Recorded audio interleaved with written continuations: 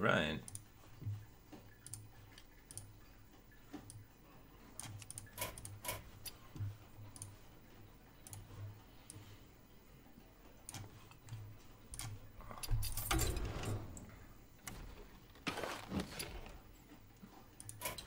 What rank am I at? Good rank for some Cycle Cthulhu Priest, if I do say so myself. Some 3 OTK style.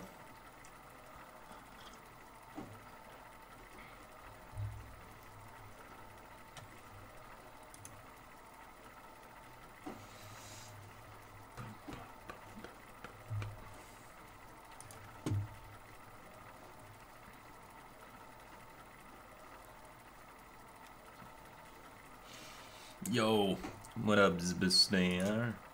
Zebus and Zeb? This should be easier than it. I'm making it for sure. Zebe. Cyaner. There's a bisoner. There's a bisoner. There's a bisoner. What up, dude?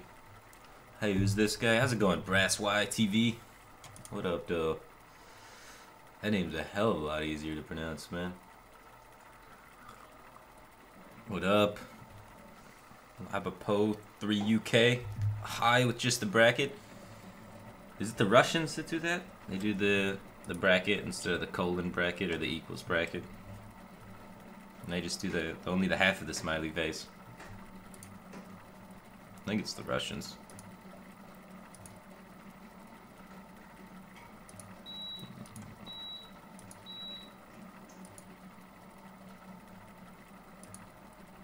Is this a vape stream? No, we quit smoking. Yeah, we got through the whole vape process, lowering the nicotine until you stop smoking.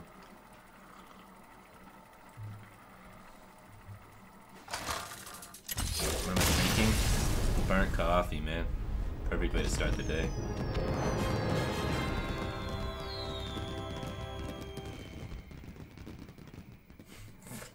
Easiest game of my life. Quite literally. Boom. One win. Call it a day. Any chance of a fan meetup and greet in downtown Detroit or something? I don't know, if I get in a mood where I'm like streaming all the time and start building up like a bigger fan base, maybe. Currently, like, I stream really irregularly, and my fan base kind of has stagnated because of that. So I fear if I do a meet and greet, not very many would show up. Brian's more of a late game card. Shadow Repay, definitely. Pretty good card against the Shaman. What's up, dude? How's it going, Navi?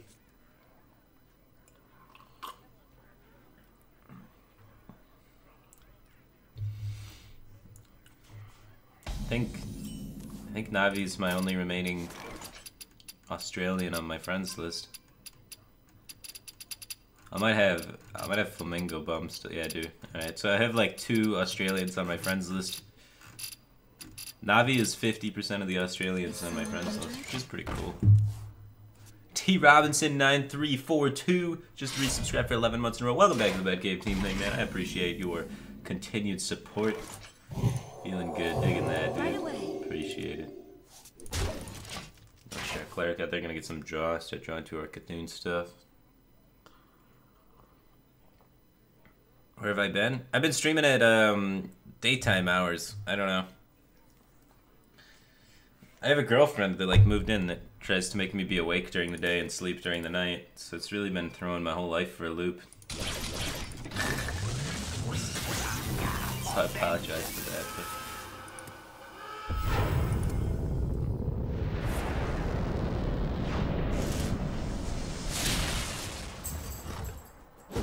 what am I gonna climb to rank 1 Legend Dagger Priest? We're working on it. We're definitely working on it. It's on the to-do list. Yeah, I will just cycle this one. If I hold on to it, it's gonna take so long to be able to cycle some of these resources up against the Shaman.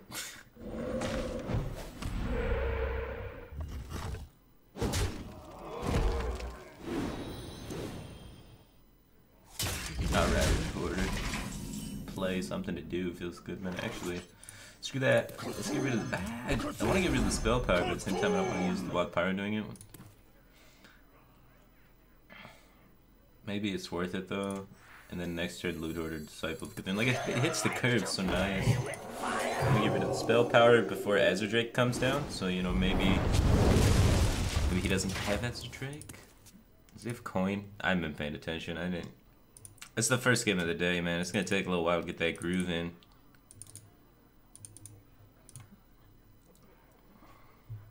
Is this the new deck you're talking about on Value Town? I wouldn't say it's a new deck that's good, but it is a deck that is new. And I did talk about it on Value Town, so...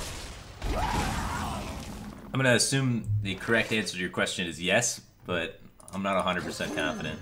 I think that's a good place to be. Alright, 4 more turns, we probably win the game. We can do this, man. We can do this. Can we get a deck list? Google Cycle Cthulhu Warrior and then jam all those cards in Priest. And put in the semi-equivalents.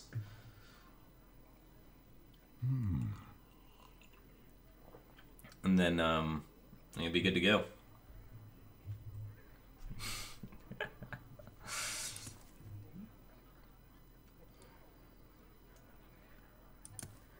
Yeah. So, basically I did with Priest. Priest is a deck that typically steals their opponent's cards. And then makes a deck out of them. So I just took out the middleman here. I don't run Thought Steals or anything. I just run directly what other decks run. You know? It's like Thought Steal Priest, but no middleman, no Thought Steals. It's been working, honestly. Honestly, I've been digging it. No. Pushing down. Hold on to Cleric most likely until they have something worth healing. Look for Battle Rage equivalent. This is Battle Rage. Norshire Cleric embodies Battle Rage. Same card, body and spirit. It's all as battly and as ragey.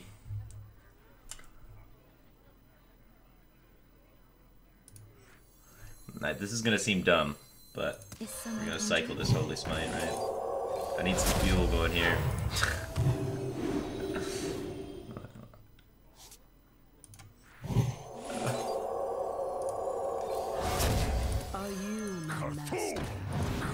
We're running out of cards, team. We needed to get closer to, you know, our twins and heal for 10 and whatever's. Alright, we have 2 Forbidden Shapings as well that would be fantastic here. So we have like 4 or 5 cards that we just really want to hit right here. Emperor wouldn't even be bad. We'd hit Bran and Cthulhu, it'd be nuts. Do I have every golden hero portrait? Yeah, I got every golden hero portrait. Priest was like my 4th golden hero. If that tells you anything about my playstyle in the game. Passionate about losing. Oh, the best one lives. We don't have the ability to kill his totem, which kind of sucks, but we have the ability. Ah, fuck. The ability to draw cards. We are going to just chill. Pretend we don't have anything. Pretend we're a priest at the moment, and then we're gonna hit him with the explosion here.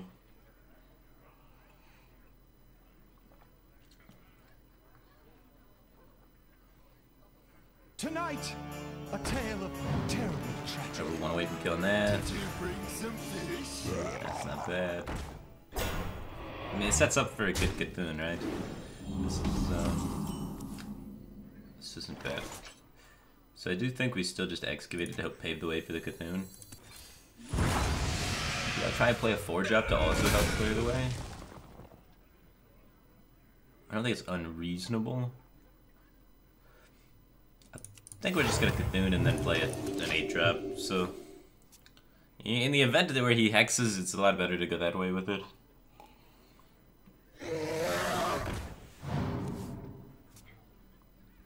Sometimes I think you just sip an empty cup to have something to do. Sometimes I do that, but this one's got coffee in it.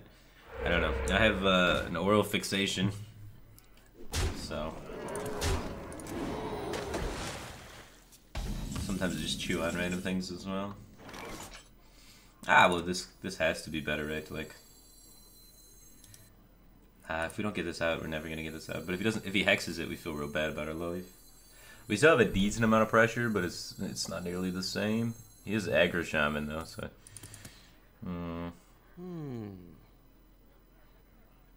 I think we'll have enough pressure in the deck to be able to kill him still.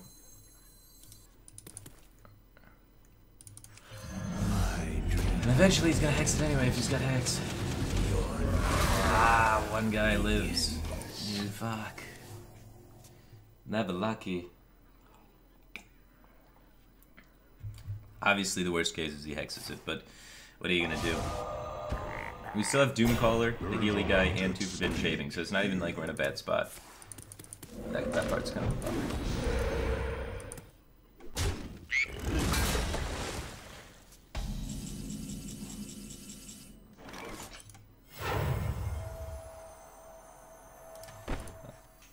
Are you my master? 8 damage on the board. Give me a Tyrion. Giant sandworm! It's gonna die to 2 totems. Never lucky. Never lucky. Why are you not a Ragnarok? Or Grom? Or Tyrion?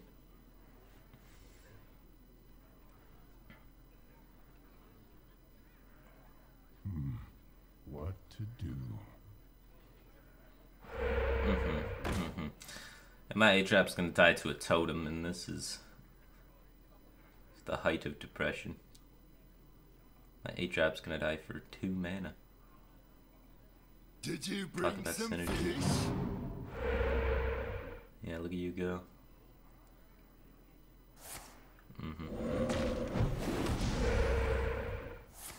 Oh man. Alright, 2 mana and a lightning storm.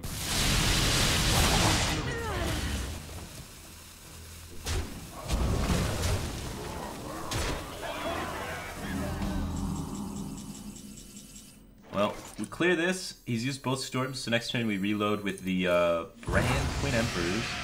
And we hope that's enough to carry us home. We are going to have to face down Lord Thunderbluff Valiant and the Army of Totems, but... Oh, sweet Jesus, more totems. At least we didn't have second class critical on our business. And he misplayed, that's good. That's real good for us. Who knows why the feast of souls begins now? 9 cards left. We have a lot of big things remaining. And of course another circle, right? So we have some small things and some big things. The big things are the Forbidden Shaping #2 and the heal for 10. Heal for 10 would be pretty cool. Just get that 20 life on top of it. And Doomcaller. Just for the body, you know?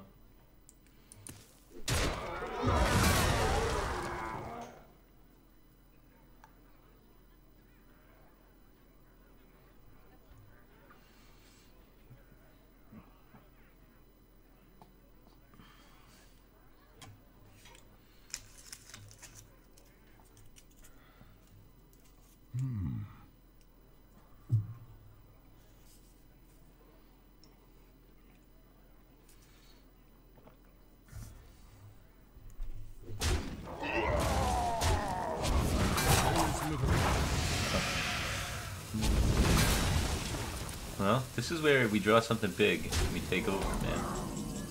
Take over with just a big card. Fuck. You know, maybe he has a weak turn. Doesn't develop anything big. There is a lot at stake here.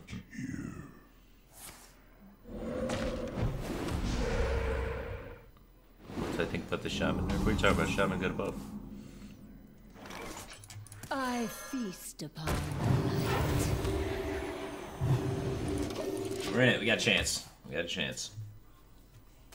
We got some dank value trades lined up on board. As long as he doesn't have removal here or hex, and he can't just run away with this Thunderbolt Valiant, we can stop it this turn, catch back up. We got an Excavated Evil we can hit as well.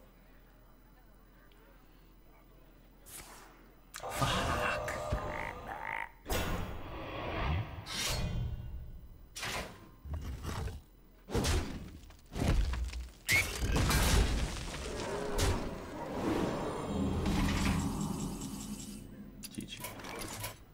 have best. It was close to making something happen there in the end.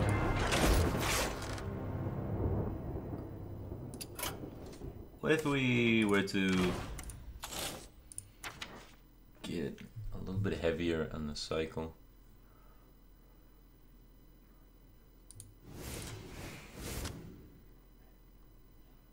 Like the dream is hitting the circle draw combo to draw your whole deck. That's like the super dream.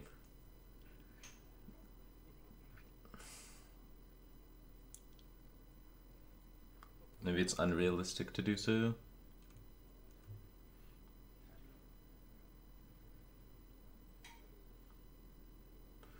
So if we remove completely the circle draw combo, like the Wild Pyromancer, Northshire spell circle, and just go for a more consistent game plan, are we going to still be able to win occasionally, or?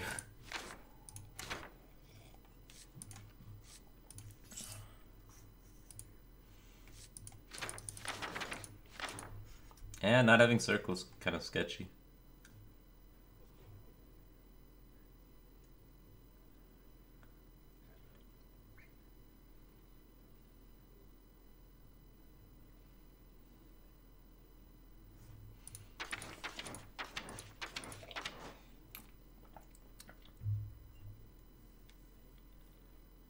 Maybe we could go for Holy Nova, slow down the game more board clears.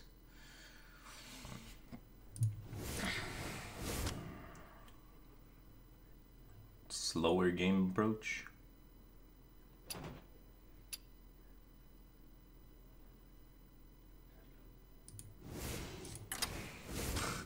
That is a lot of AoE clear.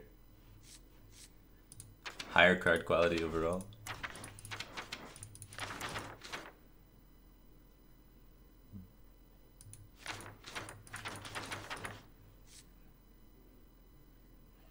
We don't have any Shadow or Death at the moment, so we are really all in on just AoEing down boards and not having to death anything.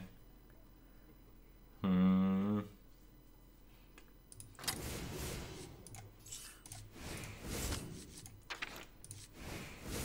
there's not really much draw we can run. Like, we already have like the maximum amount.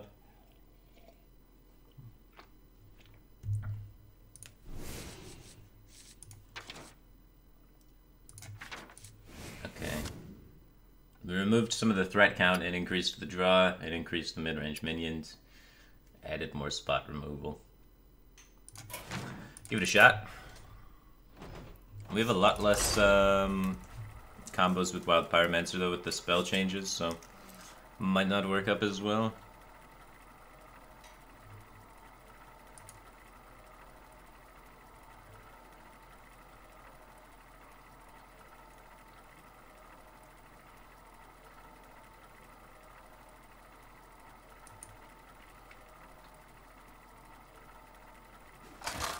Bagel.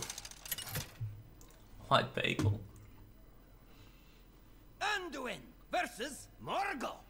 Bagel's good if you have board control, but we're priest. You shouldn't have board control. Light shall bring victory.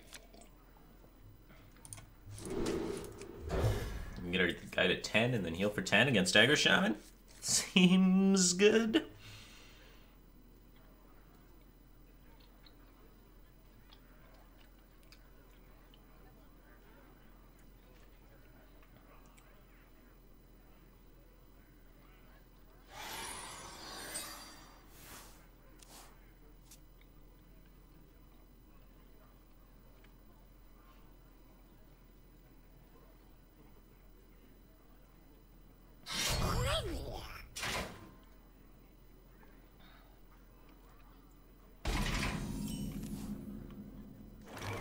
I think we can save out of the coin and be able to use it for Wild Pyromancer activation. There's no reason coin and the loot order out, so it just dies a little bit faster. Mind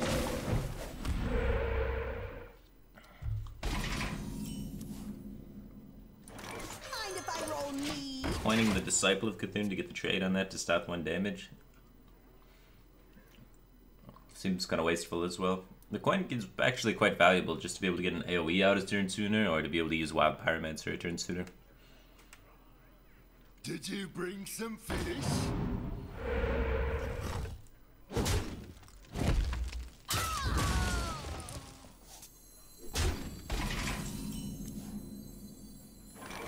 Cthulhu!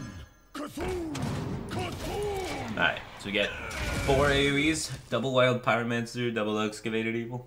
Try again too.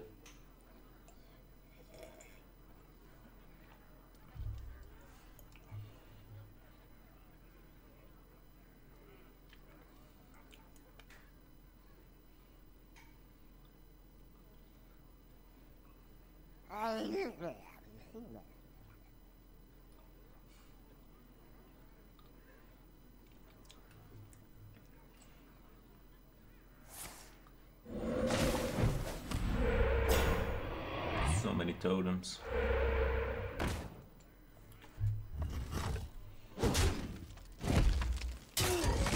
His flame thing just to push 2 damage.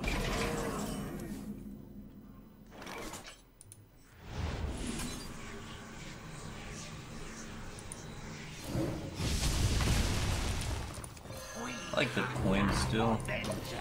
If we're first mid-range shaman and we hold on to the coin the entire game, we can Emperor discount on Bran plus Cthulhu, and then we can Bran coin Cthulhu and hit him for like 26 damage and kill him. So that's kind of the game plan where I'm at with this hand right now, because we have great sustain with the heal that we currently have, and we have good draw with the Drake, and we're just missing AoE, and then we can really make that game plan kind of happen.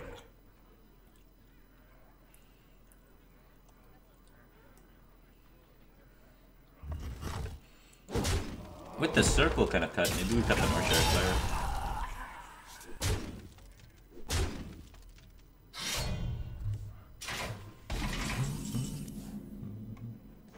These North Shark Clerics feel quite useless without the circle.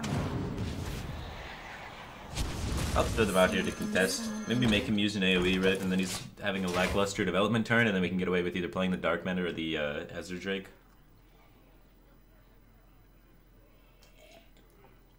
But yeah, I think North Shark Cleric needs to be cut for some other form of cycle card.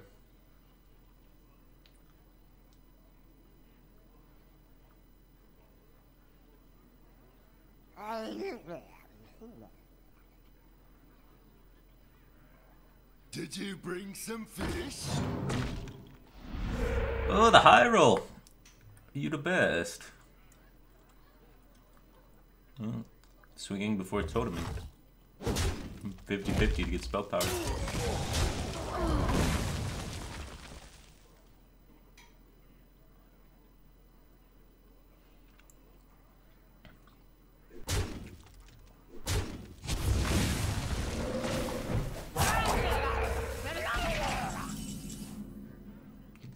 Get that deck. Alright, we can flexibly play Emperor now because we have the full combo with a giant Cthulhu burst.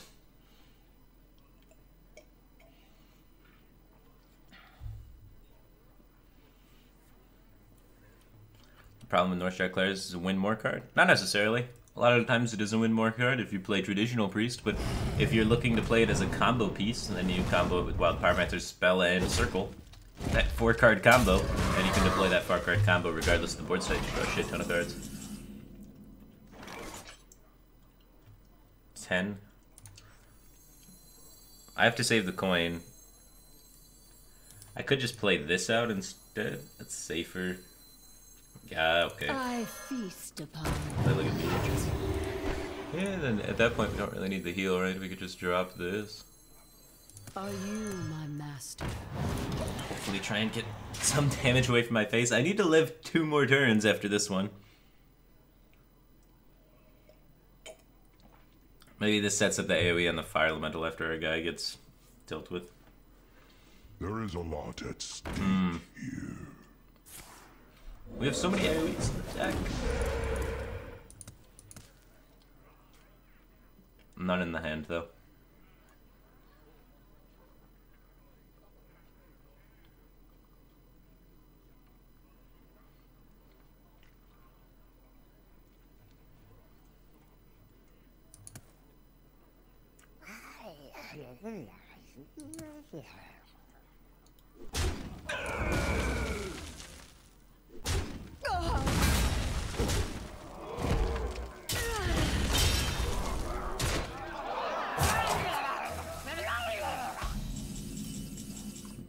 clear one turn too late.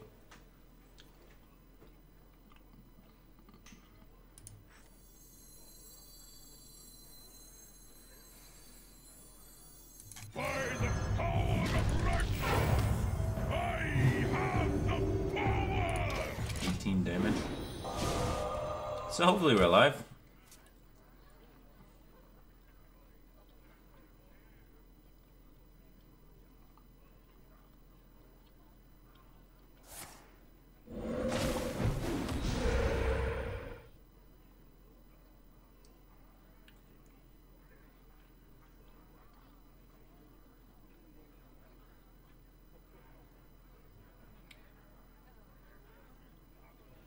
I think really the story of what's happened in this game is we just didn't draw any AoE and he high rolled onto 2 Tuskars.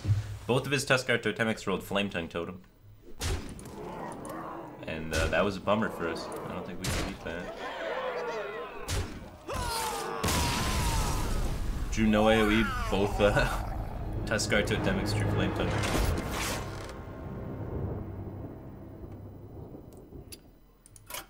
But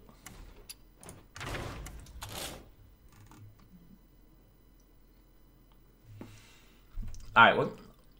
Since we got rid of the circles, what if we get rid of the Northshire clerics? Put in like novice engineer.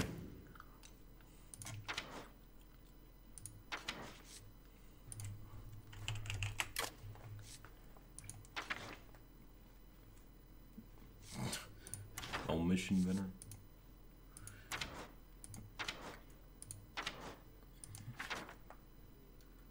Maybe just another Twilight Darkmender stall that way.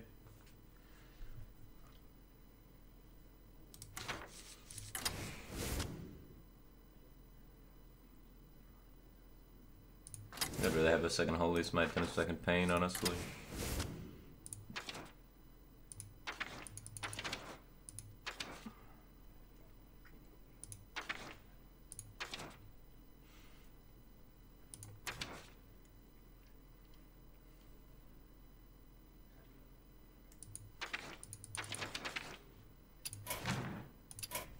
I just hate the feeling of not having any cards in my hand. Maybe Priest doesn't have a good enough draw engine for this. I think we do need the Cleric draw engine. When we had the Cleric draw engine, when we hit the Cleric stuff, we were winning. So I really like the Cleric draw engine.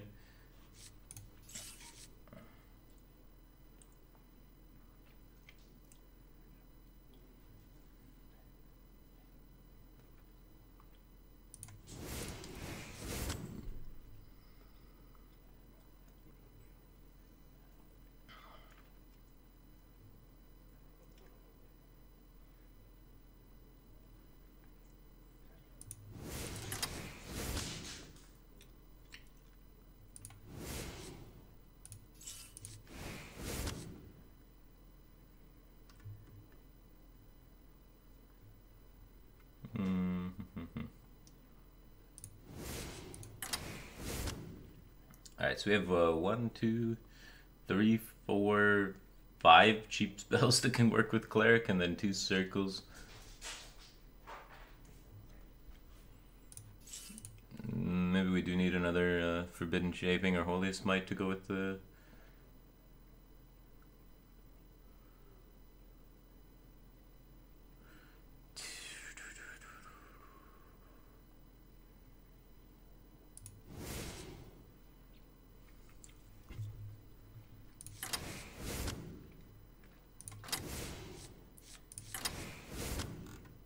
So we're all in on just trying to make the Cleric combo hit. And if we can get the Cleric combo to hit, then we win.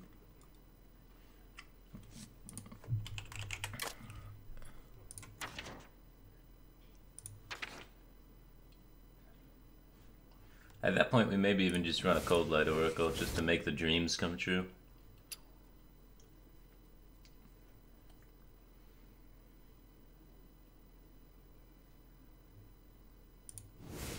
Cold Light Oracles don't fit with Excavated Evil because Excavated Evil is about slowing down the game and we're about trying to accelerate the game. Actually, won't get 2 of those. Now we have a lot of ability to get the Cleric combo off and draw our entire deck. Question is if we're still going to be alive at the end of drawing our entire deck now. Not the fact we should be able to draw our entire deck. our opponent is also going to be able to draw their entire deck. So, a lot of the times, we're in a potential spot where we could die.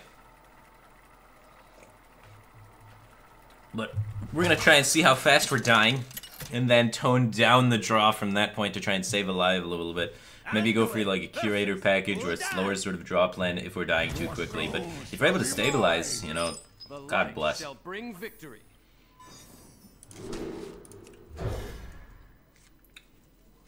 We're on our way, team.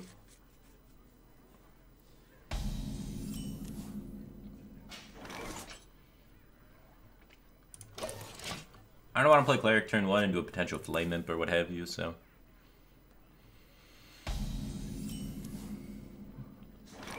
Mind if I roll me? Just because you're playing priest doesn't mean you're required to make the deck be terrible. Hey man, just because you're watching someone play priest doesn't require you to be an asshole.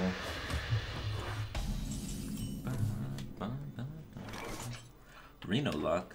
Interesting. Hey, give me that! We hunger for vengeance. Yeah, I stick with the original game plan, right? Just try and find the cycle, make dreams come true.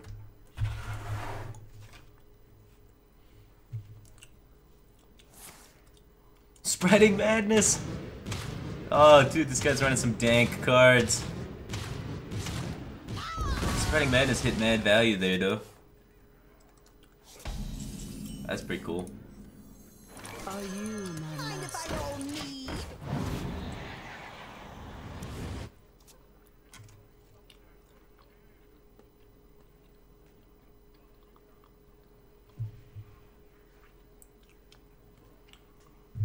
Alright. We're just missing Pyro and then we draw our whole deck. I guess he's playing some sort of weird Yogg Warlock. Renounced Darkness Yogg Warlock. The only card that sticked was the coin. So every other card in his hand was a Warlock class card. You want to cast a spell? Oh jeez. I want to cast a spell.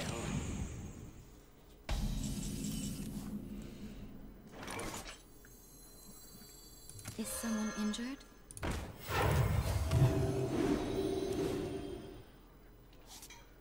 This way. Well, we have the Wild Pyromancer combo for next turn. So I want to protect this, make sure it doesn't die. Hey, give me that! Getting further protected as well, I don't mind. So I'm trying to make this cleric just invulnerable so that I can use it to draw the rest of my deck on the next turn. So hopefully, you know, Warlock Mage is unable to remove this. He needs like Fireball Coin Ping to kill it. Feeling. And that seems just silly. Right. Do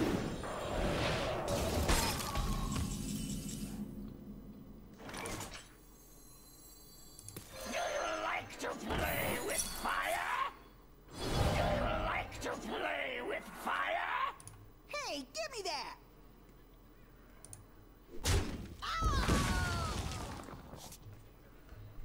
We don't want to draw too many cards. 3, 4. We could draw 5 if we wanted to go like kind of greedy with it, with the whole like smite face and then circle. So 3, 6, 5 would bring us up to 10 cards exactly in the hand.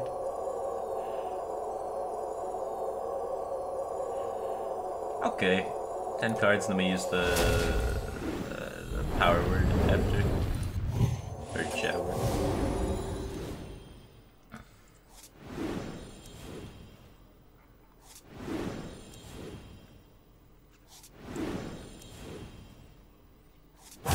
Quickly. This way.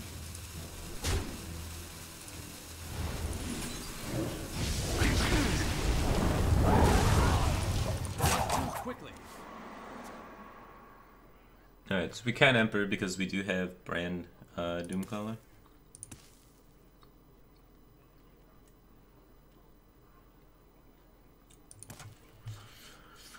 I like it. We're in position to make mad things happen. We can't play to an Emperor next turn. Cthulhu's only at 8, so that's a little unfortunate going into turn 7. We could have done, you know, Disciple of Cthulhu trade instead of Shadow Pain, but be a little more awkward for us.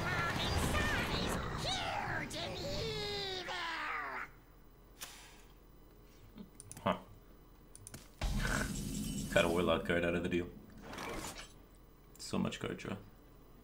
Alright, we need to definitely discount the cards in our hand so that we can draw cards more easily, right?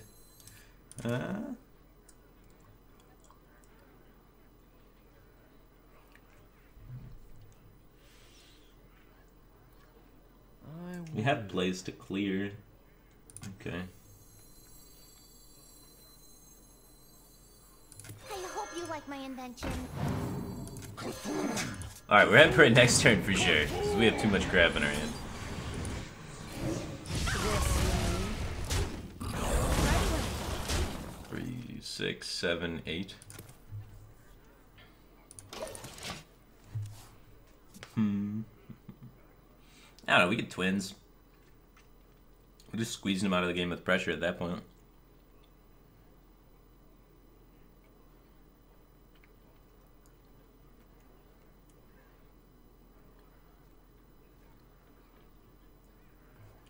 You're being hosted by 3 channels. Top Pablo, thanks for the host, dude. And Ice Marker and Control the Board. Somebody's bringing all these viewers, man. We got a lot of people out of nowhere. Appreciate it, guys. Cool.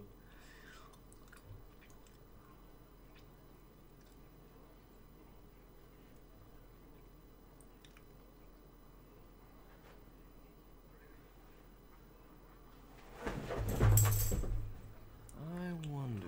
Oh.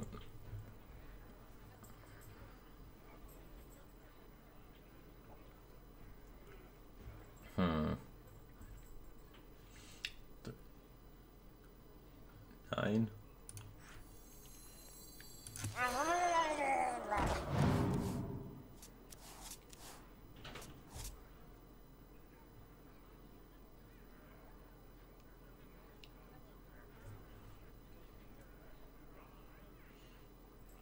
I think I might just go wide and ignore it. I Quickly. don't think there's any reason to kill it.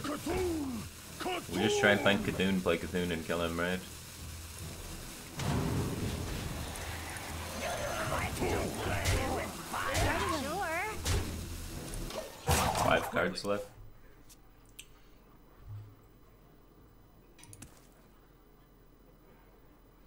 He has randomly generated cards.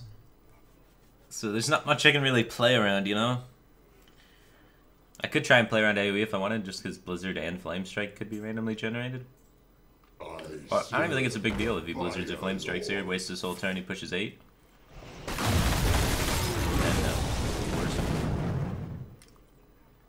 You want to cast a spell? I want to cast a spell. I think we just twins, and then follow up with a Cthulhu for lethal.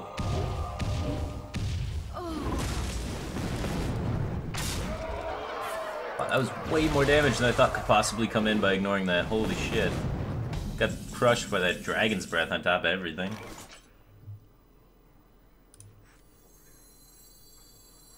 The Feast of Souls begins now.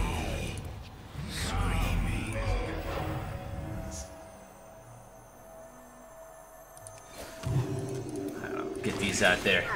Help us out with 1-drops to try and maybe make something happen. 4 cards were made for Cthulhu. I don't know, man. Babbling Book into Blizzard, into Flamewaker, into Clear Your Board, into Dragon's Breath Your Face is like... Was that something we were supposed to play around?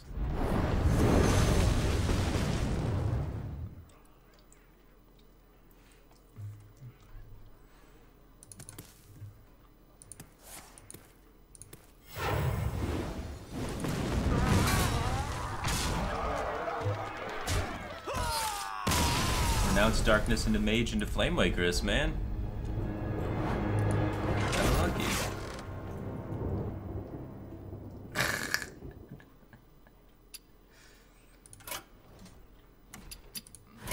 Alright, maybe we try... What if we try Curator OTK Triple Cthulhu Priest? So, let's put the Cthulhu cards in. Maybe at that point we're slowing it down enough where 2 of these is good. Definitely want 2 of those, 2 of those.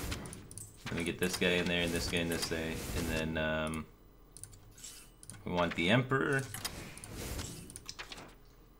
Curator. And, Bran. So at this point, now we just need the drakes for the dragons, and then we need the beasts. And for beasts, we want to get these suckers in there. And that will be getting us, you know, Shadower Deaths, right? That's the main priority on 3. Shadower Deaths and, I guess, Thought Steals for continuing card generation. Mainly just Deaths, hopefully. Other than that, all the 3-drop things suck, so maybe Jolt Scarab's not the best. Is there other beasts that we could potentially get to help us out more?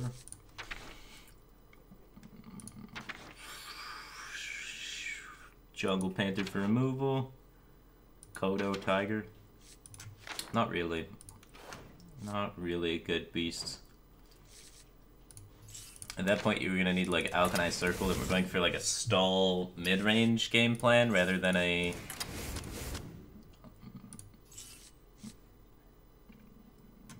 like a traditional game plan.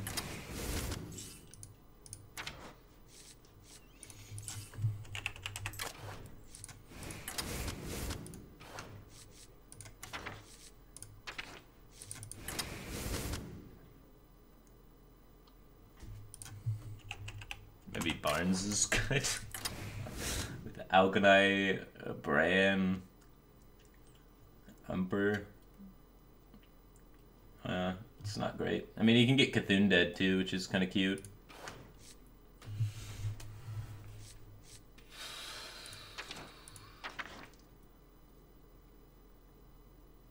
This looks god-awful, man. Just awful. Maybe we just play the warrior variant, right, and maybe win some.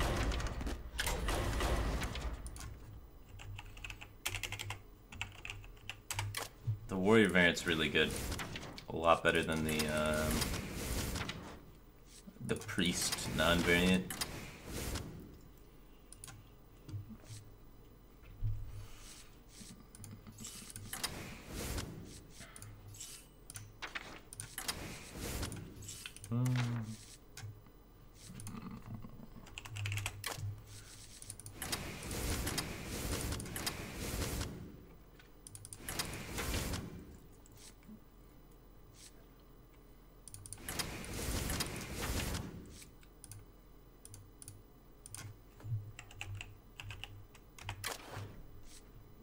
Is there any way we can make Barnes hit Cthulhu more often? Not really. We kind of need most of these things, right? But Barnes hitting Cthulhu is so cool to be able to win the control matchups. If we could like remove all of the minions from the deck and still be able to cycle, that would be sick. And just pull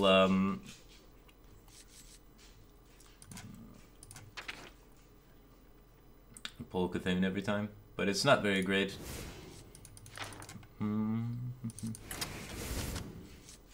probably don't want those. Need Wild Pyro.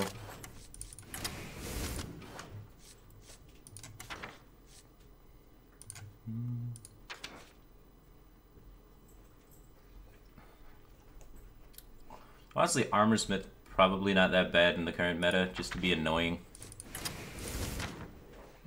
Might be better than Loot Hoarders. Stick around for Battle Rage, be annoying. Then we can get rid of shield blocks, put in something else that draws a bit better. Like back in with the Loot Hoarders, for example.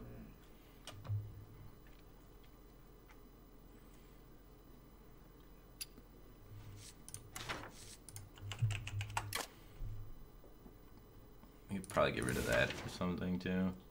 That is a pretty slow card. We're not versing too many control decks, right? So without versing control decks, it's kind of unnecessary. And then we can put in the shield block there, and then we can get rid of Twin Emperors, put in the shield block there, and, you know, streamline it a little bit more. And then just call it Face Warrior because logic. Let's queue up some Face Warrior, you know? I want to get tank up. Because we're supposed to try and end the game by about turn 10. Turn 11. So, like, you don't have too much time to benefit off of the tank up.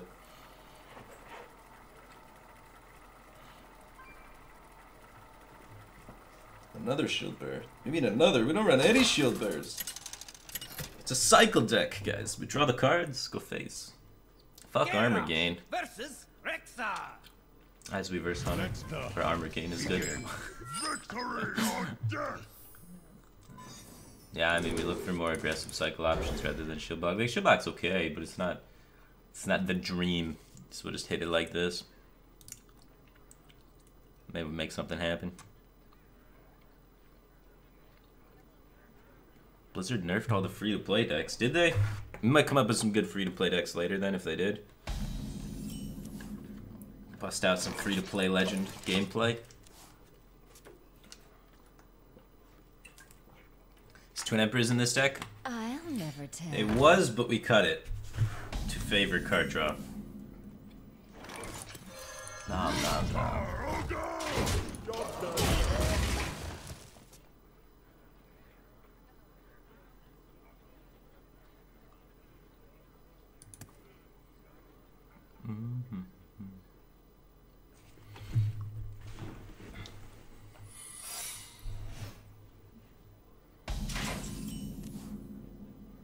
I like getting that out there. Instead of Acolyte Paint. Instead of Acolyte Paint for turn 5. Try to get some card draw going on. Plays on Snipe as well. What am I drinking? Water. I just fill my Sunny D container with water, so I don't have to get up and fill a water bottle a lot. So I can spend more time with you guys. Come, midnight. These water bottles are overpriced.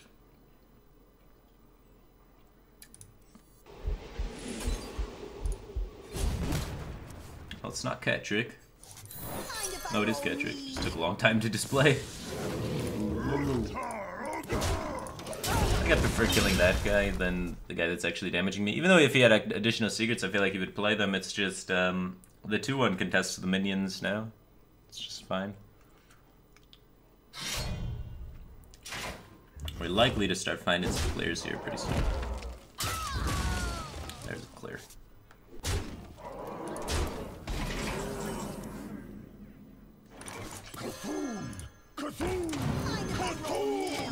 A little bit weak to Unleash the Hounds, but I think it's okay. Unleash the Hounds is not a very strong turn for him regardless, so I feel, you know, pretty confident about it.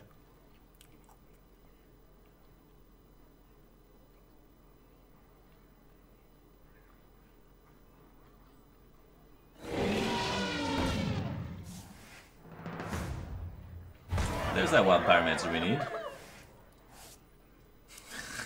This isn't good. He's gonna be able to deploy a lot of secrets for free. Come, midnight.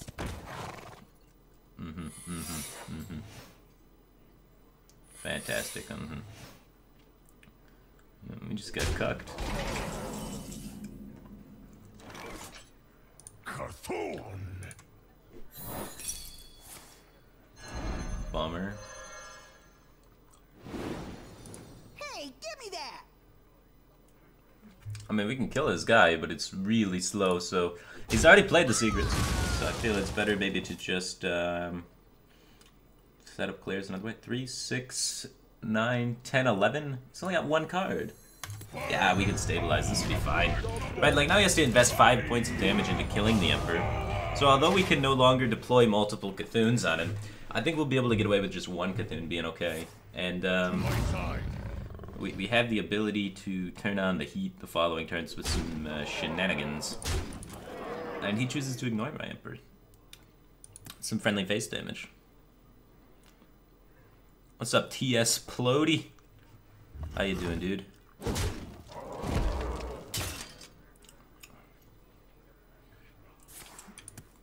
R.I.P. Emperor Thorsan.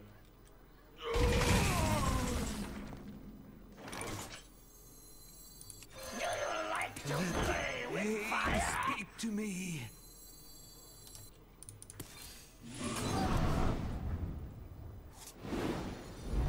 So our opponent has 0 cards. This is gonna be real cool.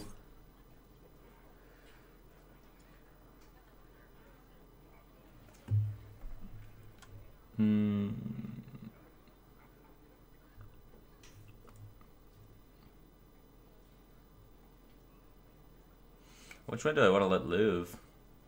What now? It's this one. I'll let that one live.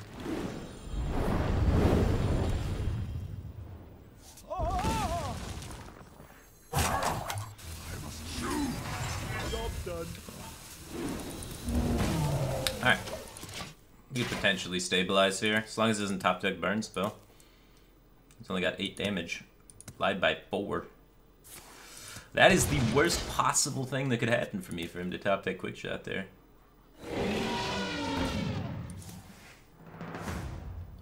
Unlucky! Come on, man! He's won both jousts with these, and they both hit very important cards for the situation. What the fuck is this shit?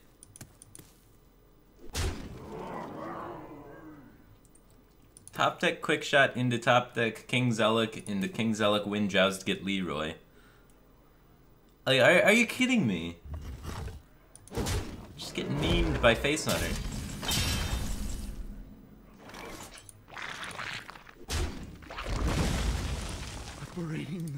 Alright. Maybe I should have just probably battle raged. It's kind of a misplay. I guess I needed to make that trade regardless. I gotta trade in Acolyte of Pain and battle rage. Doesn't play around Freezing Trap though. Alright, we gotta draw a bunch of cards.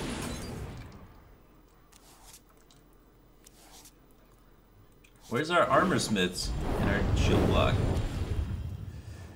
We have 2 Armor Smiths and a shield block, 8 cards remaining. So, right now, even if we hit them, we lose. 8 cards remaining, 2 Armor Smiths and a shield block. That's unlucky.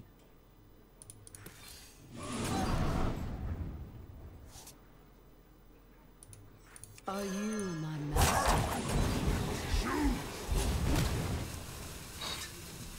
2 Armor Smiths and a shield block, bottom 7 against the Face Hunter that double wins King's Elec jousts to maintain pressure. And top decks quick shot in order to make me in this desperate situation. If he doesn't top deck the quick shot there, I get an extra turn. If I get an extra turn, I draw into the Armor Smith. If I draw into the Armor Smith, I play Wild Pyromancer plus Armor Smith and gain 50 life. It's like, so many fringe cases need to happen to make me die to the Leroy there. It's incredible. Just incredible. It's, whew.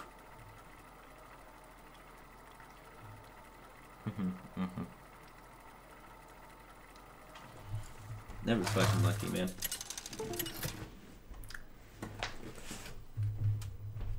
Garrosh versus Thrall. For Doomhammer, victory or death.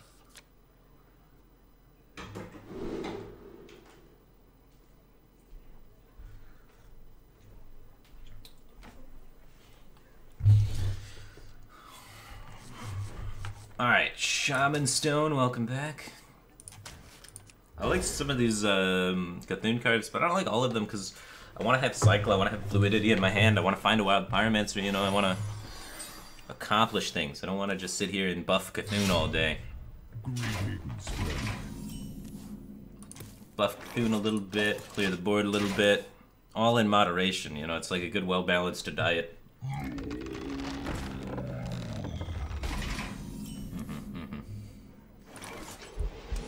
Quality removal. I don't really want to develop this into it because that gives him great ability to clear. So I like just more or less setting up.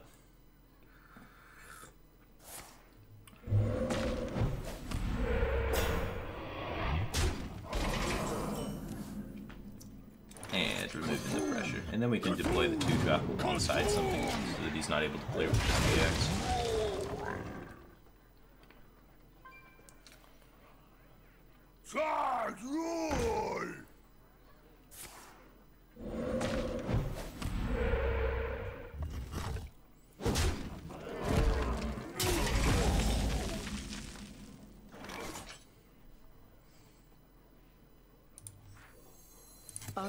Fight for board, I think.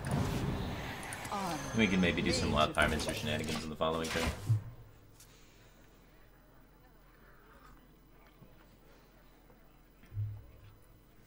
Doing Wild Pyromancer shenanigans with an Armor Smith on the field is sick, especially against aggressive Shaman decks.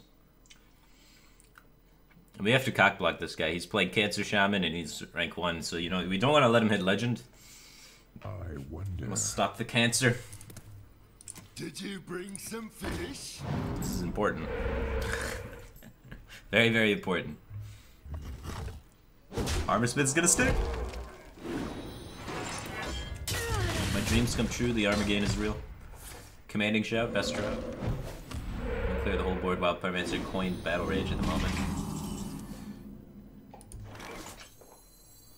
Do you like to Gain 2? What a card. Ah, commanding shot a little bit late to the party, but we'll have it for the next one, right? And the Armorsmith stays alive. It's just beautiful. Now he's got 2 targets he wants to swing. Look at that Armorsmith life again. Gain 5, clear the board, draw 3 cards. Boom. Get fucked, Aggro Shaman.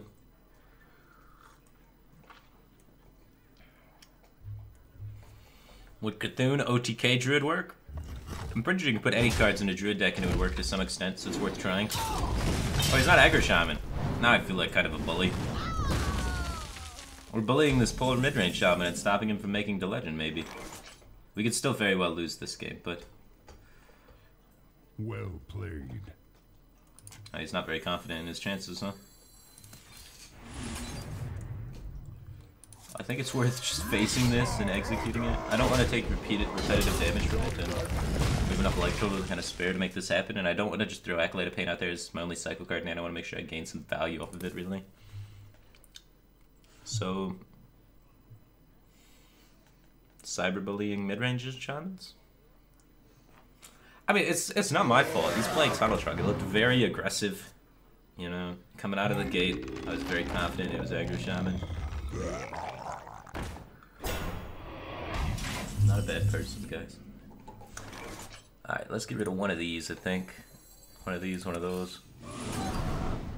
That's not useful. This sequence of draws, though, holy god. Alright.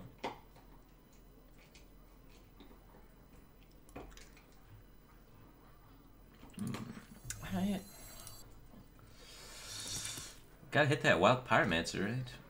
Or Slam or something. I wonder. Are you my master? Go out for 1. Can't just swing and execute again. I could have maybe got away there with swinging so I can have War X the following turn. There is a lot It's close. That's not good. Unless he's overkilling an Acolyte. That's how we're gonna play this game, huh? That's what we're doing. Let me see.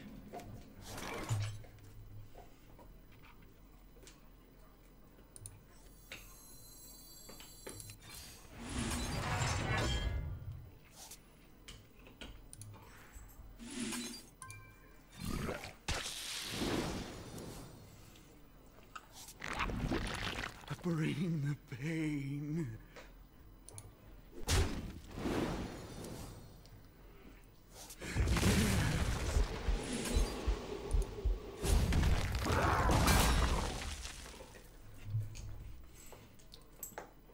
Okay. Cthulhu! Cthulhu! Cthulhu! This way. 12 damage coming in. That's a lot. 8 cards left. Where's that Pyro at, though? Did you bring some fish? Oh, that's a bummer. We need Pyro real bad. It's Pyro or die, man. That's the position we're in. Oh god, Pyro or die. 1 out of 8. 12.5% chance to make dreams come true. And an extra draw from Commanding Shaft, potentially. Ho-ho! We did it, team. Now you need to hit a spell still, so we're not out of the woods completely. Alright, so if we do play the Acolyte and then the Blood to Ichor, we have 0 outs for spells. So it's better in that case then to just gain the additional armor. We're looking at 9. We're dead. Fuck. We were close.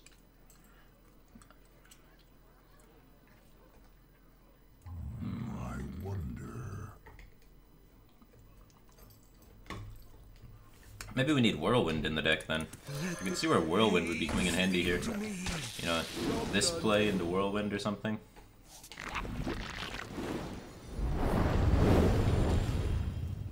And we have Armorsmith. Okay, okay. I'm seeing where the picture comes together here, you know? We're cutting some of the late game stall by cutting the Twin Emperors and by cutting the big Armorsmith guys. Speeding up the deck. And alongside speeding up the deck, adding in Whirlwind sounds pretty clutch. I don't think we need 2 of these. We're not running any of the 10 drop guys, so we can honestly get away with very minimal Cthulhu buffing. And if we can just jam 2 Whirlwinds in there, we'll be a lot more flexible with kind of cycling our deck. Having War Axe on 2 is pretty good still. If we get rid of one of the War Axes, we can maybe add additional card draw though. 1 War Axe. I love how absurd 1 War Axe sounds. I'm gonna do it. It just sounds crazy, right? So that's why it's funny. And they're gonna know I have 1 War Axe because I'm gonna draw every card in my deck. Thalnos seems cool.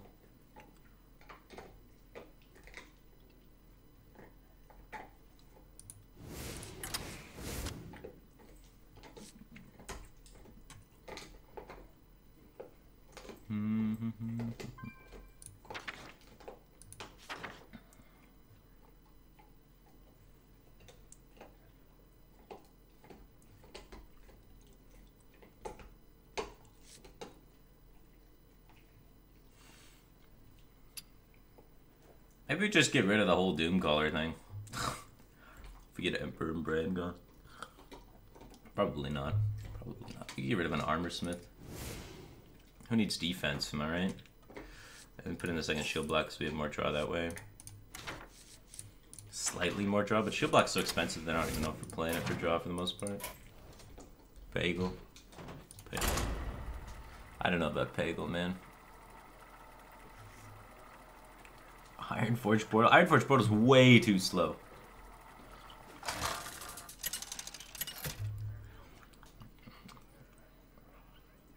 Garrosh versus Morgul.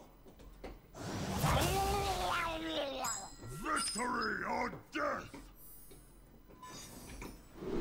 Would Novice Engineer be better than Loot Hoarder? Not necessarily because of the lack of ability to trade up, but in a lot of cases, potentially. So I want to look for mainly 2-mana cycles out of my opening hand. And of course the 1 War Axe.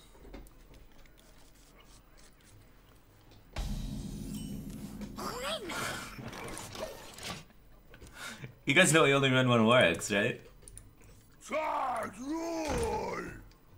Now he's gonna know by the time we draw our entire deck that we only run 1 War Axe, and he's gonna realize how crazy insane it is that we just top deck our 1 Axe here. And he's gonna be pissed. And that tilt factor is gonna apply, you know, the motivation for victory here. Just getting him.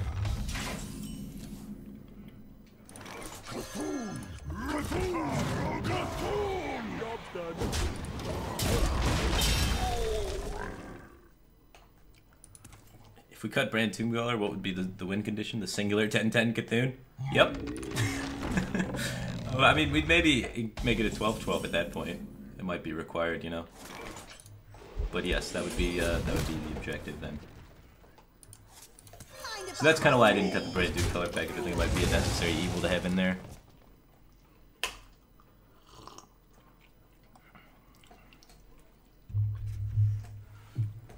But there's a lot of these aggro decks that we're versing where a 10-10 would win, you know. But as soon as we cut the brand, or as soon as we cut the Emperor Brand Doomcaller package, you know we're versing a Control Warrior. Like, it's just programmed in Blizzard.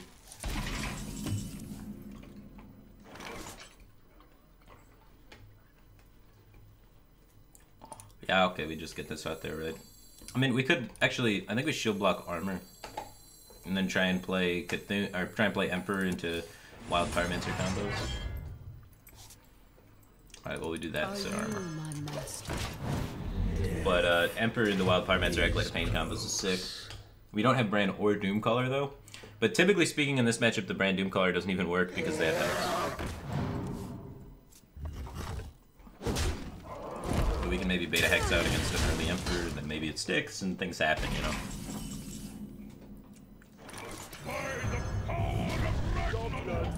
Cool, we got Acolyte of Pain, Wild Pyromancer, double Battle Rage.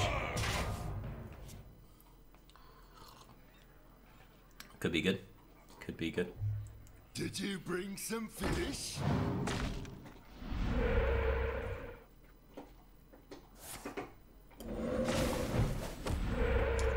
Ignore Emperor, lol. Oh shit. That 1 mana kill your Emperor play. That's dirty. Uh-oh.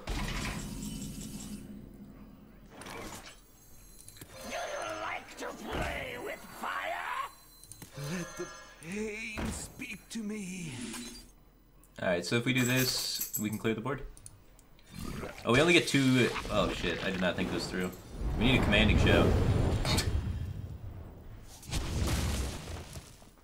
I'm a genius. Alright, we'll hit, we have double whirlwind in the deck. We're playing to outs, man.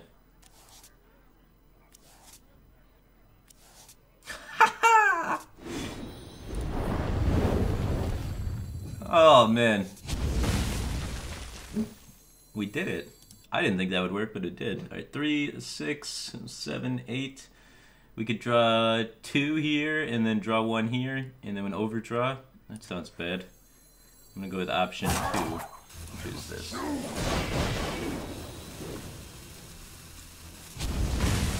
I must choose. Sometimes There is a lot at stake. Sometimes you can do. Slam execute, baby. Got all the cards.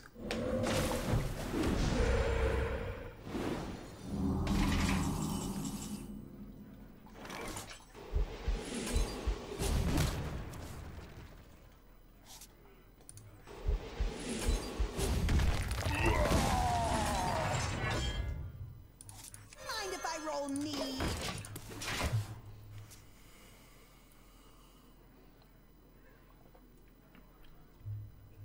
Okay. Whoa, whoa. Big boy's out to play.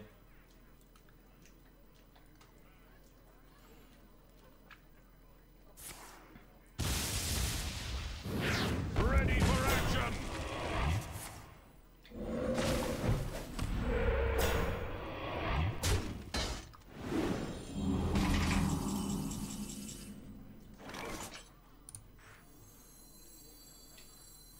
Honor made to let the pain speak to me. We're gonna draw too many.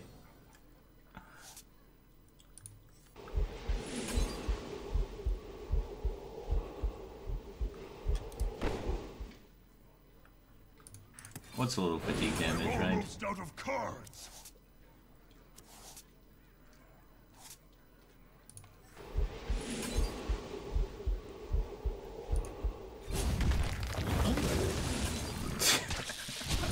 Alright, so we have the deck.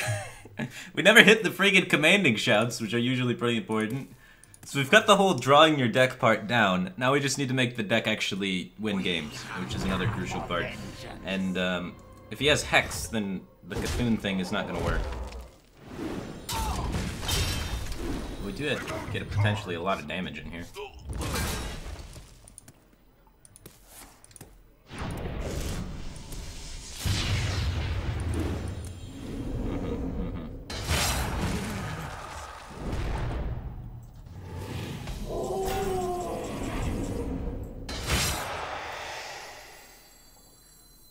I mean, we just lose to Hex. We just lose. We just lose.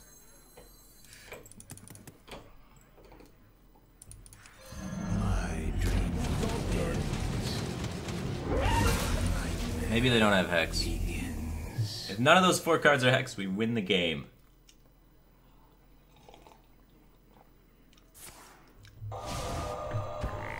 Unlucky. The Death Rattle of the Thalnos gifted our opponent with the Hex.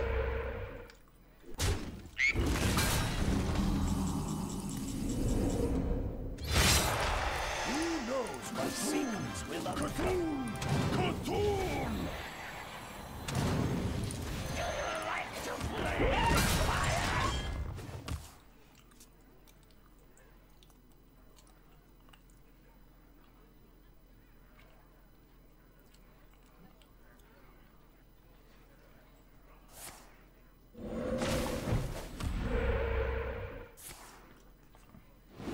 R.I.P. It's only a 10-10? Yeah, it's only a 10-10, but if they don't have Hex or Polymorph, which most classes don't, then we get a Brand Doomcaller, and then we get 3 of them. And then it's enough. And then it's 30 damage. But, when they have Hex, it doesn't quite work. We drew a fuckload of cards. What if we try, like, Elise and just try and YOLO monkey people? That sounds like an entertaining and good time. So we continue with the all-draw plan, and then we just run defensive cards, removal, and Elise. And then we just try and, we try and cycle to the golden monkey. Quest for the golden monkey as fast as you possibly can. And then just jam it on him. We can keep running Brand so we can get 2 maps. So that could be kind of cute. Is there anything that adds cards to Warrior's deck for extra monkey value? Add a copy of each damaged minion. So we can get a Blood Warriors off. So we get a sick Blood Warriors off for additional golden monkey cards. Or we could run Prince Malchezaar. No, Prince Malchezaar is going to fuck our cycle. So we can run a Blood Warriors for the combo, and then we can add additional draw so that we can get to it even faster. Because we don't need to be at 10 mana to make the monkey thing happen. So then at this point, we can run Novice Engineers and just increase the pace of our deck, because we are cycling, honestly, way too slow. Maybe even think about a Cold Light in this instance as well. Ghoul's not a bad choice. Second War Axe, of course, makes a lot of sense, but... I think we go with Ghoul.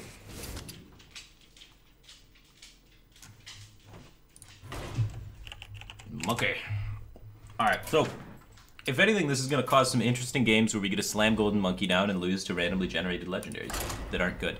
So, it should be really funny, and should hopefully be entertaining at least. The second War Axe. I mean, second War Axe really, though, if you don't have it on turn 2, are you ever going to play War Axe with this deck?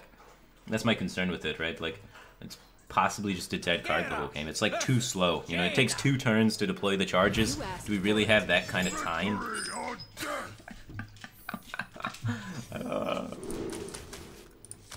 I'm just messing. We clearly have time for 2 War Axes. But fuck them, you know?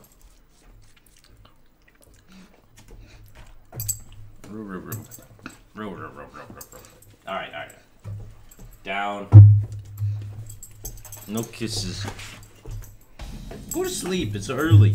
Why are you waking up? Well, good morning, dog. Alright, go back to bed. Get out of here. Go lay down.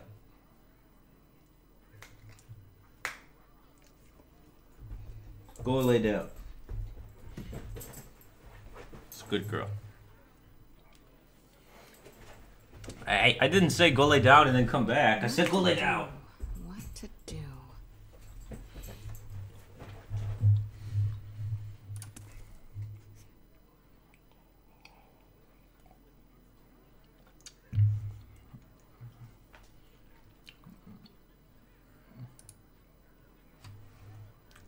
What to do? What to do? Man, a worm. Never War Axe. Unlucky. Alright. Listen here. Sets up a good trade, you know, slam trade into it seems fine. Good and appealing. Do you run a Nixia plus Vanish combo for more monkey cards? Now there's an out-of-the-box thinker right there. That is a dope combo. I've never actually seen that combo.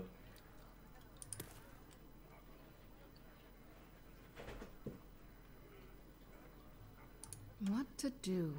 What to do?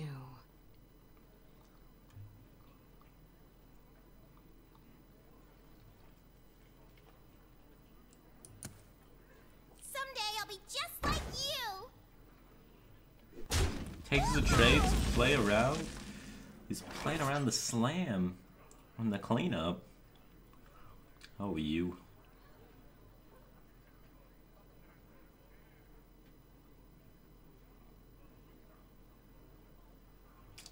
I want to kill this. Like I don't want that pressure there. Maybe I do this. We could Whirlwind Bloodtaker, set up for a nice... oh, I fucked that order up. That was...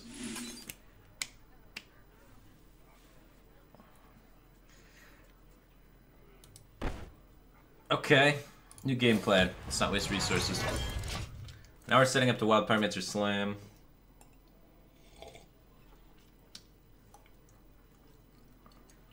Don't get tilted. We're just adjusting the game plan. You can Pyro Whirlwind? I can Pyro Whirlwind, but I don't think Pyro Whirlwind is good. But, you know, when you make a misplay, you get back up, change your game plan, and then have it work out perfectly the following turn to clear the board. Did he make a misplay or did he make a read? Who knows? Casters are going to call it a read, so, you know, we did it. Do you like to play with fire? Job's done. And that, ladies and gentlemen, is how you make a misplay. Embrace the misplay, adjust your game plan, get rewarded.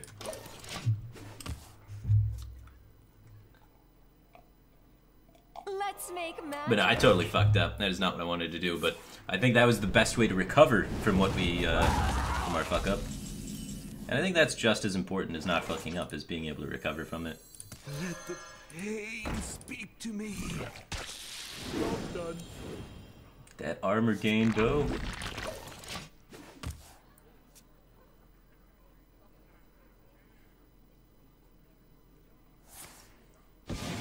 Ooh. We have time.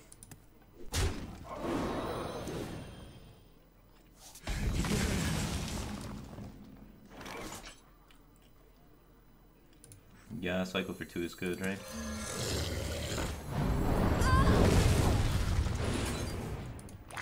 When your whole deck says draw a card, trying 2 is usually pretty good.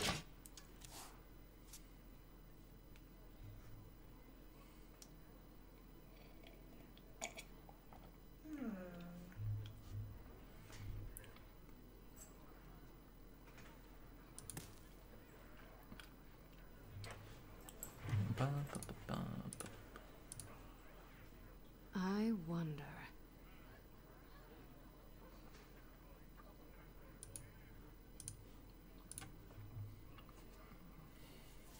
Play the freaking Elise. We're waiting for the brand. We need double maps, man. How can we figure out where we're going with only one map? Holy shit. That's a bad turn for him.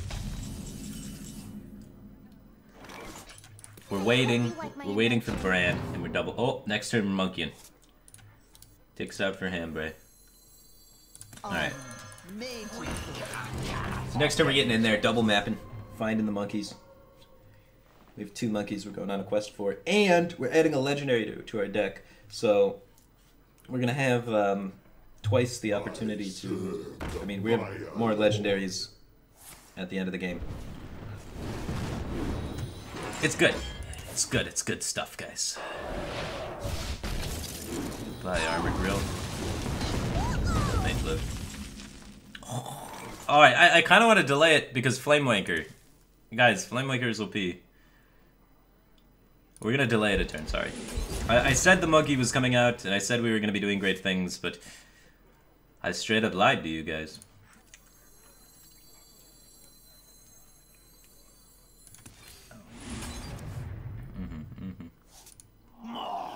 I need to have... Do I have enough minions in my deck that can get damaged so I can Blood Warriors?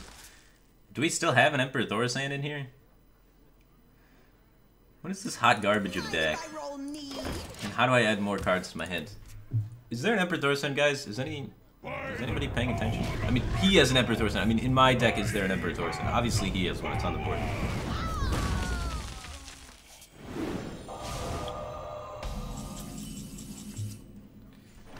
Yeah, that's probably not important to kill. I took Emp out. Alright, I took Emp out. So then let's just do this.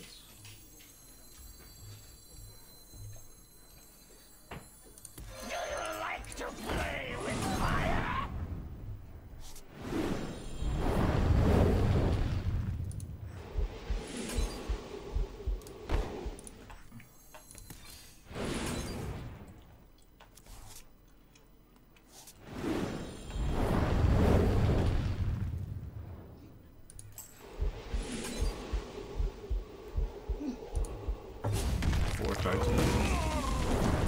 We have Acolyte of Pain and Armorsmith as the remaining minions to try and get Blood Warriors on. And a Blood Taker. Okay, we can get 2. Job's done. So we can add 2 maps to our deck and we can hit 2 things with the thing.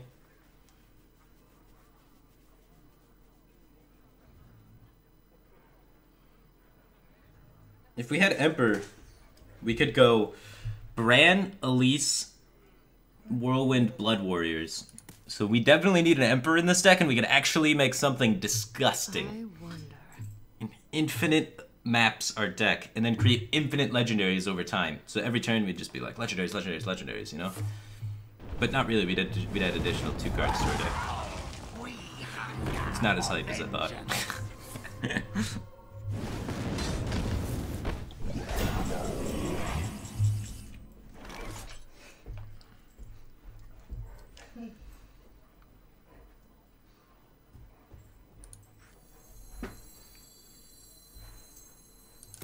Who knows what secrets will uncover? Do you have the artifact? Alright, we want to hit map this turn. Hey, give me that! Ah!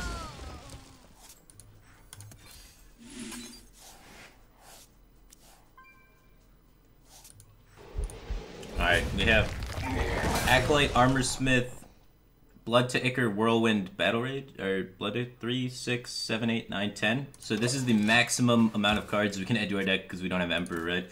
Pretty much. At this point, anyway. So we had 1, 2, 3 cards back to our deck at the cost of 5. It's not helpful at all. If these both stick, it's worth it.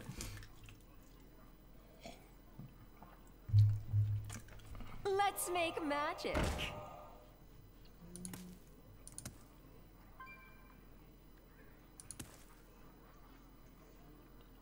Maybe they both stick. We just take 2 value trades, Blood Warriors. Just generate cards, you know? What does my shirt say? My shirt says, live every day like you're Batman. Live every day like you're Firebat. Which is easy for me to do because that is who I am. So, it works out.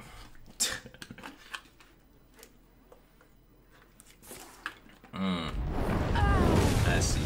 Runs out on me.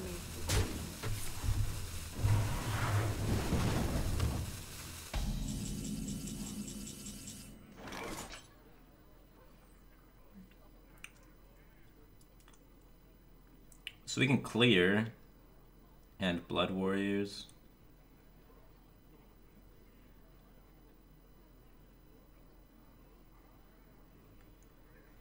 Yeah, I definitely don't want to have double spell power on the board, right?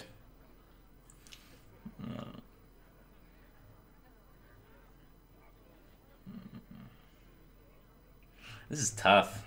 It's probably worth it. I don't know what we're doing with this Blood Warriors and why that's there.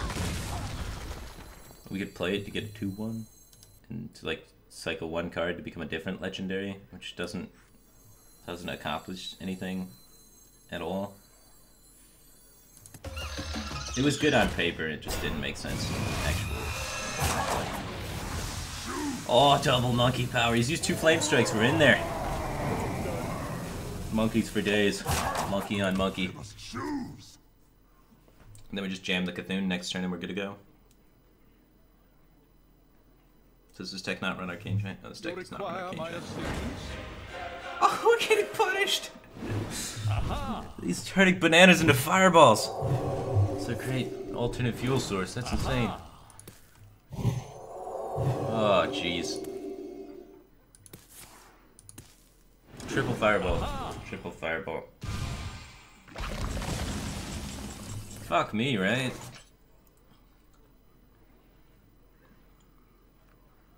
Who's up for an adventure? Maybe we can aggression out of the game.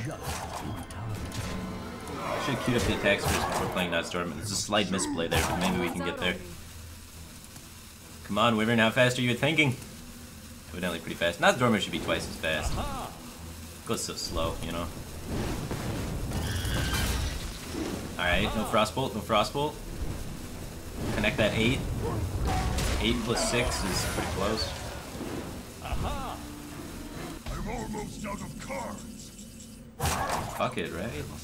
That guy's big. It's not a mirror entity. It's not a vaporize. Don't be vaporized, no! God damn it. We don't have any dragons to punish, so we just double fireball this and win. If he doesn't kill it, though, we can hit him in the face, and then Cthulhu has the potential to win us the game. And Leroy.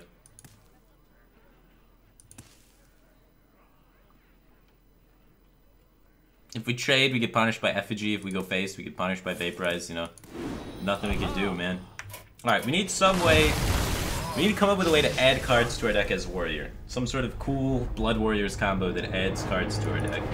So it needs to involve getting, you know, 2 Blood Warriors off, not just 1. So we definitely need 2 copies of Blood Warriors and an Emperor in this deck. So... double Blood Warriors and an Emperor. And then on some random turn, we play both Blood Warriors to generate a bunch of cards. So let's see. Let's get rid of Thalnos, probably.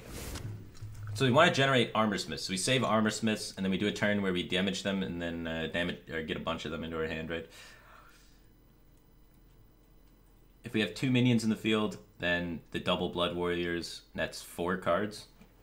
So we'd have to play 2 minions, then play 2 Blood Warriors, and play an activator. So that would be, we invest 3, 4, 5 cards, and we would get back 2. So we need to have 3 invested on the field. If we have 3 minions, then we come back even. So we need 4 minions in the field when we play double Blood Warriors. So we need to find 4 minions that we can play with double Blood Warriors. That allows us to get the cards back. That is tough. They did not make Blood Warriors easy to generate cards. So we need to have, like, Armor Smith, Icker on the field, and then we can generate cards with Blood Warriors. Is there anything else that adds like a lot of minions? Wait, could we do, if we do Protect the King, Bolster, Whirlwind, Blood Warriors, we could add a lot of cards. So mean. Arcane Giant could cost 0. Alright, can we get Arcane Giant down to 1, 2, 3, 4, 5, 6, 7, 8, 9, 10, 11, 12, 13, 14. It's going to be tricky to get it down to 0, but it could work.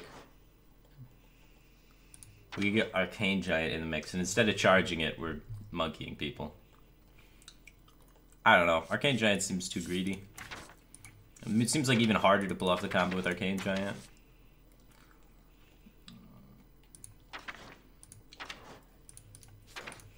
I just need like things I can very easily Blood Warriors that aren't going to mess up my cycle too much. So if we're saving Armor Smith for Blood Warrior cycling, then it's probably better just to have it be any 1-mana minion with more than 1 health. So we could go with Finley and Ancient Shield Bearer. These are cards that we're playing just for the purpose of getting additional cards. And maybe they have some application in other matchups. Slam's a little slow. Alright. I'll be right back 1 second. Take my dog outside and then think about how I'm going to generate infinite monkey value.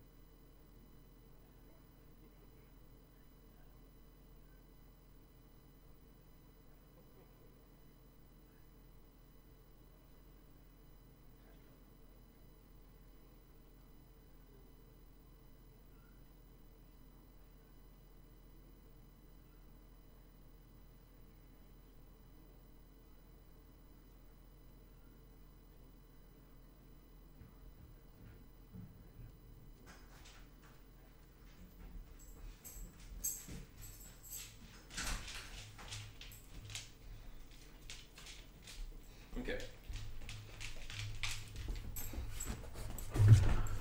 So with the 0 drops, we can go Bran. Alright, this is the combo, guys. The combo is you get an Emperor discount on Bran, Elise, and however many Ickers or Shield Bearers or Finleys and 1 Whirlwind as you can. And then you go Bran, Elise plus 0 mana guy, and then Blood Warriors. Or you can get both Blood Warriors in, and then just use 1-drops with the 2 Blood Warriors. So there's some amount of flexibility to it, but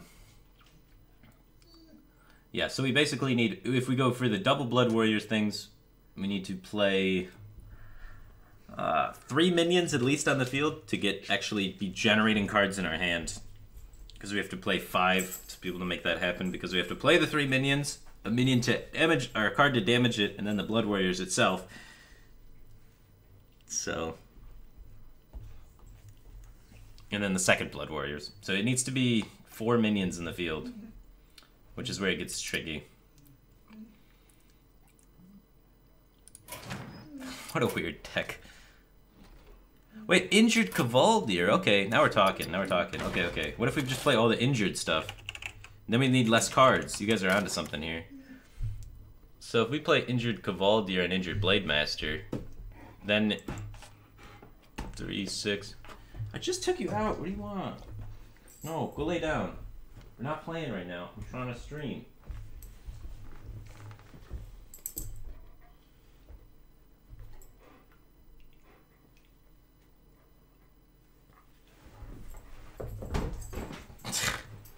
Alright.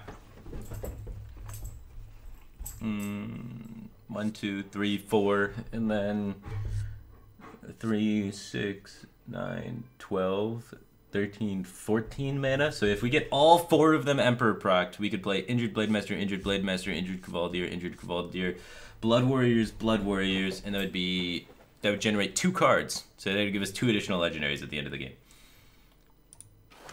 This Blood Warriors combo is so bad, so bad. It's probably better just to draw my deck faster, right? Like, it's definitely better just to monkey harder, quicker. So, if anything, let's just monkey faster. Screw all of this other stuff. Like, there's no way that's better than just slamming a monkey quicker. Giving them cards probably not good.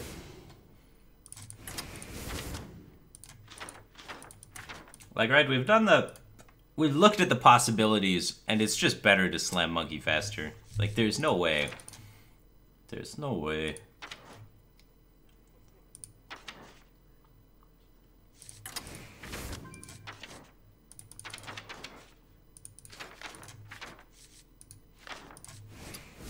Alright.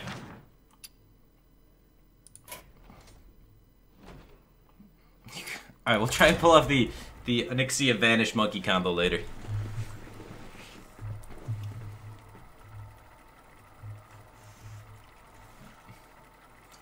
But that's 15 mana. Like, I don't think you realize how much mana that is. That's ridiculous. We'd have to go like Onyxia, then Shadow Step the Onyxia. So then it's down to oh wait, Onyxia Vanish, can we prep that? 8 plus 2? Yeah, we can prep Onyxia Vanish. So it's Onyxia Prep Vanish. 8 plus 5 minus 3. Yeah, you can actually Onyxia Prep Vanish if there's 2 Emperor discounts involved. Holy shit.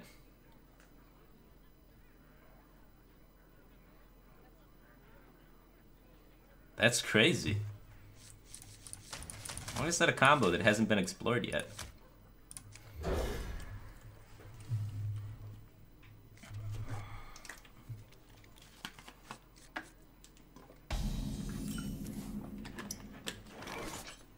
Job's done.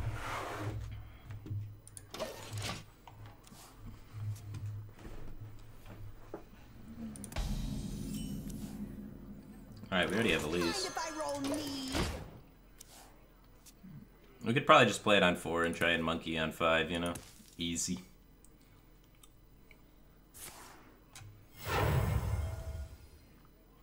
Come, midnight. Unlucky, he's got the dream.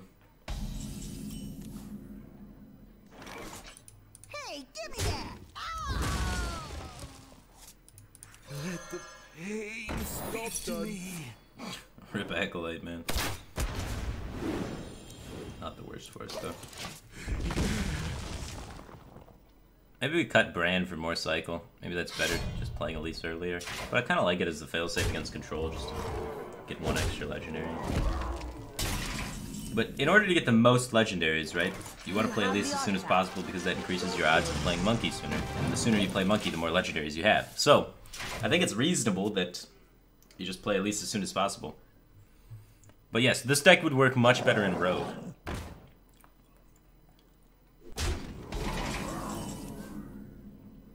Get back. Alright, we'll likely hit some sort of AoE player.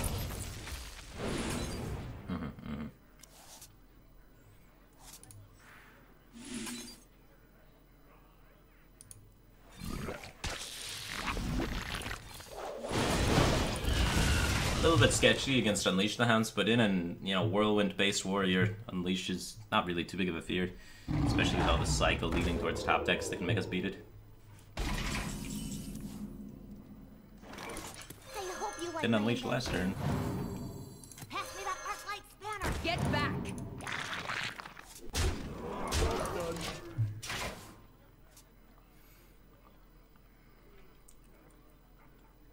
Tonight, a tale of glorious redemption.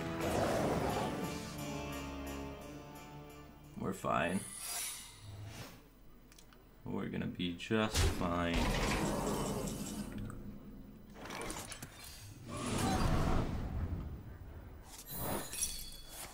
Cat trick. Oh, that hurt. Oh, if you're sure. Get back.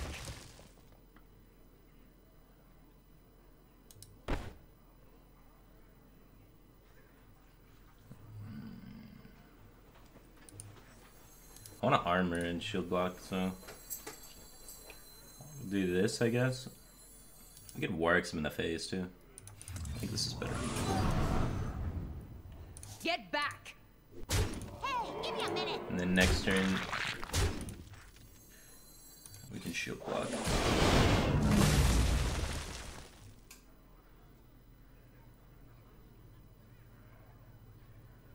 I think we need the life total at the moment. I'm real close to the monkey, right? 13 cards remaining. Every turn's getting one step closer.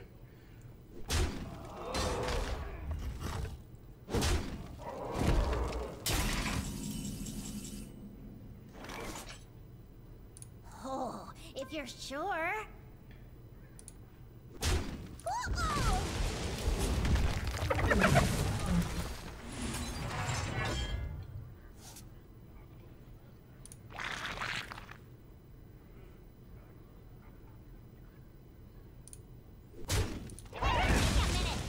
Get back. Mind if I roll need? Alright, we have Wild Pyromancer to clean up after this. He goes face with the hover, doesn't bow down the thing. We got Wild Pyromancer, Slam Blood Taker, clears the whole thing. I killed the Ludor, didn't I? Alright, alright.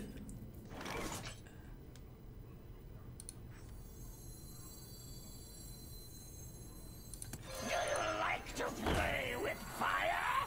Armor made to fit.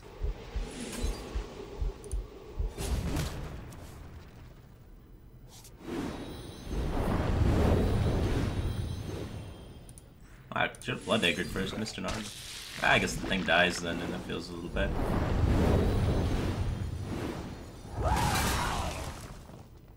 I want to increase the odds I find the monkey, so I'm just gonna add this now. Job's done. I think that's maybe better than Warxing this guy. It's close though.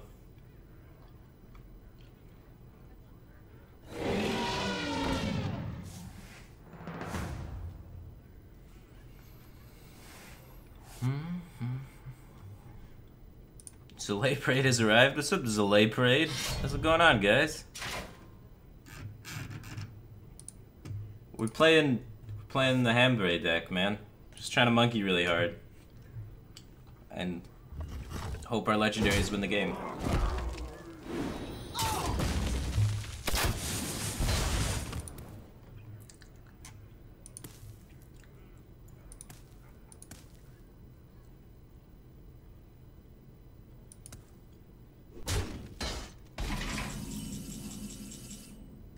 Pass me that Arclight spanner. No, monkey. We could hit monkey off the novice. I don't want to play Emperor just so he has a 5/5 to deal with. And he gets scared. 5/10. Not dead to kill command. Dead to kill command quick shot.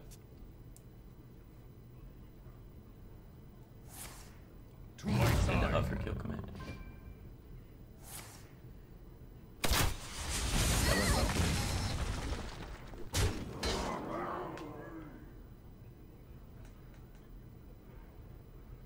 Holy smokes, we got a lot of viewers. Appreciate the host, man. We're up to like 9,000 something. I don't think I've ever had this many viewers, guys. Hopefully we get some good monkeys for you. Hopefully we do something good here. I hope you like my invention.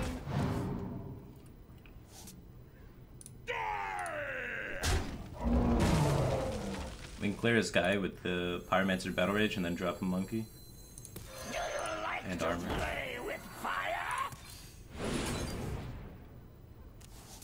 Where's my monkey?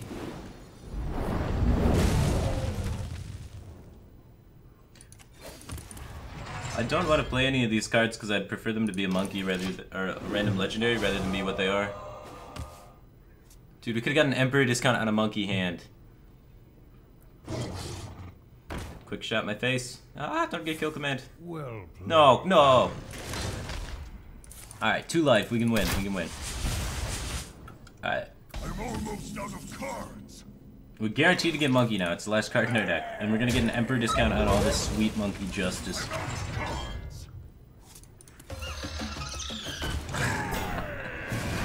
It's gonna work. We have a Taunt-Up.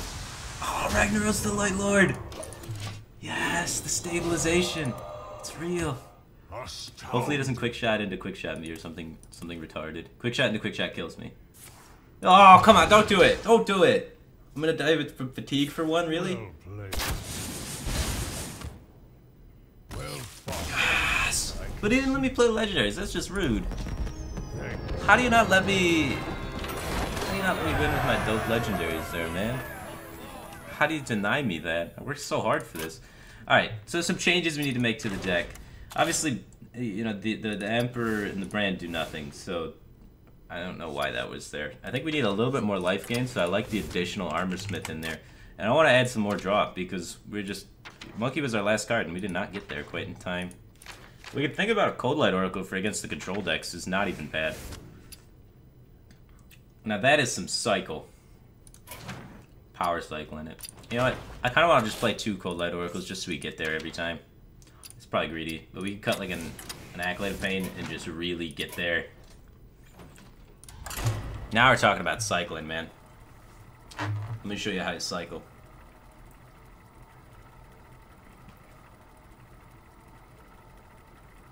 Why don't you just add at least a Miracle Rogue? I've done it before. I mean, we will try the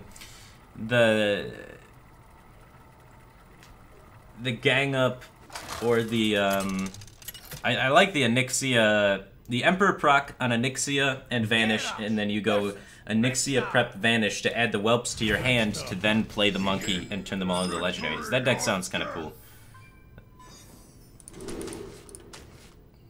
Alright, I'm gonna look for 2 mana cycles. You know, I think we want to hit our Loot Hoarders and our Novices here rather than having Cold Light Oracles kind of be stuck in our hand. Armor Smith would have also been a good card just to have early on contest for the board.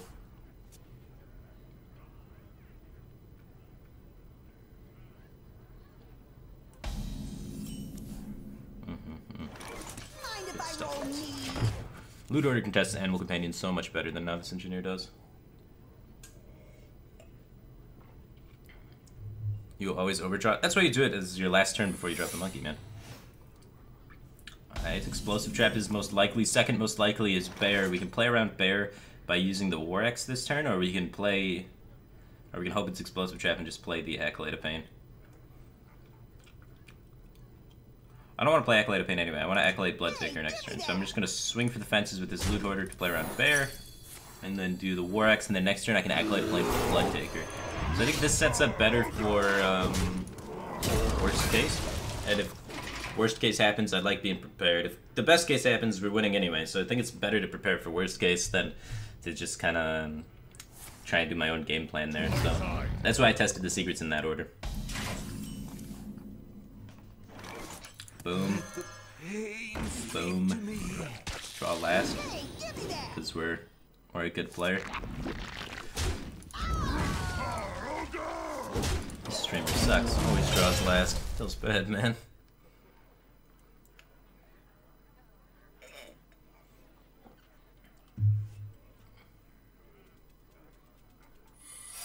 More secrets. It's not a secret. Secrets are annoying. So explosive trap is most likely. Let's gain some armor on this. Pocket some value. Dude, I'm just nailing these secrets, dude. Predicted every single one. This guy doesn't know what he's up against. Secret Master. Alright, we want a loot hoarder. We're not going to be utilizing the 1 mana remaining from the Novice Engineer, so if we cycle Novice Engineer and get something useful, it doesn't help us any. So I'd rather save that for a situation where we have excess mana remaining on the turn and we dig for something. So I'd rather prefer the higher stat we need to play at the moment. And look at that. That is going to line up for just a beautiful clear here for us. Just fantastic. And we drop the Elise first, increase our odds of finding the map. Monkey fast. Win fast. Beautiful.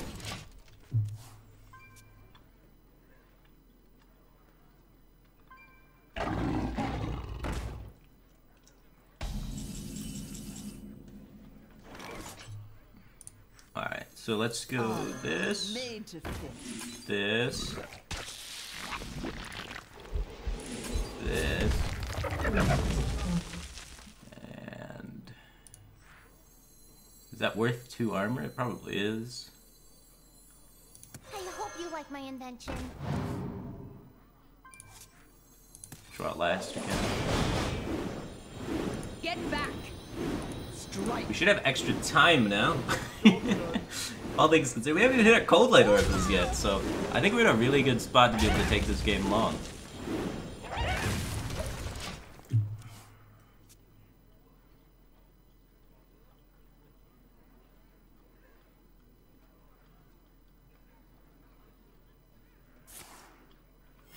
Call the wild, okay. Like, what does it do? Go face? Oh, he's gonna kill the armor smith. Hasn't gotten the value yet, right? Deny that. I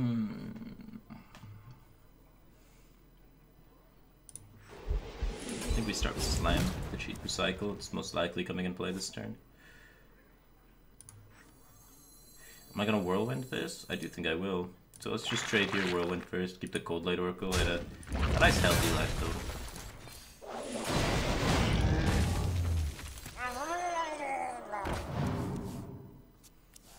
Sure, sure. I want to get the map in play before I do the battle rage cycles. So even though I have like a decent battle rage value here, increasing my Undefined Monkey later on is more important to me.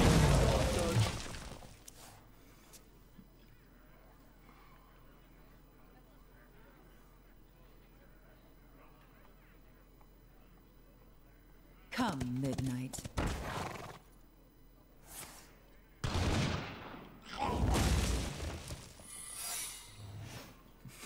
His deck plus cards is really good. He's just keeping up with me for draw, man.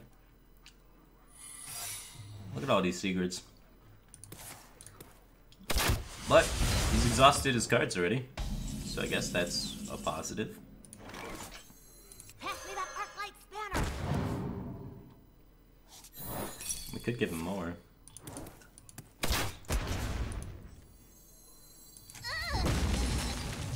There's first Wild Pyromancer, so we're gonna have a sick Wild Pyromancer clear next turn. So we'll just armor pass, clear with Wild Pyromancer, and then monkey him. We should have monkey after that, like almost every time.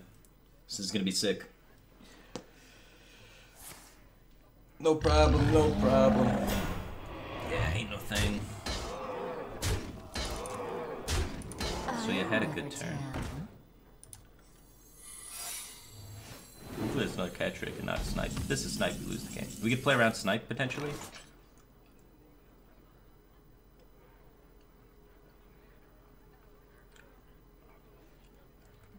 Does DJ Swerve play 2 snipes? How do you feel about that? I'm gonna play around it. Fuck you, DJ Swerve. Nah, second cat trick, wasn't it?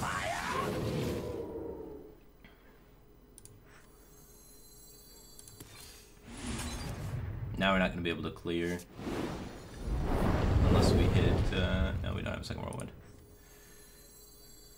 It felt important.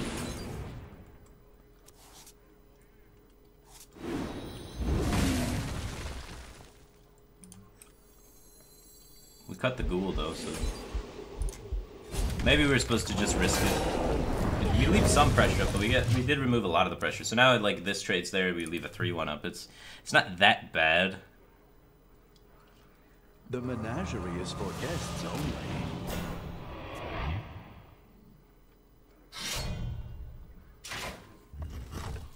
The question is, can Monkey beat him? And dude, Monkey is always the last card in my deck. It's ridiculous.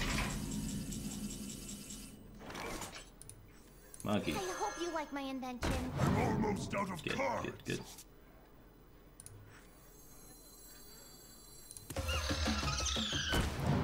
Let's get the job done.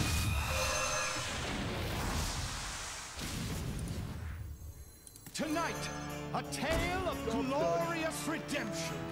I had to play Barnes this turn because it's the only turn it'll actually draw something. Cthulhu is a sick top deck for next turn though. I'm excited for that. We can make something happen. Let's do it. Alright. So it's most likely freezing. He hasn't played any freezes yet.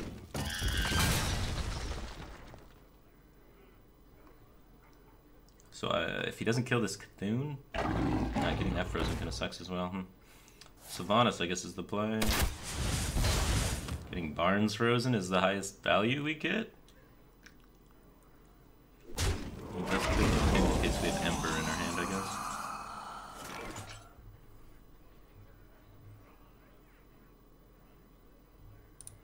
I think it's freezing. Snake freeze? Just snakes. Snake freeze is pretty good. I think we need to play this and then Cthulhu. I have no time for games. 6, 10, 11, 12, 13, 14.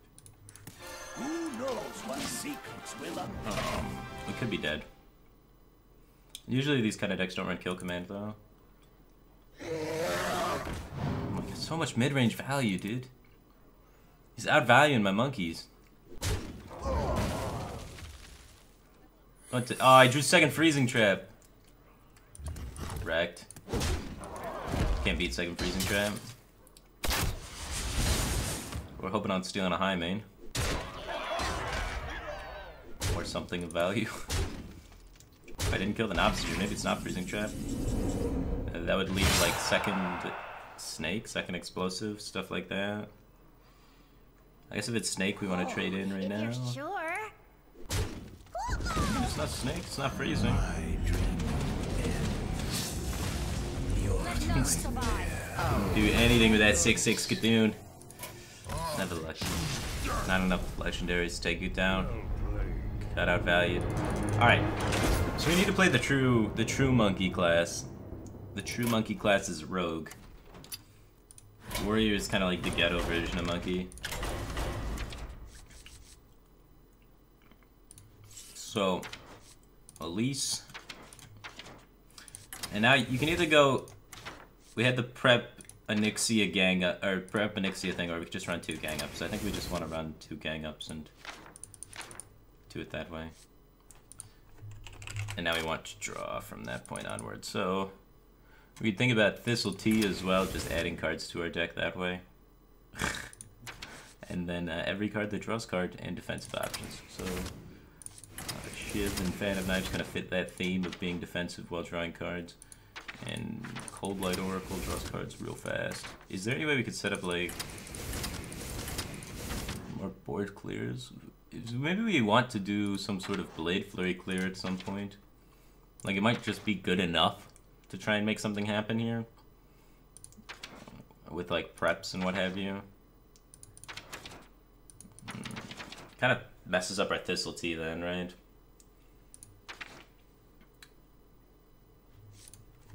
I think we just want draw minions to be on the board pressuring.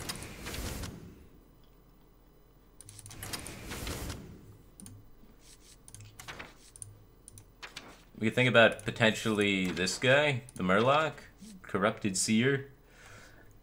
If we run Corrupted Seer, we could also run the Curator. Corrupted Seer with Shadow Step, you know, that's a combo. That is a a combo. The Brand Shadowcaster combo for infinite value, but that would require stabilizing. I want to cycle my deck extremely fast. I just want to draw everything as fast as humanly possible. So that's why I'm thinking maybe we drop one of these as well. 2 of those seems a bit excessive. Swashbuckler is not terrible for making something happen. Dark Iron Skulkers, not the worst for just making sure we can stay alive. Can we draw faster?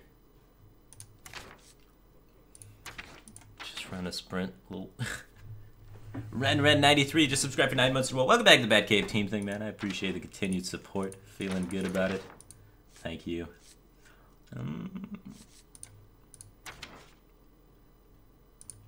Yeah, maybe we just play Acolyte of Pain cycle there, and then throw in the Gnomish Invenors and just start slamming things on the ground.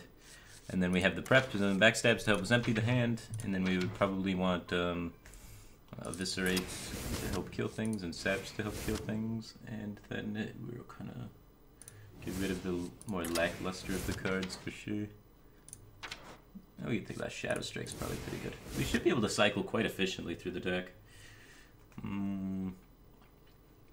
Fan's like pretty expensive. We'll see if this ends up being enough cycle, or if it's too little cycle, then we can change things up for sure. And figure something else out. So we add 8 cards to our deck for the monkey. So we're gonna get 8 additional legendaries at the end of the game. So it's a little bit better than Vanish Onyxia, right? Because Vanish Onyxia is also a large amount of cards, and only at 7, and requires an Emperor. Get Auctioneer and Conceal. Auctioneer and Conceal's slower though, unless you hit it every single time on turn 7, right? The hunt begin. Watch your back. I don't mind having the Eviscerate just for the companion, right? We don't want to get snowballed out of the game by just one companion and not able to kill it.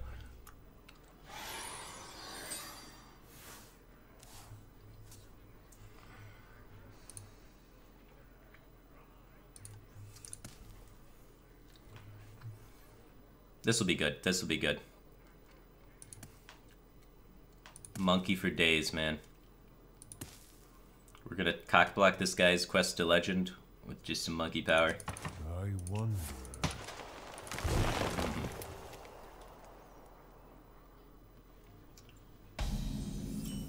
I like coining the Loot Hoarder to try and impede his 2-drop, but like a lot of the 2-drops in Hunter die to Loot Hoarder, and the one that doesn't, Kindly Grandmother, dies to dagger up, poke the Grandmother, and then kill with the Loot Hoarder. So it prepares very well against almost all of Hunter's turn 2 plays.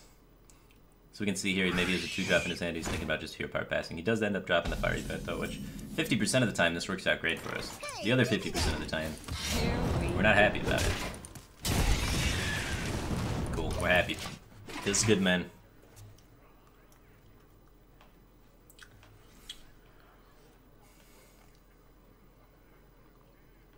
Am I casting at some invitationals? I'm casting at a lot of stuff coming up soon. One of the things is the last call. So I get to cast some of the people that hide the scores, or hide the scores, scored the highest on World Championship Tour points, so they should be extremely good players, and we should just have some crazy in-depth analysis. So I'm super excited to be able to be casting with that coming up in like 15 days. That's kind of like the next gig I'm doing. So it should be cool. I might do some like casting practice later, just spectate random people at High Legend on my friends list, and then go in and analyze their plays. Because I don't want to mess that up, man. Because if I do well at last call, maybe I could cast BlizzCon, you know? This is my first Blizzard casting gig, because they've kind of been hesitant to hire me to cast HCT because I'm not like a speaker, I guess. I'm not like a trained caster. I'm just a player, and they're like, nah, that's not what they want completely. So as I've been getting a little bit better at speaking, I have this opportunity, and I don't want to blow it, man. Make something happen. Yeah, okay, we'll cycle this, right? Like, the dream is hitting the Murloc, but this isn't bad either. Just keep the flow going, find some things to do.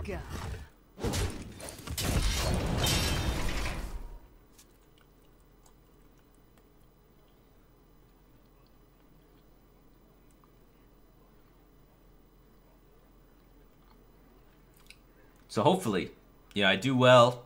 I impress the people at Blizzard, and they're like, yeah, this dude's good. Let's hire him. And then I can maybe do BlizzCon. So that'd be sick. 3, 6, 7, 8. Yeah, okay, we'll get this Thistle Tea going on. We don't have too much happening with this hand, so might as well. We can sap the fuck out of this high main. I want to save these cards for removal or turning into monkey-related objects.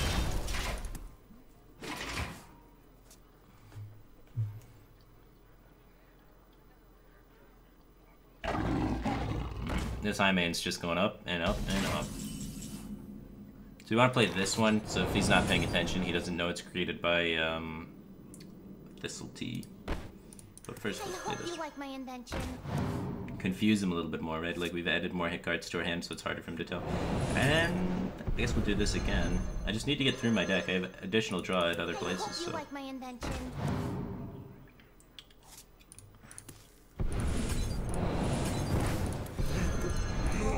If you're sure. Alright, hopefully he just keeps playing high main now, and then we continue sapping the same high main over and over. Hopefully he wasn't paying attention, and our Shadow Step novice thing confused him. He wasn't watching the hand enough, and doesn't realize I have 2 additional saps in my hand. Does seem to be that he has realized, maybe. I let the dogs out. Still not bad. I think I want the extra draw here for backstabbing my own guy.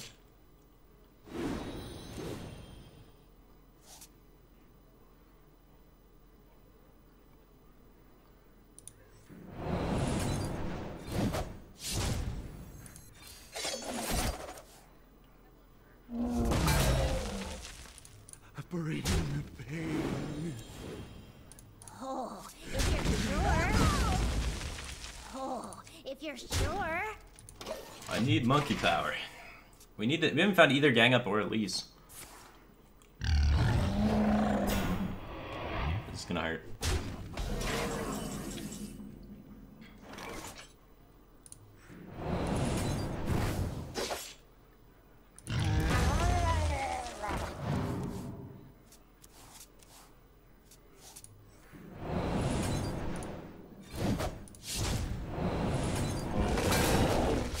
Probably just gonna die before we get there. It's in the bottom 7. Come on, Elise. Why you hide from me so?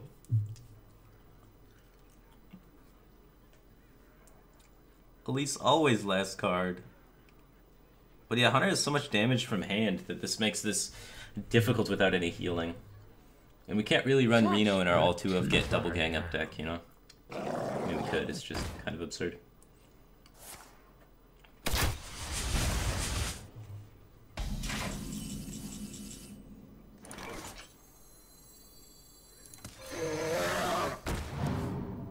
There's a gang up. Oh, if you're You don't want to gang up, you want to find Elise.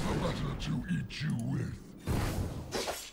Or maybe when we have monkey in our hand, you know. This kind of situation. We've used the sap not from, so we still haven't revealed the, like none of the cards that we've played have said created by Thistle Tea on them yet. So these are our 2 Thistle Tea cards. So he could potentially be unaware that that is not sap if he's not tracking us correctly. So that's why we've been playing the saps that we've been playing.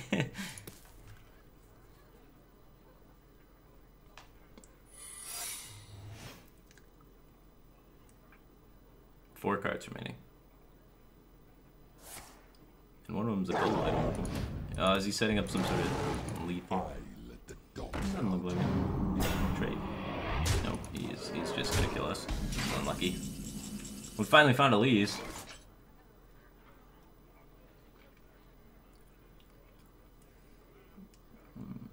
We have a Phantom Knives remaining.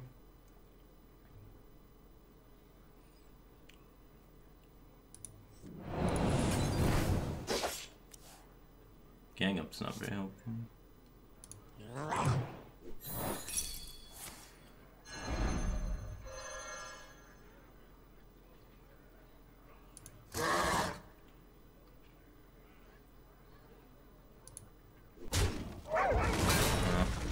Should have done this differently, huh?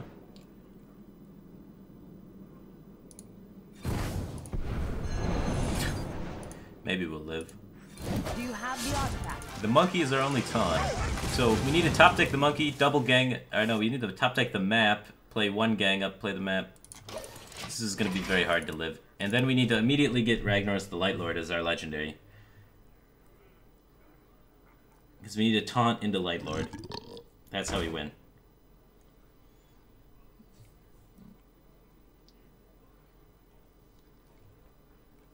It's got 1 kill command, so 5, 6, 7 damage coming in. We can't take any points of damage for the rest of the game if we want to win.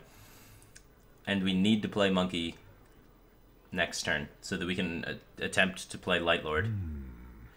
So, we know that he has a kill command. Therefore, we know he can kill us in 2 turns. Therefore, we must play Monkey so that we can have a chance of getting Light Lord. Oh, he just had double kill command. He was just, he was screenshotting it, logging into the stream, and beating off a little bit, so... Sorry for the delay.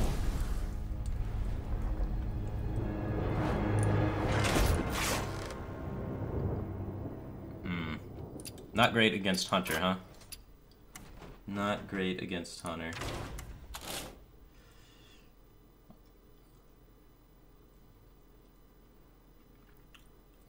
So, we didn't even cycle that smooth, though. We had a little bit less draw than I kind of wanted. These Shadow Strikes, I think we have too much removal in the deck. If maybe we just add a little bit... That's probably excessive.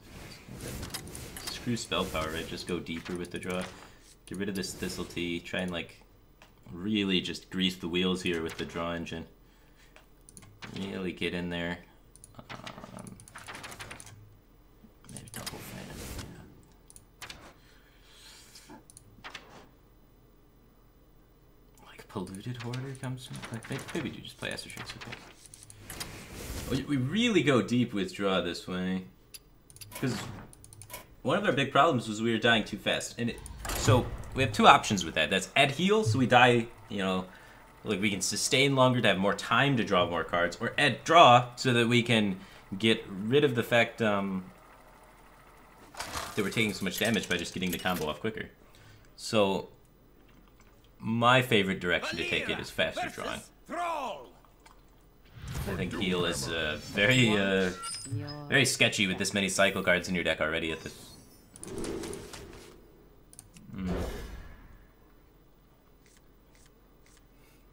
If we had, you know, a later game draw engine that was a bit slower already, then maybe we could go for a heal. So if we were running like Gadgets and Conceal, then a heal becomes more appealing.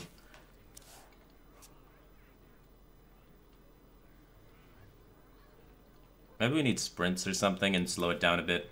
Might be too ambitious with what we're doing already. Reno might actually be good. If we draw all 30 cards, Reno is really good. Because at that point, then we play Reno and then Monkey. But then there's no point in having gang ups in the deck.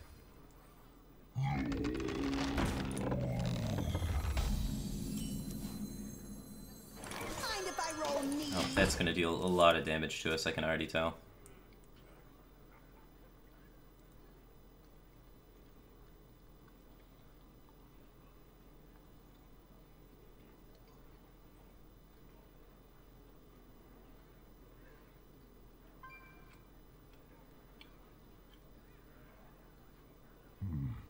What to do?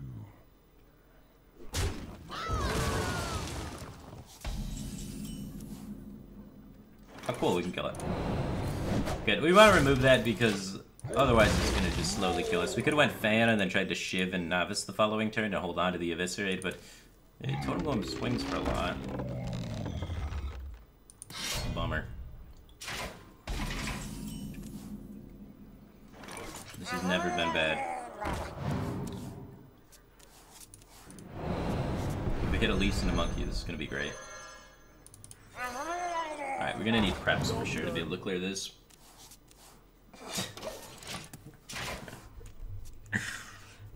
What is this garbage deck that I'm playing? What am I doing with my life? What am I doing, man? Reno Monkey Lock? Reno Monkey Lock could be cool. I dig Reno Monkey Lock. That's a better idea than this, I think. We're playing like Mill Rogue with Elise. Self-mill Elise Rogue. It's questionable, to say the least. It is definitely questionable.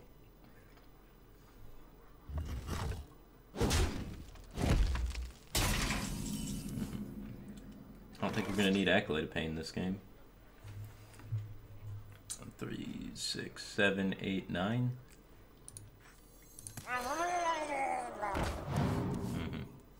My hand is too full.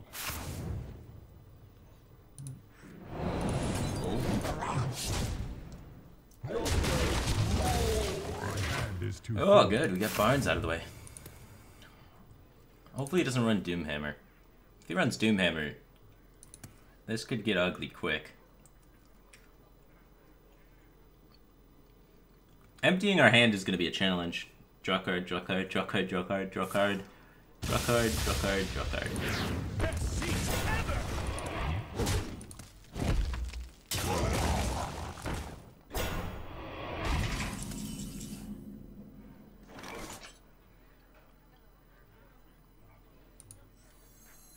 I hope you like my invention. 10. We do need to play something that doesn't cycle this turn. I guess we're either backstabbing that preemptively or ganging up. So just throw away a backstab. Kinda wanted it to set up for a clear next turn, but I don't want to gang up without a lease already. Job done.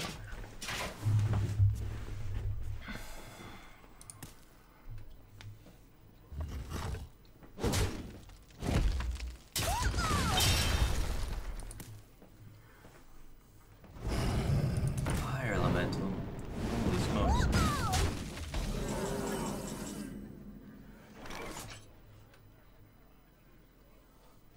We're out of Eviscerates. We have Sap remaining in the deck now.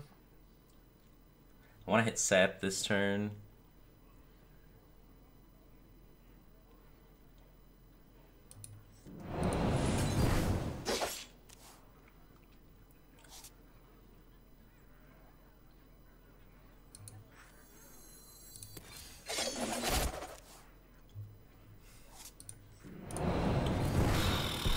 Job done. Alright, we're in it. Where the hell are our preparations? That's the card we really need. We need a lease in preparation. We never draw a lease, man. And we never draw preparation to empty our hands.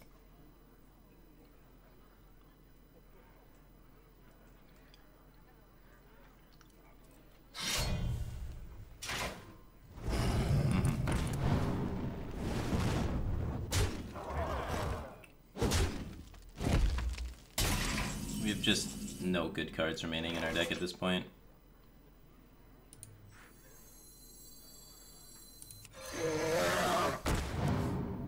No, we found a lease. The rest of our deck is irrelevant because we did overdraw at this point.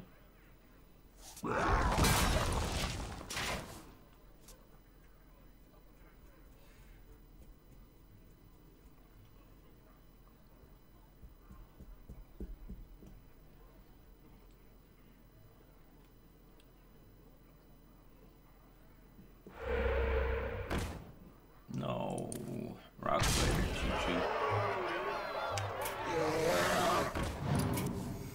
I give up. Even with the way we have it built, we didn't even draw our deck by the time we died. Unlucky. Maybe not the best way. I think Druid might be better for Monkey. Druid's got Beast synergy too. I think we don't want to go with like full crazy amount of cycle game mode with it. I think we need to be a little bit more stall oriented.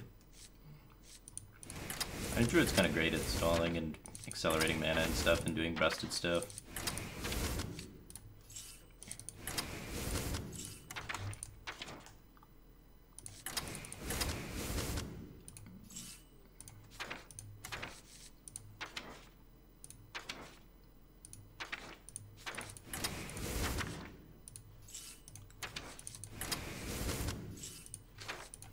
It's gonna be like Malaga's Druid, I guess, but instead of Malaga's, we just run Elise.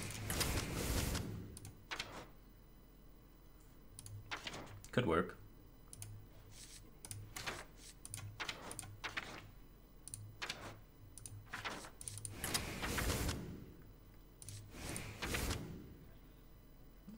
Fandral necessary, generating extra cards for legendaries. Some matchups could be good. Swipes a decent card. Moonglade Portal's not terrible.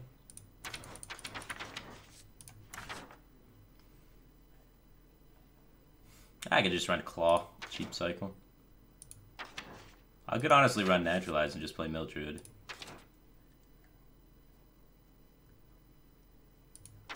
Naturalize is a good tempo swing with Elise. If we run Naturalize in here, then we can get rid of these guys and run Cold Light Oracles. And then if we run Cold Light Oracles, we definitely want to be running 2 Mulch, right? So we can then top run the Feral Rage for a Mulch.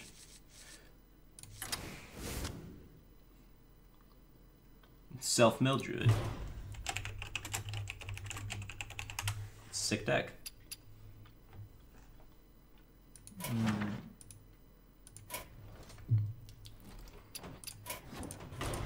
Okay. So, we're gonna try and draw our entire deck. Need a Chromagus. Chromagus could be sick! Getting extra legendaries for Elise. That could work with Chromagus.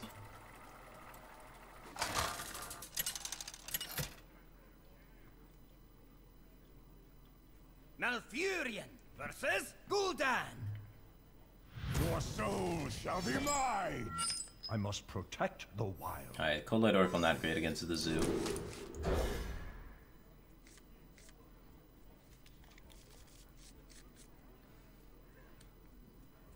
Touches 1 card. Mulligan's new cards. Well, let's get that out there. Hopefully this will go 1-3.13. Works really good against Flame Imp, real bad against Malchezaar's Imp and Voidwalker. Good against almost all the 0.2 drops. So, that's still 1. Get it out! Get it out!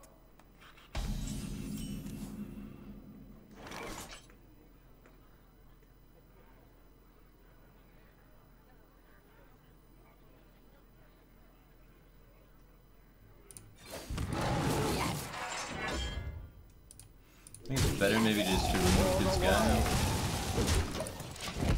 And then get like Dire Alpha to the face. And then next turn we can Raven Idol Hero Power again, or Naturalize Hero Power.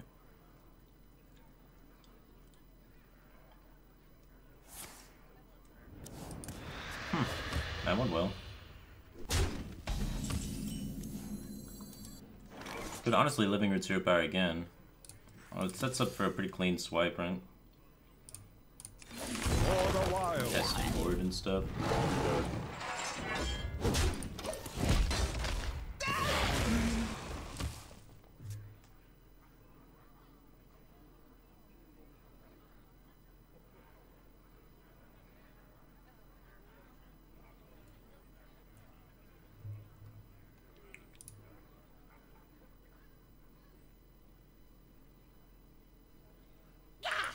Stop yelling!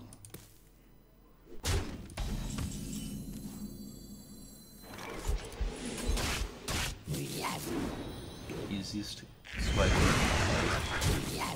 Full board control and removed one of the most difficult and annoying minions in Imp Gang Boss. We could potentially just naturalize the Imp Gang Boss. Might have been better, but we didn't have anything to develop while naturalizing, which kind of made me stray away from that line of play.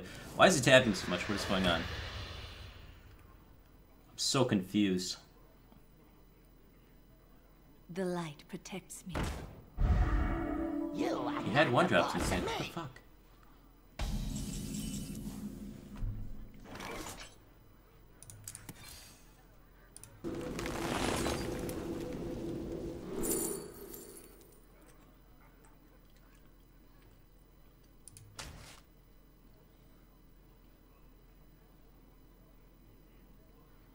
This isn't really getting much better, is it?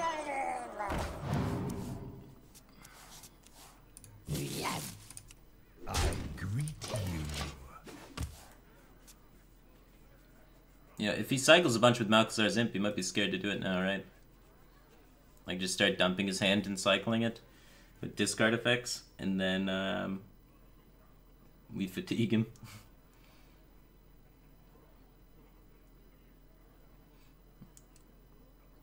I don't think Wrath was better. Wrath's better in the immediate, because we immediately get a kill this guy. But, you gotta look, we got Thalnos in our hand already, and it's going into turn 6. So this lines up perfectly for a Thalnos swipe to clear his board with almost like any development play he does.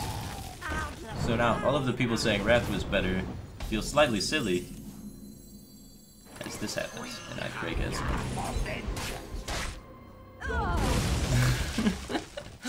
sometimes lucky, man.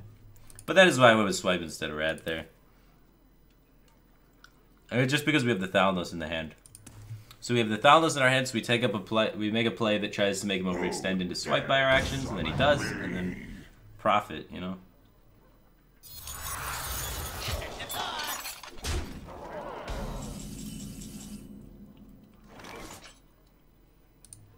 Just save naturalized for. Do you have the art now?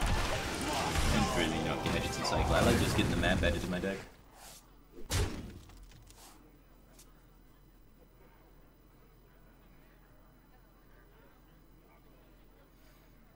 Yeah, I mean, cards have more than one value, right? Like, when I immediately looked at it, I'm like, Wrath is clearly better this turn than Swipe. 100% of the time, Wrath is better than Swipe, and you're right about that. But there's more than one turn in a game of Hearthstone, so you gotta look at, like, the value of the card over time, the value of the card in the matchup, the value of the card plus the cards in your hand, and synergies there. And I think, like, I don't want to say 100% Swipe's always better, because I'm not results-oriented. I'm not going to say, like, you know, no matter what happens, Swipe's always going to be better. I definitely, though, think that Swipe was better for the situation based on what my hands were, based on what deck he's playing.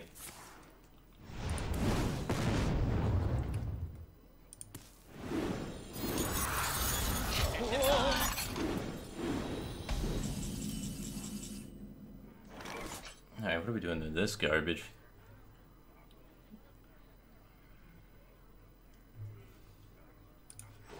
I'll probably just swipe naturalize.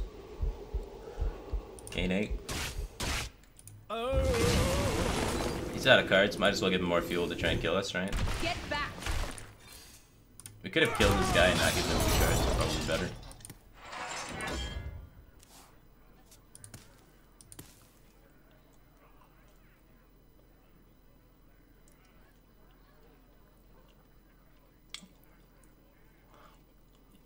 I think taking 4 damage was the better than giving him 2 cards. So, but I do think it causes more interesting gameplay if we give him cards to reload. On your head. If there's any value in that. My shield for Argus. Holy smokes.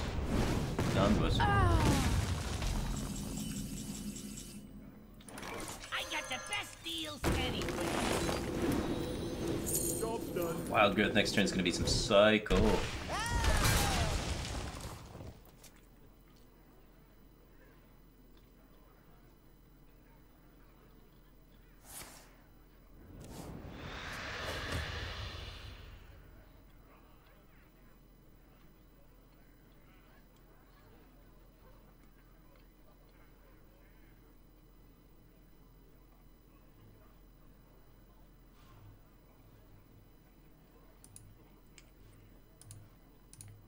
My shield for Argus.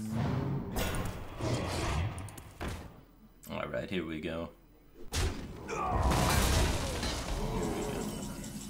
The map to the golden monkey. We should be finding monkey here every time. Easy monkey find.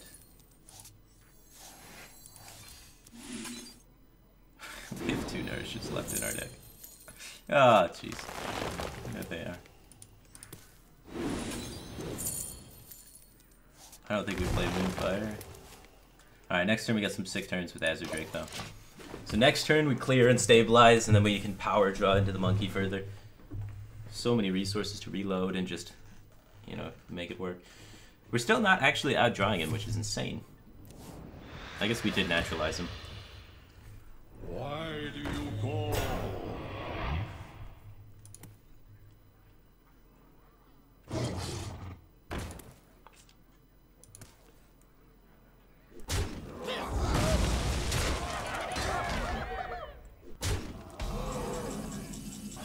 Double Moonfire.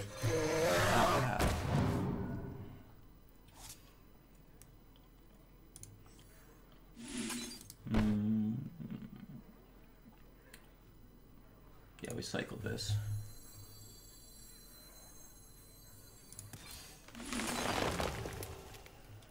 I'm just thinking about how afraid I was of dying to weird Doomguard shenanigans. Turns out, not very afraid. A lot of gadgets, so I like triple play in it.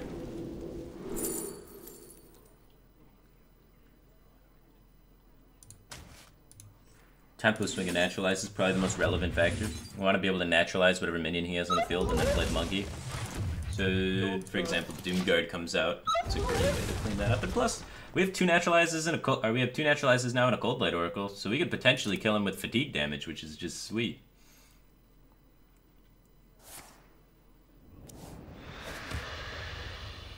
Get in there and fight, maggot! Uh-oh. Don't kill me, bro. You are not the boss of me. Cool.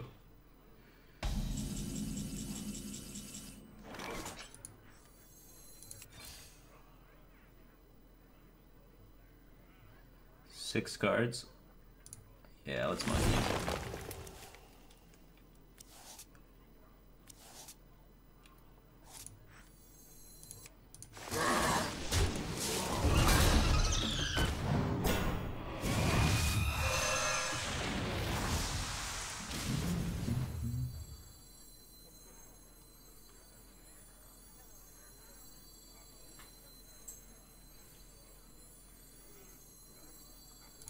I like the 4/4 better than the Dread Skill. I think it's really close though.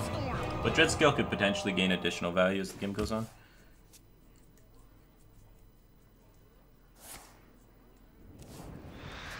Well played. You win this time. Monkeyed, man. Had the most success with Druid monkeys. Which makes sense, Druid's definitely the class where you'd expect a monkey to work out in.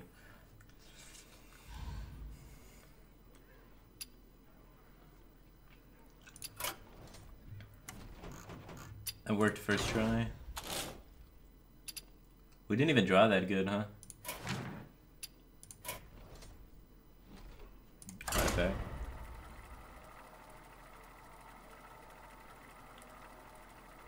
The sad part about winning with this deck is we never get to actually play the legendaries because they just quit. It's sad. At least, yeah, also at least didn't really do anything that game. We haven't had the dream where we just have Elise in the starting hand and then immediately get the monkey, you know, turn 5 or 6. Malfurion versus Thrall. For Doomhammer, I must protect the wild. We have yet to verse any control decks that really let us do the monkey game plan. We have versed 100% aggro decks. And Hunter. 100% aggro or Hunter. It's sad, man. Had Firebat, are you retarded? Well, I'm reading that question, so maybe. Heavenly Spirit just subscribed. Thanks for subscribing to Welcome to the Batcave team thing. I appreciate the support. Feels good, man. Alright, let us try and find the Wild Growth off the Raven Idol. That would be best case. We go for Spell, hit Wild Growth. No Wild Growth, so I guess we take second Raven Idol. Greetings, friend. And I just been annoying, Prep Point. I gave you your joy, I read your question, and my answer is, are you banned? Feels good, man. Oh, it is a control deck. It is Ancestral Knowledge Shaman, okay. Alright, Innervate Elise into Monkey. You gotta do it. We're gonna get map, and then we can get Monkey on turn 4. It's possible. So 1 out of 26 times, we draw the map, and then 1 out of 25 times, or 1 out of 25 or 1 out of 24 times, we draw the Monkey. So we actually have above 0% chance of getting the Monkey on exactly turn 4. It could happen. It didn't, though. It didn't, though. Alright, let's look for more draw with the spells here. Try and get towards that Monkey nonsense. Alright, we'll take another Raven Idol. We'll Wrath our guy for 1 to draw towards the Monkey. We want Monkey on 4. Get back. Can't stress that enough. Alright, so 1 out of 24. 4.2% of the time, we play Monkey on turn 4.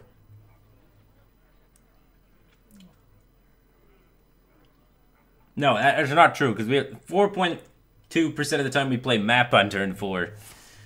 And then... yeah, it's not happening. God damn it.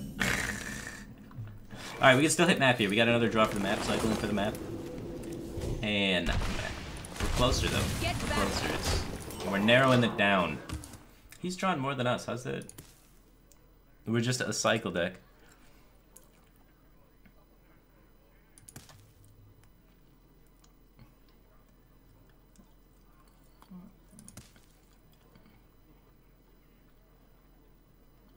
Alright. What to do? Upside is, I think we actually just win this matchup by fatiguing him. I think that's a real way we just win. So I don't even think we need to do anything besides just fatigue druid this guy.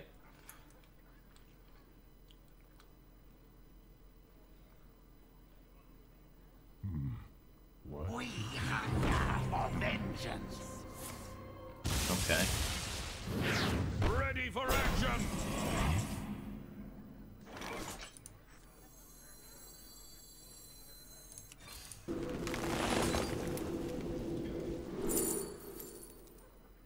Innovate seems good.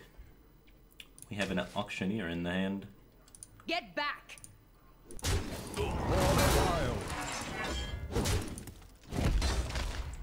I do like just playing the wild growth because we have 2 nourishes we could find. And I'm not gonna just fatigue druid him. I am gonna aggressively cycle for the monkey because I think it's more fun to watch.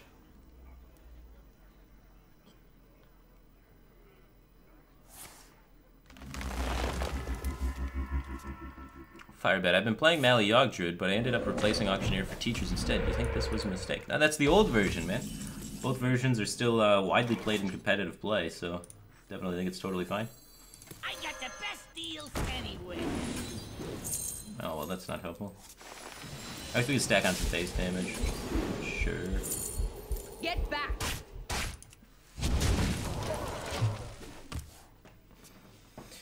Emperor discount with these cards is pretty good. Able to get a lot more cycle then.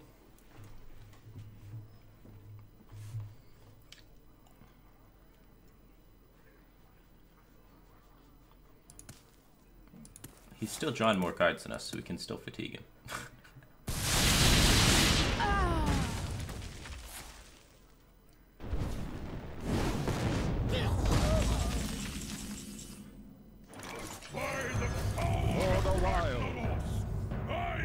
Probably feels like he really needs to heal. Because if I was him, I'd be so afraid of Malagos just killing me out of nowhere, and like...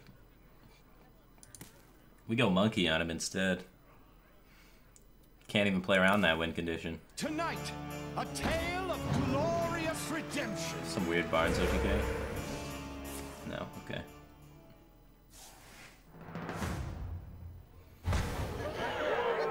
Is there some weird Barnes, Alakir, double Rockbite, or double Flame Tongue OTK? No, the Flame Tongue's a minion. Ah. I got the best deals anywhere. We're gonna get an Emperor discount on all of this hot garbage.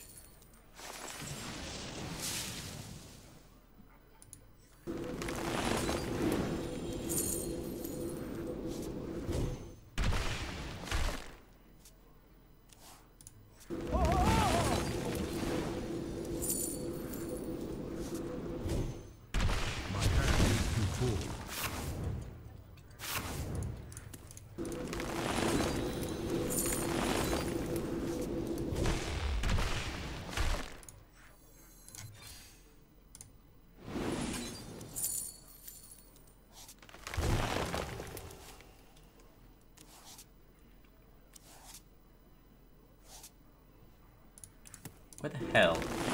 My goddamn map.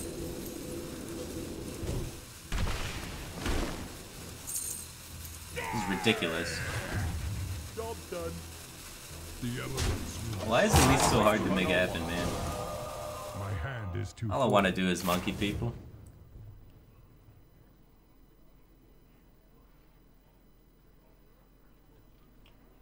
Six cards remaining. We had good odds of just top decking map.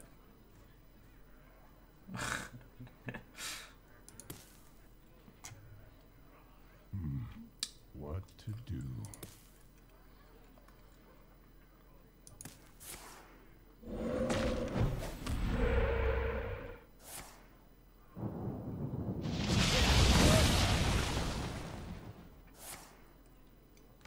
Seven cards in hand, so we go up to 8.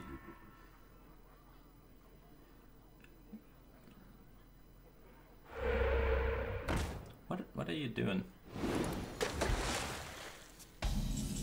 Okay.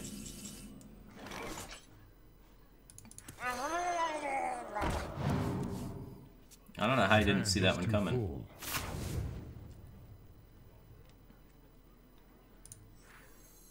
Monkey. I'm almost out of cards.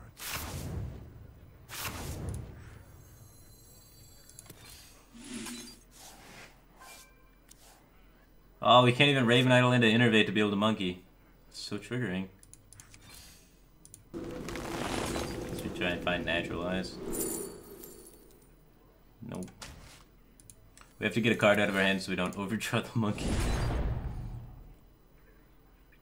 I don't want to kill that, because that is a problem for him at the moment. And he can't exactly kill it off the board unless he, like, lightning bolts it or something. We milled a Frost Shock. I have a feeling he's got Malagos in his deck. Some sort of weird Frost Shock Malagos OTK. I'm almost out of cards. 6, 9, 10, 11, 12, 13. We have 13 damage in our hand, but I don't want to win that way. I want to win with monkeys.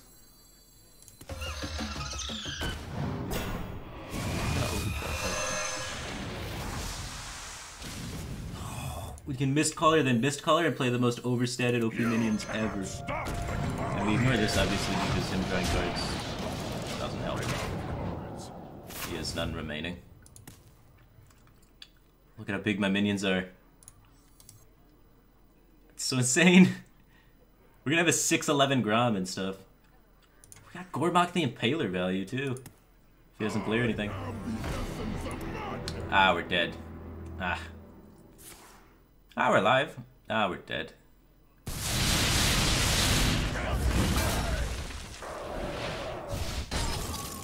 Fuck.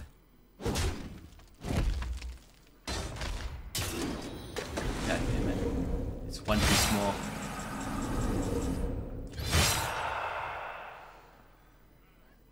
Shit.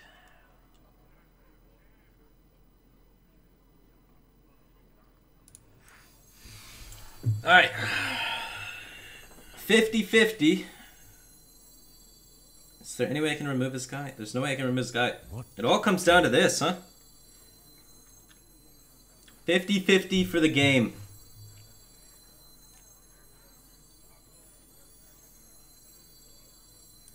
Time for sure. Yes! Yes! Oh, we hit it! My thanks to you. Alright, let's just pump our guys harder, right? Or we can get Morose down this turn, because he's used double Lightning Storm, and he doesn't want an Elemental Destruction just on Morose. For no one. And then next turn, if the 4/4 sticks around, we can get Gormok down again? No, he's probably going to kill the 1/1. It's not going to work. So we should probably just supercharge our guys, huh? Continue charging. Max value.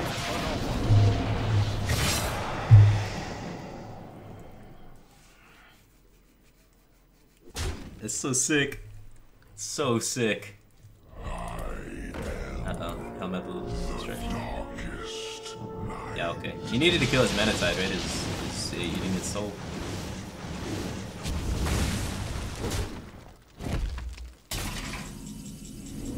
Alright. Go for the value generation play. Oh my god, if Morose was a 3-3, I would play this card. It's so sick. Guests a good time. For the wild. Give him some healing or something. We got a Boulder Fist Ogre for 5 that adds spells to your hand. It's so dirty. So dirty. Ice Howl's a 12-12. 8-10 commits. The 6-6 Gormok the Impaler. We could still die. He probably has 2 Lava Bursts in his hand. I'm really hoping we find some healing right now. We're gonna lose. Fatigue's gonna kill us too fast. Oh god. He's setting up lethal. Alright. Next is Champion Sarad. Please, bro.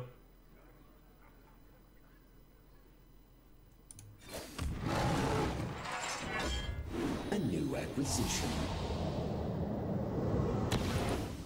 No.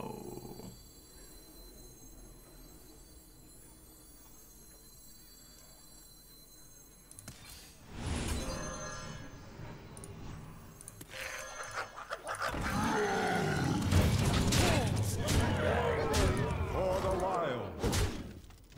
Job's done. We're dead. We're dead. We're dead. Grom's not lethal, man. Grom's 2 more damage, but we still die.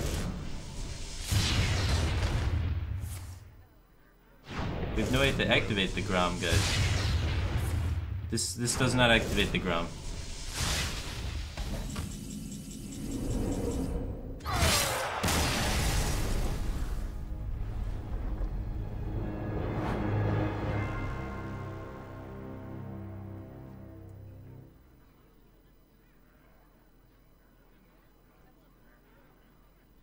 No justice.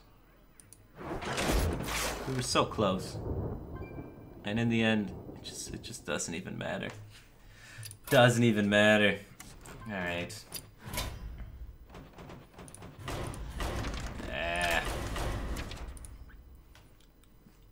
Let's play Morose Warrior, or not Morose, Malkazar Warrior. Some Malk action. Oops.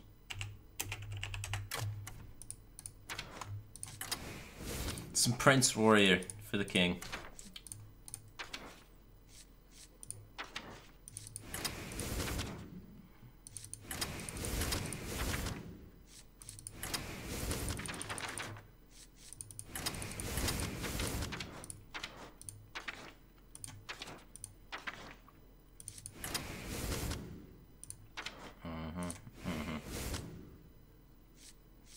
Do we want Grom? Grom might not be even good. Double Revenge, probably.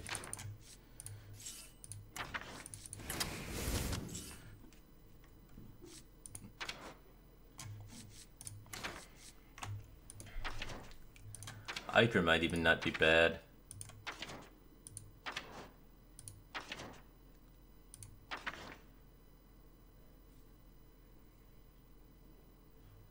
Alright, we want Elise for sure.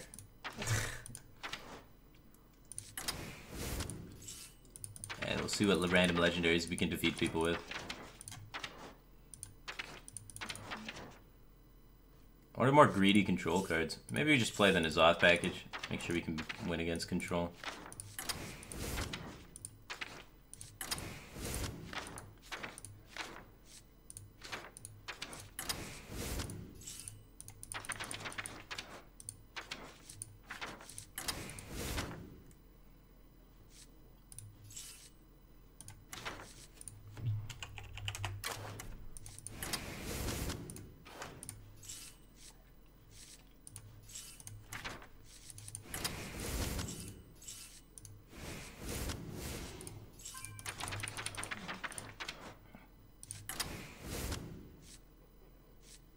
Malkazar Yogg N'Zoth Warrior with Elise.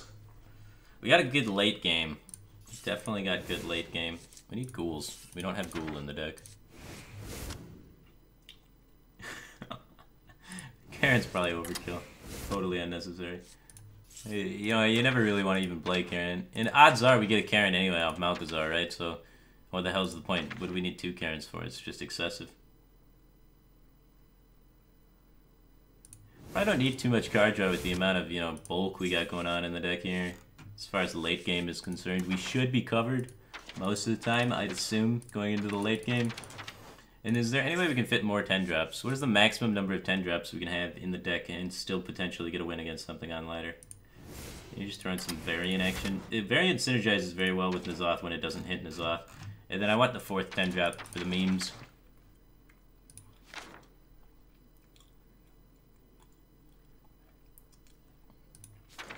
Not Cthulhu.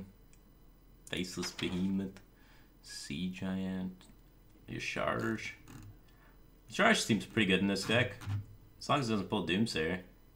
Should pull something worthwhile, some random legendary. Just maybe just get rid of 1 Brawl. By the time we want to be 2nd Brawling, we should be slamming a 10 drop very consistently. And I find maybe we don't need card drop because the 10 drop will make up for it. So maybe at that point we can just add in the 2nd Ironforge portal.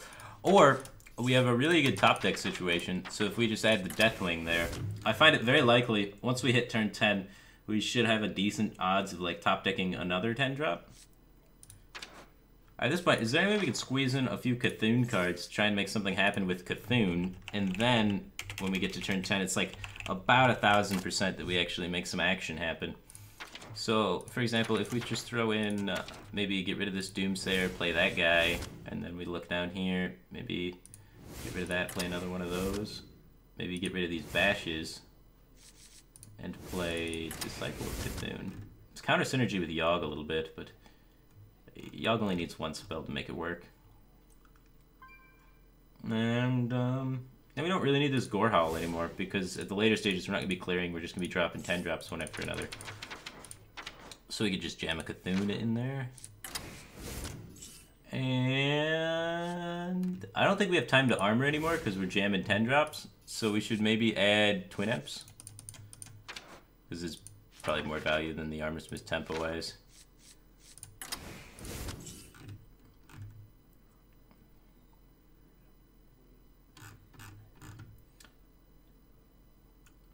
Six? Is there another one? Is there another one that's good? What else is there? Frost Giant, Faceless Moon. No, we got all the cool legendary ones, right? Oh, we don't have Deathwing the Dragon Lord. Why do we not have Deathwing the Dragon Lord? How many dragons do we have? One? Yeah, maybe we don't want it then. I'd have to craft it and we only run 1 dragon. It seems unnecessary. If all of this fails, we have a lease to Golden Monkey, and then at the end of that, after they've outlasted all of these 10 drops, the monkey will create additional 10 drops so that we can continue slamming 10 drops, right? Like, that's the logic here. No deck can really outlast the onslaught of 10s. And of course we call it 100, because this deck just A-OK number 100. And Malchezaar will allow us to get additional 10 drops as well.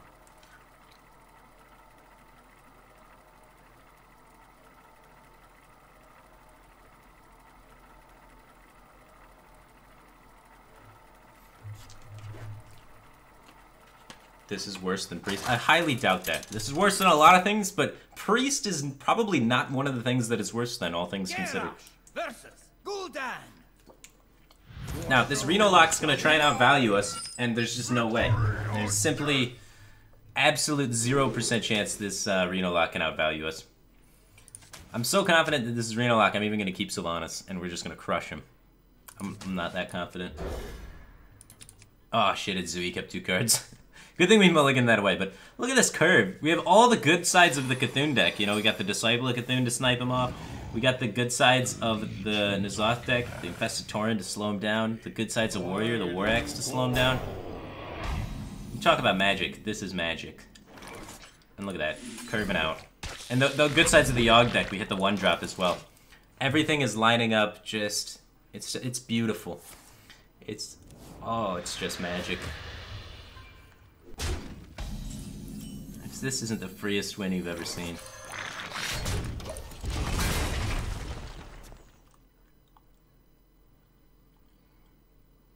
It's Reno Lock with a Voidwalker. Stop yelling! We have Shield Slam in this deck?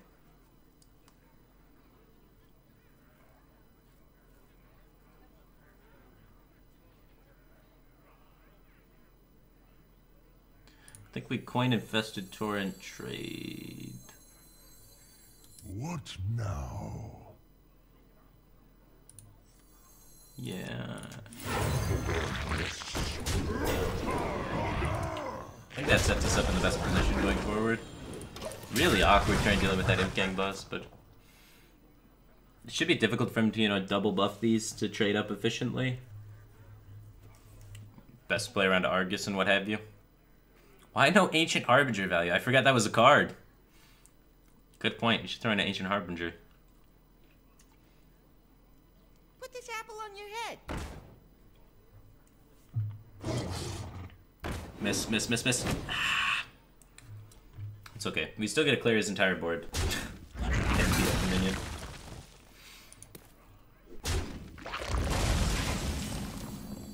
And we have our second war axe. Justice. Cthulhu's almost active too, that's huge.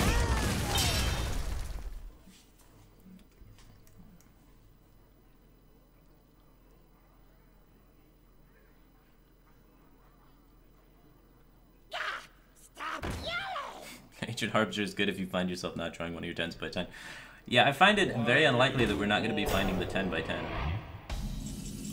As we already have 2 in our hand at the moment.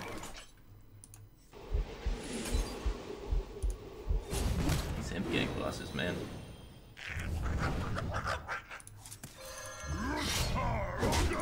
Just have to try and, you know, ghoul and what have you.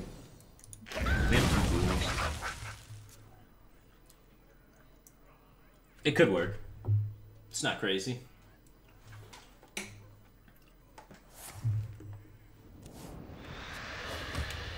My shield for Argus.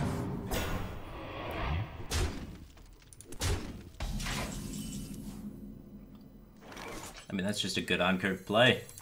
It's one of the benefits of the deck, just sometimes it just offers you what you need.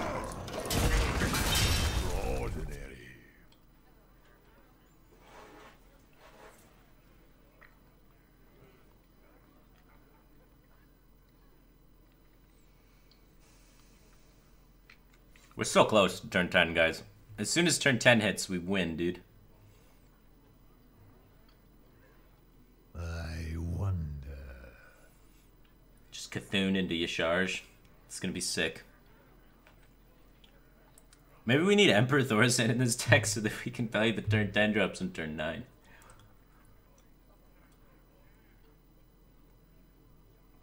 Maybe he doesn't have a way to kill it. Put this apple on your head. He's relying on Knife Juggler RNG at the moment. Miss. Please miss. My shield for Oh, okay, Argus. he doesn't need Knife Juggler RNG. Maybe he just leaves it. I have to imagine that's a mistake.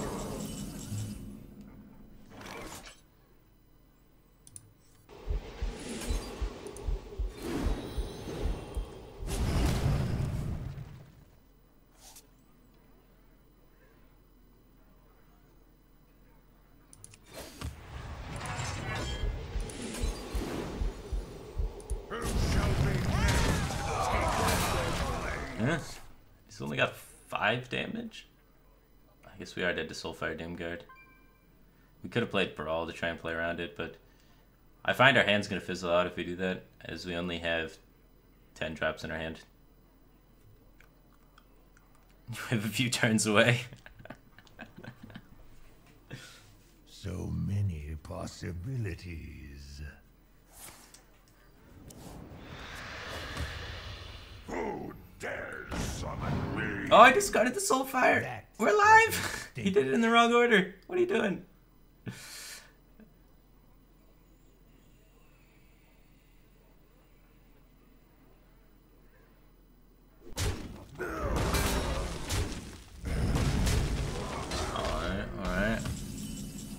Alright.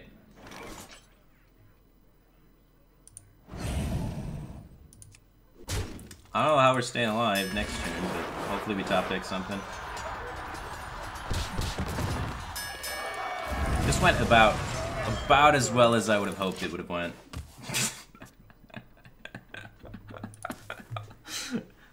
How great is that? How great is that? You are not the boss of me. The truth is in here. He's gonna see me just armor pass and just be so confused trying to figure out what the fuck's in my hand.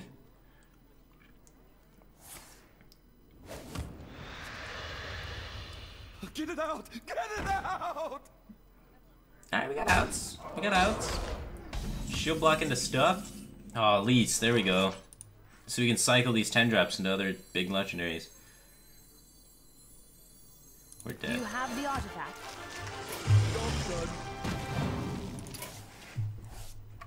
Oh, so close.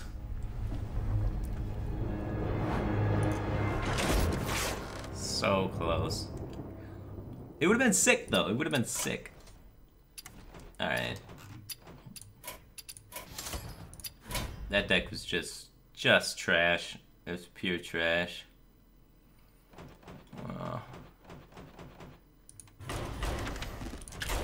Alright, we'll try and get some wins now, I guess, with Priest, though.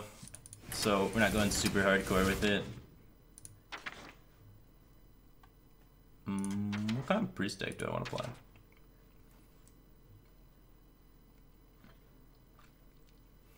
Could just play, like, Zoth Priest. I don't know, Priest playstyle is boring anyway. Screw Priest, actually.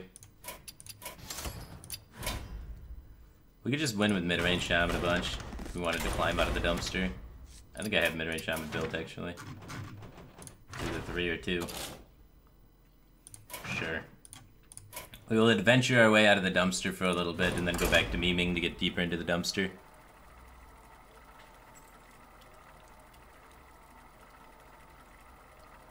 So, we're gonna try and do this whole competitive Hearthstone thing for a minute, and then as soon as we lose to something crazy, we'll just quit again and go back to memeing. But for right now, competitive Hearthstone, we're gonna try and analyze extremely deep and stay focused, and then stray a little bit. Because you can't stay focused for too long, but for the moment, let's try and instruct.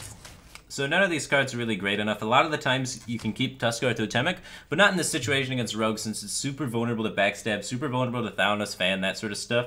And you only get benefit out of the high roll if you're ahead on the board. So if you're ahead on the board, your Totem Golem and your Manatite Totem and your Flametongue Totem are so much better. So you want to have other cards to support it, especially against Rogue. So that's why I'm going to pitch it back here and look for more early game options. If I had an Argent Squire or a Totem Golem at the time, I may have considered just keeping it.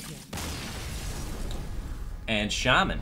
That is how you win with Shaman. Alright, so we get that. We got the instructional bit out of the way. So now that the instructional bit's done, let's just go straight back into memeing and play some troll decks.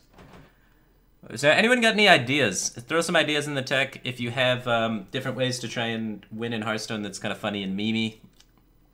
Any ideas will do. Any sort of OTKs.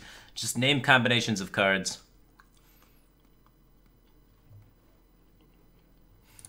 Alright, while you guys think of that, I'm gonna just, I guess, play around with Palette and things. Or look at cards. Mill Rogue. We've already played Mill Rogue. Beast Priest. Priest doesn't have any Beast synergies. Play Fatigue Warrior with combo and Fatigue Illusionations. Brand Temple Oracle. Fatigue Warrior. I guess Fatigue Warrior sounds fun. Alright, that's the first one I read. We'll go with that guy. Fatigue Warrior.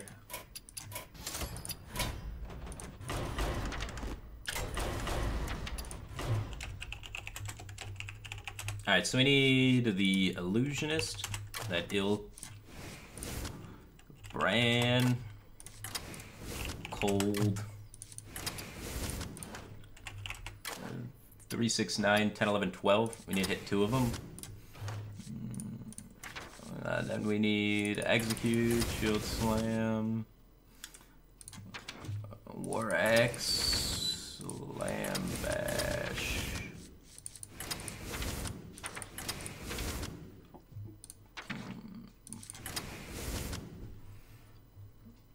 Against matchups where we don't need the Violet Illusionist, we can get away with maybe, you know, getting Fool's Bane for that clear there. Could be cute. And then we need more cards to help us board control harder, so...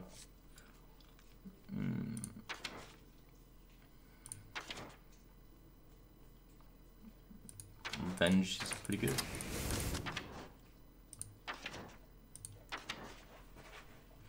Blood of Brave doesn't seem terrible. It's just something to kind of throw out there to slow things down. Iron Forge Portal obviously is pretty good. Is Gorehowl something we still want to run, even though we have Fool's Bane? Like, Gorehowl might not even be bad. Doomsayer is pretty good, but Doomsayer is another dead card, right? We have a lot of dead cards already with the Cold Lights and the Brand and the Emperor and the Violet Illusionist. So adding Doomsayer is kind of something that's hard to do, so we might just play Acolyte of Pains at this point. Obviously, we don't want to draw too many cards, but I think it's fine for the most part. Finding our removal, killing things. But I really want to add a Gorehowl, even though we have a Fool's Bane. The Cold Light combo does take up so many cards, huh? One of these bashes probably has to go.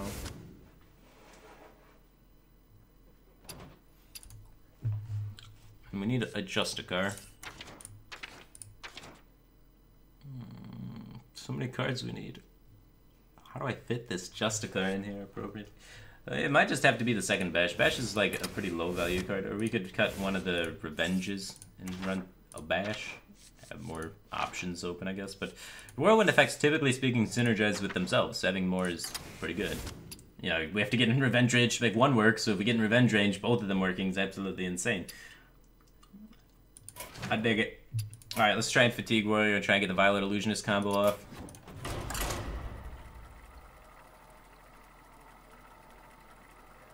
Melkazar? I don't think we want Melkazar.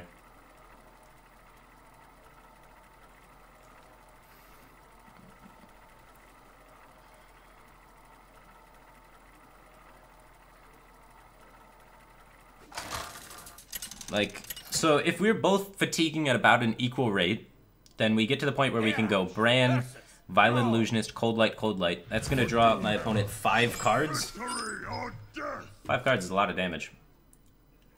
I don't know, it's going to draw, each Cold Light will draw 4, so it's going to draw 9 cards. So it would kill him in fatigue 100% of the time, right? So it's okay if we get to that point because we have the Illusionist to stop ourselves from taking any damage. I like keeping one Ravaging Ghoul. Usually finds value against Shamans. Even if it is mid-range, right? You can see already we have Ravaging Ghoul plus Revenge on turn 5, which is absolutely sick.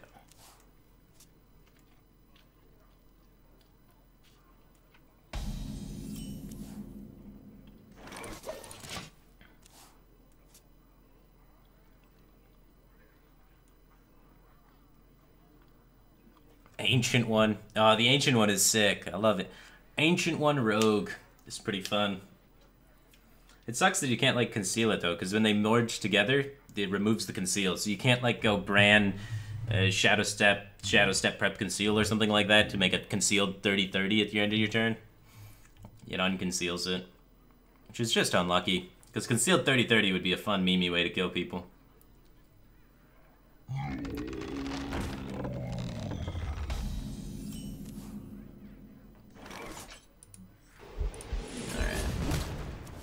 Setting that guy to 2 health means he's gonna die to Revenge Coin Ravaging Ghoul eventually.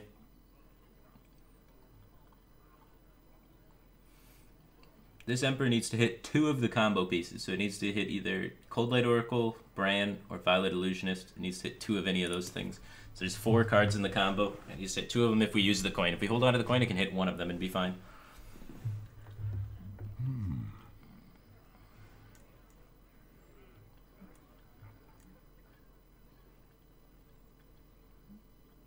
You should only keep Justicar versus control decks. I do agree with that statement. Keeping it against aggro decks, especially Shaman, is really scary. If they turn out to be aggro Shaman, we'll die. I don't want to die. That's kind of annoying. I'm going to set up to be able to use my Fool's Bane, so I can coin Fool's Bane to remove that, and whatever minion he also develops behind this. Hopefully. Unless it's a 4-mana 7/7. Probably don't want to take 21 to kill it.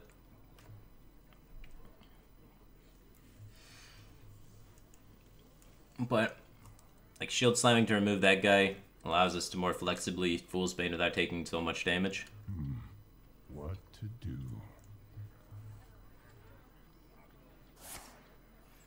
Oh, the sickest Fool's Bane there ever was. The light protects me. Pow, pow, pow. And now we have have Justicon. And we have the Revenge Ghoul to clean up the potential, you know, Argent Squire and Floods again with maybe Tuskar Totemic. 3 men, alright. So Tuskar Totemic gets the board with Revenge Ghoul. Sweep all that stuff up. And Revenge is almost active, actually. If we take it just a wee bit of more damage.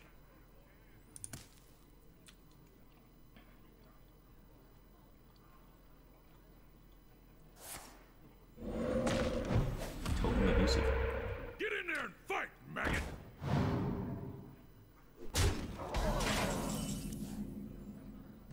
Doesn't look like we can activate Revenge right now, but... Is Ghoul good enough? We could just play this and then try and save these two to go together, but with Brawl in hand already, I think Ghoul is just good enough here. We're gonna squeeze in the armor. Do I want to make the weapon swing? If I make the weapon swing, it plays really hard around Flame Tongue Totem. So I kind of dig it. Doesn't help my Brawl any. I can Revenge Bloodhoof Brave next turn, so I think I'll just let it sit. Save my weapon charge so he can't, like, Flame Tongue... Or so he can't, I guess, get some sort of weird totem out that I can't kill by anyway, because I don't have any single target remove him out. It's like Mana Tide or something like that could be really annoying. I think it's just not worth it to kill a 1/1, and the flexibility of the weapon charge equipped on my person is just better. What are my thoughts on the Execute nerf? I think it's good. I think it'll lower Warrior's flexibility to make a whole bunch of archetypes, right? So if you look at Execute in the Control deck, all of the Control Warrior decks are still going to play 2-mana Execute. On average, how much mana do you hang with Control Warrior per game? It's upwards of like 40 mana that you hang per game with Control Warrior. Because you're not playing the cards for tempo, you're playing them for just their strict value and what they do. Whereas the Tempo Warrior variants, where you look at Dragon Warrior, you look at Tempo Warrior, and... Patron Warrior, that sort of stuff. Execute in those decks is used for tempo. It's not used for value. It's so you develop your guy and you execute their minion and then you keep trucking. And those sort of archetypes are what's really going to suffer. And I think Blizzard wants to take Warrior away from the direction of that sort of tempo feel. They want Warrior to be more the control deck in the game. So I think it fits very well with the goals. This is a bummer. He's used a bolt. Odds are, this What now? this Bloodhoof Brave at 6 health lives. He needs to roll Spell Power and Lava Burst it. Lava Burst and some other card. 7, 8, 9, 10, 11, 12, 13. He doesn't have all that much damage if we just slam Justicar for the trade. And then if we do this, we have to run the weapon into the 1/1 for... Welcome to the Oh, we died of a double burst.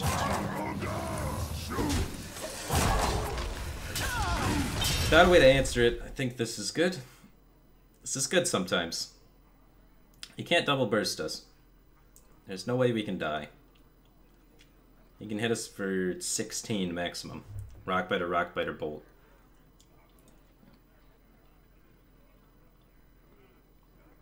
He's got a burst. That's the burst. We said this was the burst the previous turn. If he uses the burst on this, I feel okay.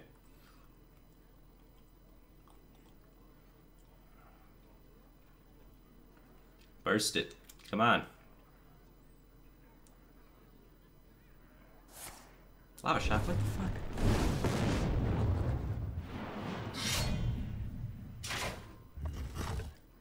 Uh-oh. Misread.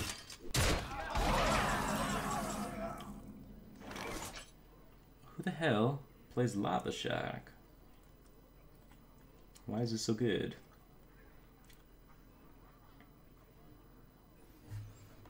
$12 to $15. What is the difference? What now? I have Not much. Huh. I was very confident that was a burst. Unfortunate. I don't think very many aggro shamans played Lava Shock, so this guy's got that new meta deck list though. He's rolling Spell Power Totem, he's mousing over the totem button. Heavily signals Lava Burst potentially if you're YOLOing for the totem there. So he might have burst on top of the Lava Shock. Now this is over the card on the left. So my assumption is the card on the left then is burst.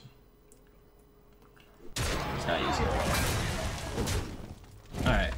We deal 3 across the board, which isn't quite enough to get the clear going on, but we have a lot of top decks here to kill this guy.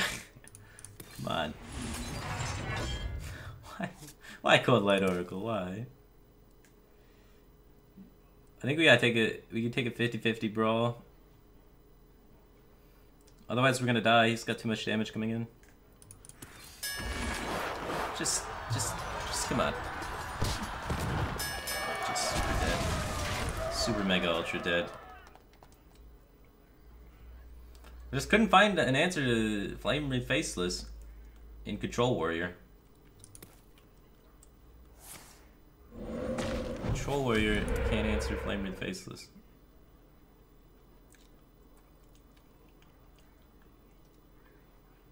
And yeah, there's the burst.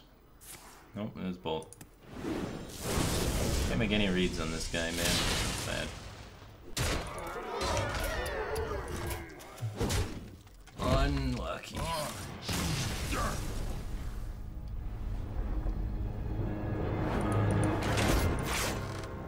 Why not Cold Light Brawl? Because then I get him extra fuel, and Cold Light's part of our win condition for the game plan. I think game's in our favor to win, just didn't hit the card we needed. And that's kind of how Flame Wreath Faceless sort of works, right? Sometimes they can't kill it.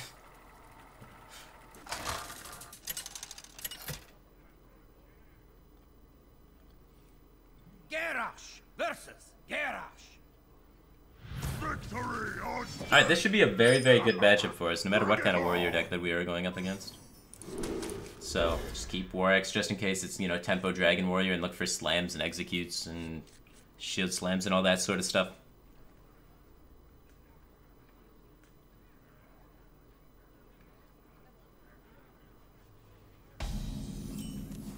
You wasted your shield slam. I don't think so. And the way we used shield slam, we killed a totem golem and we stopped, you know, 9 damage incoming. Seemed worth.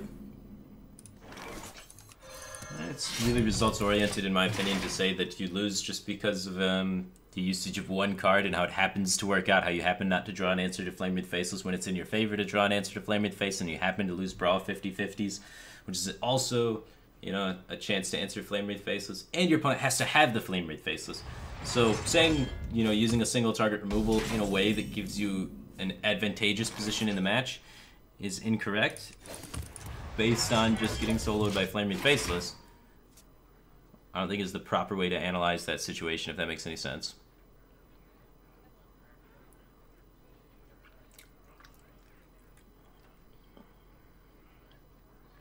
At least that's how I like to think about Hearthstone, you know? It's impossible to tell. It's not impossible, but it is unlikely that the way that the play turns out typically describes if the play is good or bad.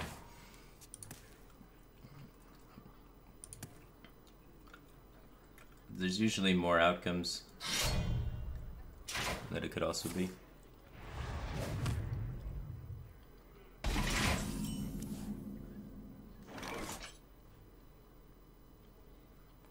I think we're just armor passing for the entire game and then just winning at the end. It's kind of funny, right?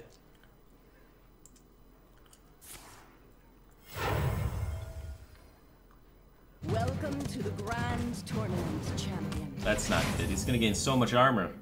But I think we're fine with it.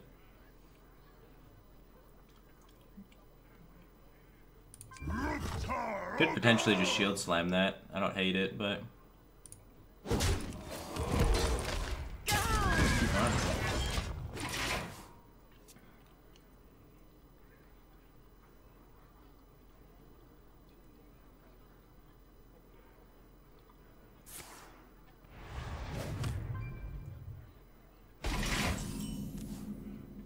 Three, 6, 7, 8, 9. So we can armor pass.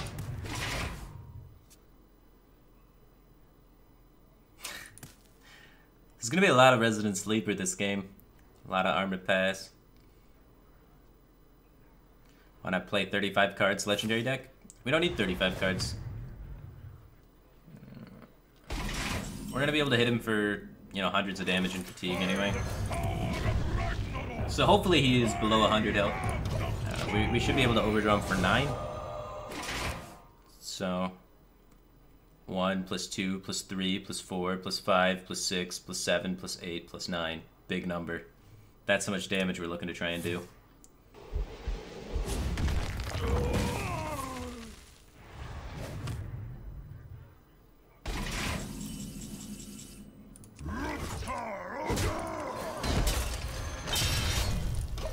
So, we just wait until we get to that stage and then do 9 factorial damage, man. 45? Sure, 45 damage. Do you have the artifact? He's actually outranging the armor of it right now, so we may have to wait a little bit. We're both going to be taking fatigue at some point, right? And then that scales hugely into fatigue as we continue going on. So the longer we wait, the more damage it does. So as long as we're not under threat of death, we can just chill and accumulate more damage on that combo. So we're gonna do a lot of damage. It's gonna be absurd. We're gonna get 9 additional cards to whatever he's currently fatiguing on. Not factorial, that's multiplication. I don't know math, guys. I'm gonna be honest. We'll figure it out.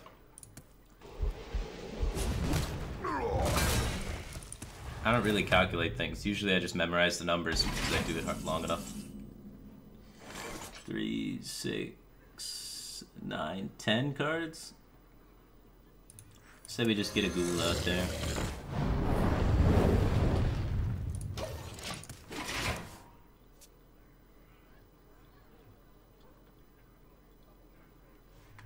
I don't know, someone in chat said factorial and I read it out loud. To be honest. They sounded smart, I wanted to sound smart too. That sick core rage we built.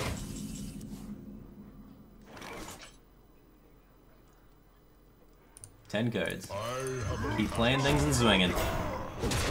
Play things swinging for 15 more turns. We're getting there.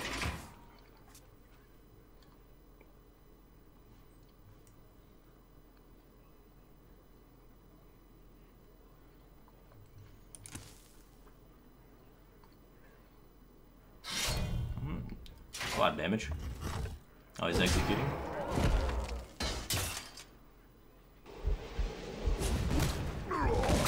Firebat's math skills get birthed to the 29 for sure meme.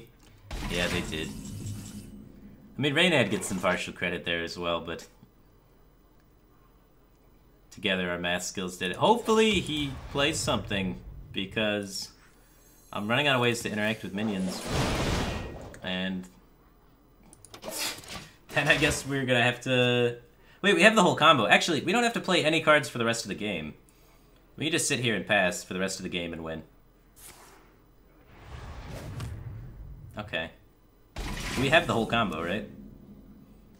So, I would rather not play anything than waste a combo piece. So I'm just gonna armor pass, and I know I'm fatiguing a card. Or milling a card, I just don't care.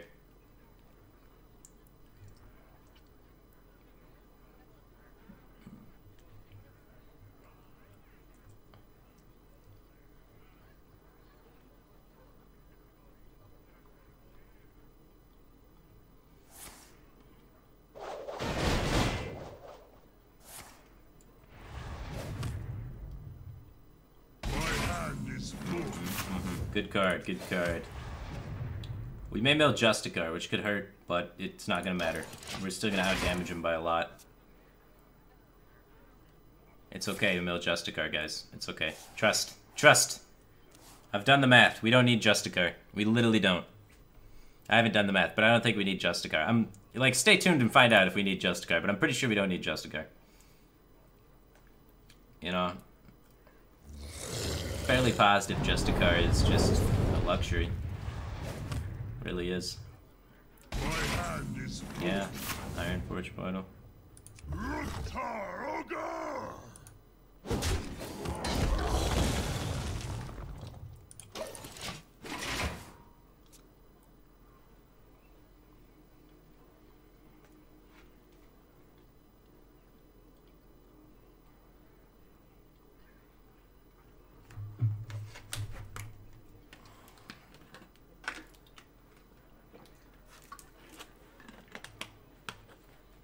What now?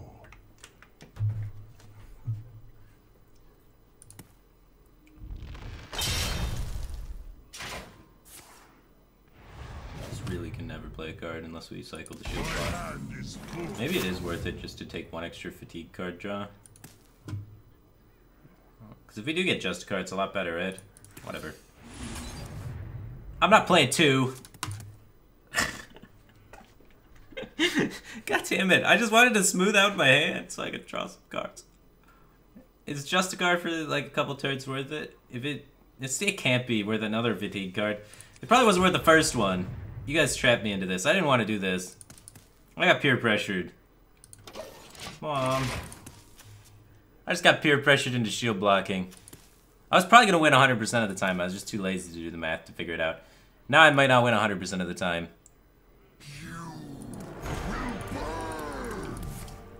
He is a Baron. He could actually single target. Or he could get we get actually draw a card now. We did it. I like holding on to the single target removal. We burned and execute, so maintaining ways to actually remove big threats, especially when you just randomly has a Baron Geddon, seems good to us.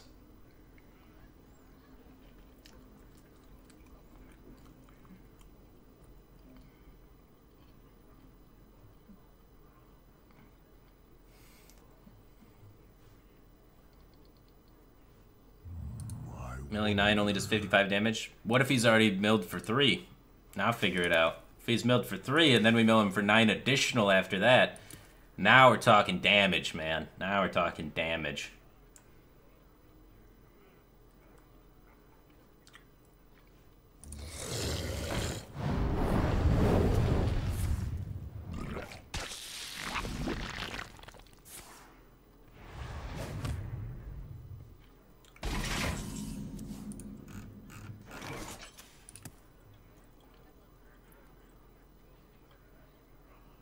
I think we brawl. Gotta get a card out of our hand. Get some sick brawl value here.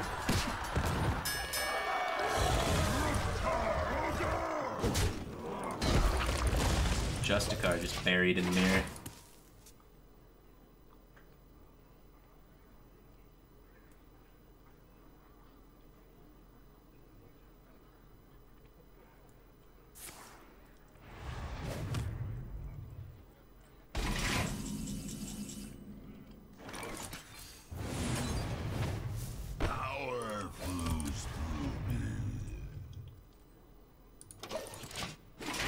Playing that shield block probably lost us the game. I don't think it's gonna matter, but it definitely wasn't good. Definitely wasn't good.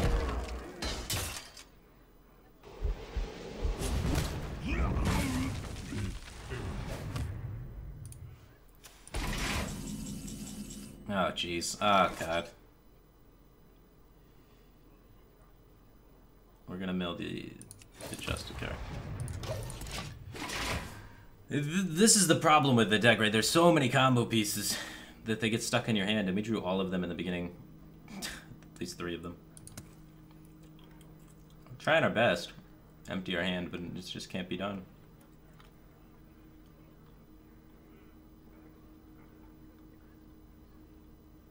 What now? He had Justicar on 6.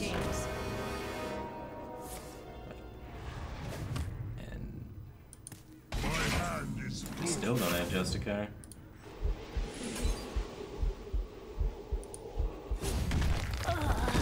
Ah, oh, fuck! I have the Acolyte! Ah, I'm so bad! I'm so bad! Why am I so bad? He misplayed so hard! He misplayed so hard! Oh my god. Oh, I'm so bad. Okay. Okay. Okay. This guy. I'm gonna play N'Zoth now. I can wait no longer.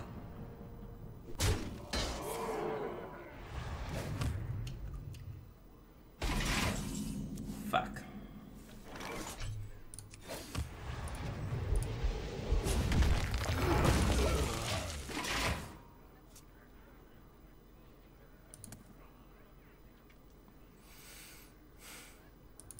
Alright, alright. I was going too fast, man. It's like nothing's been happening. You know, I got distracted.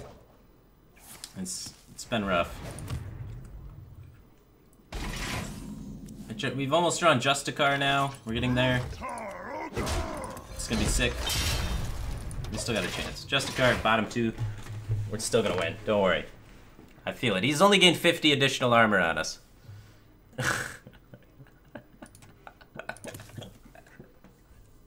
I cry every time. I cry every time. Oh, man. If you gave him Acolyte, it was 100% one game. It might still be. You know, I just have to do this appropriately. What fatigue does he need to be for us to deal about 125? He needs to be at 7. I don't know. I don't know, guys. Should probably start figuring this out. We got time right now. I should be learning how to do this.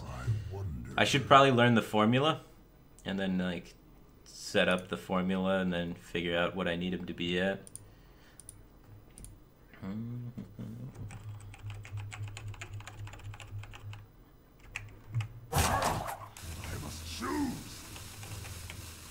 So we're gonna make him do 9 additional. Oh, he's killing himself. Interesting choice. I think he wins as long as he doesn't win. I think I win at the end of the game anyway, but I definitely don't think this is a smart play by him. Now I don't get a win with the combo. This just frustrates me.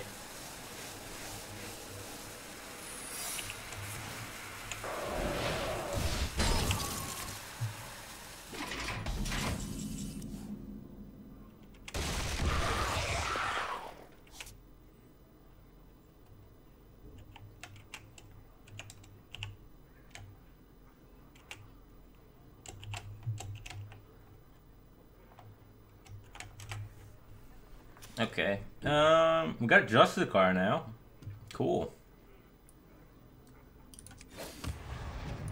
Welcome to the Grand Tournament, champion. Go team. Alright, how much is he fatiguing for at the moment? He's fatiguing for 2. So 2 plus 9 is 11.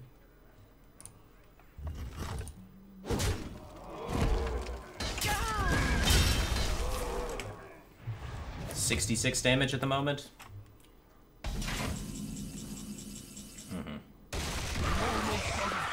It's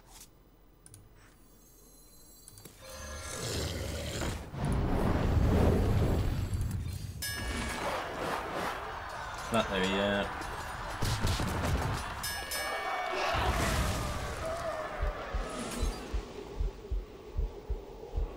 He's already played Grom. I don't think he's got any more big things coming out of this. And I'm going to start putting the face damage because we're close to killing him.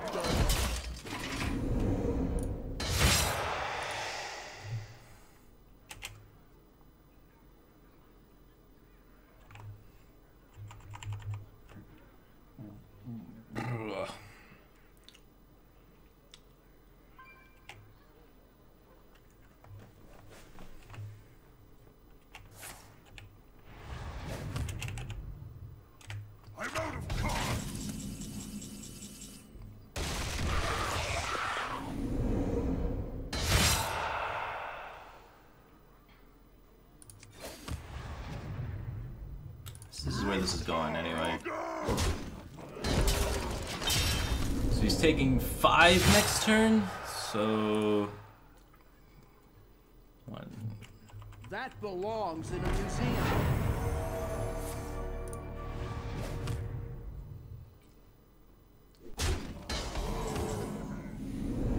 Not enough. I would have thought he had Harrison Jones in his deck.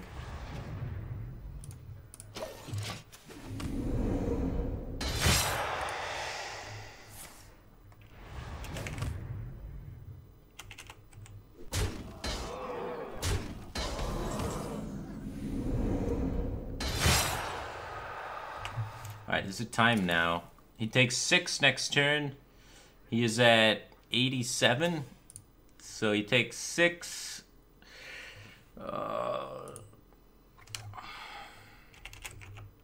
Much damage? I think he dies. I think it's 90 damage. I'm fairly confident this is 90 damage, right? Does anyone else ran the numbers? Twitch chat, do you guys... 90 damage, right? It's 90 damage. 90, right? Like... 100%? 90 for sure? 90? This only works on the simple-minded. Twitch chat told me this is lethal. Oh god, the button's still green. But yeah, that means he's gonna be taking the 9th card, right? So, we're just chilling here, the fish happens, and then we pass turns and he dies, hopefully. We'll see. I counted 90.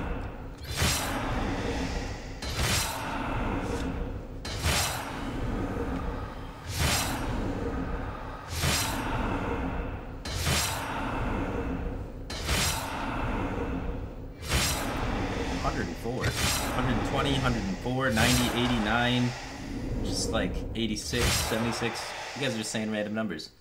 It's 90. Boom. Exactly 90. 90 for show.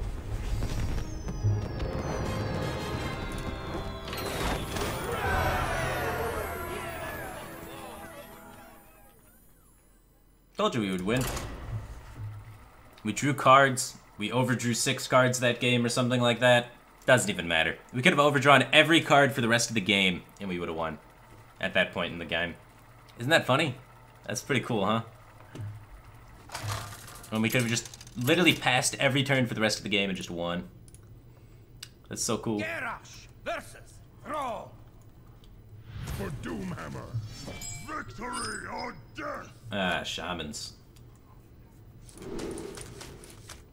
Like Slam and Ghoul aren't too bad against Shaman just to have. Clean up some things, combo AoEs, what have you.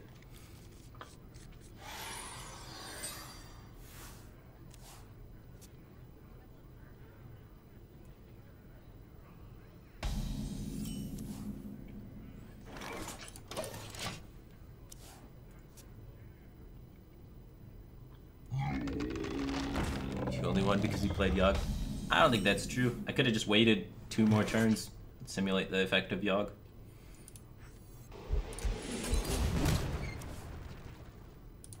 But I don't think the Yogg helped him, that's for sure. I don't think the Yogg helped him, but I don't think I won just because of the Yogg.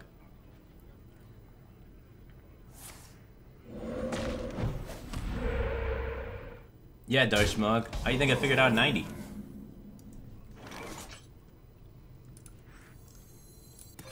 And set up the Acolyte Coin Revenge.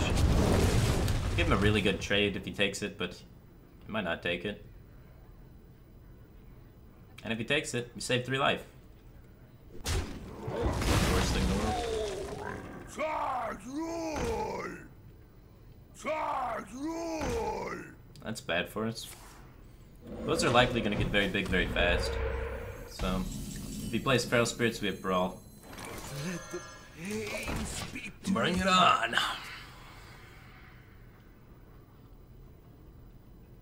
Yogg overdrews Golden Monkey. Yeah, but like, what is Golden Monkey gonna do for him?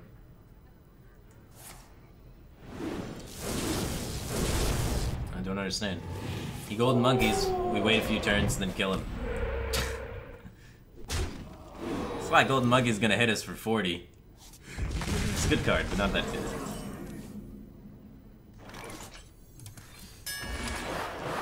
Goodbye, little tunnel shrouds. Hello, totem. Never totem.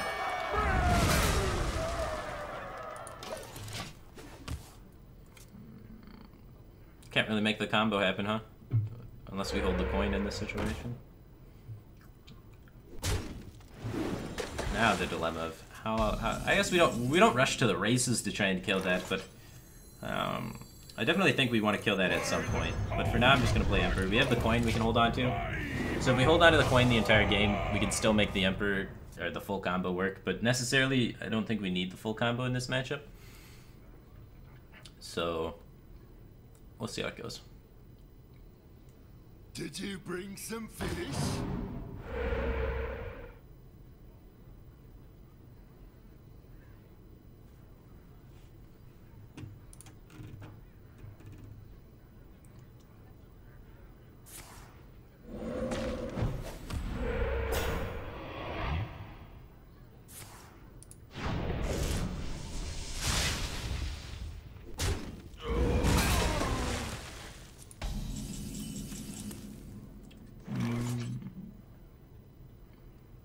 That taunt totem's annoying.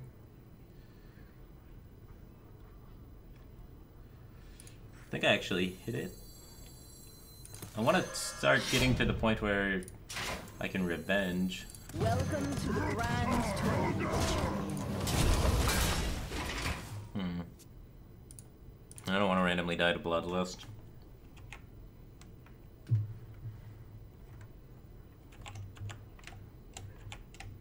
There is a lot at stake here.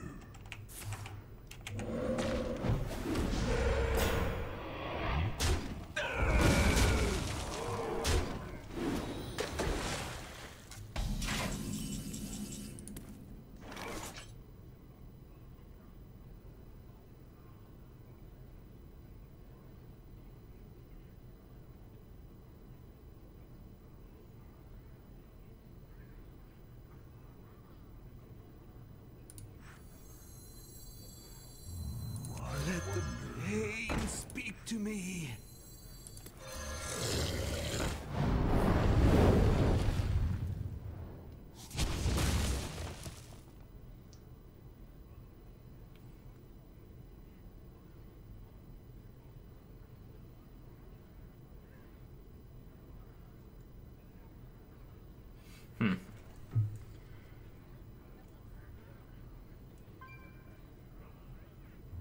I wonder.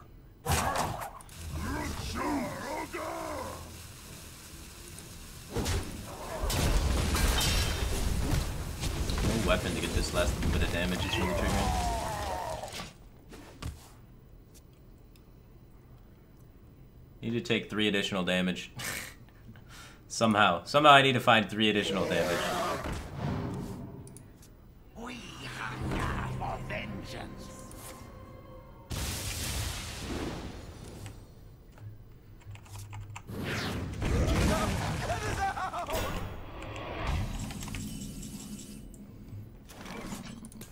Well, that'll take 3 additional damage.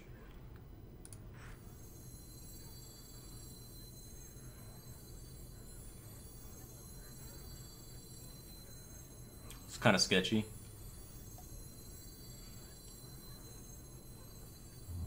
I wonder.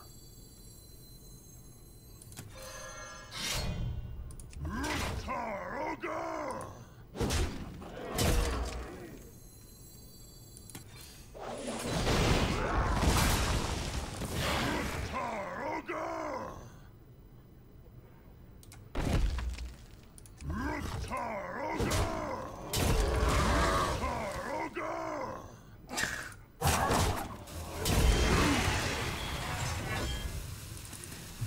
Oh, mine's really low. Can't really use the coin because the way we use the Emperor this turn, though.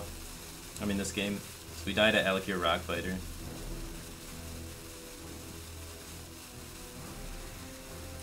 Hopefully he doesn't have Alakir Rockbiter. If he doesn't have Alakir Rockbiter, we could actually stabilize and stay alive. We're in a good spot if he doesn't have exactly the burst damage. Cool. We're in it.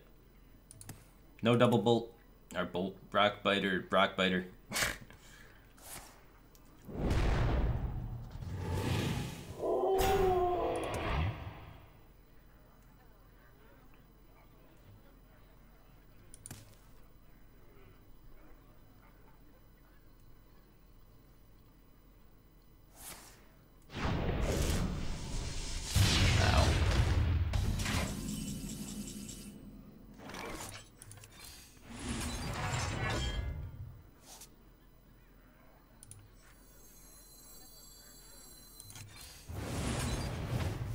Behold the rage of the Firebat!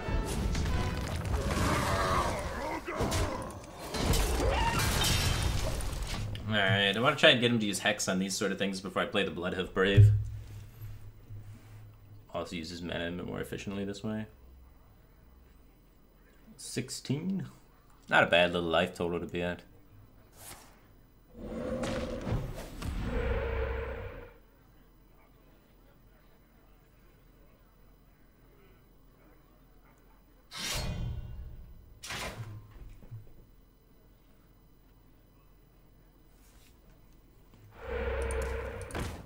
Oh, look at this full trade. Look at this guy trade. Oh, baby. Oh, yes. Stabilization. Feels good, man. Look at this. Oh. Oh, what you gonna do now? Now we just armor up for the rest of the game and win. We did it. There is a lot at stake here.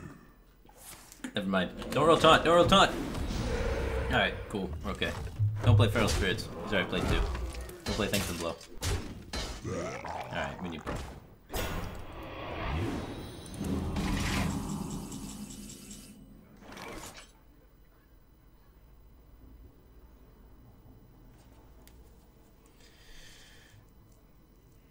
Alternative win condition?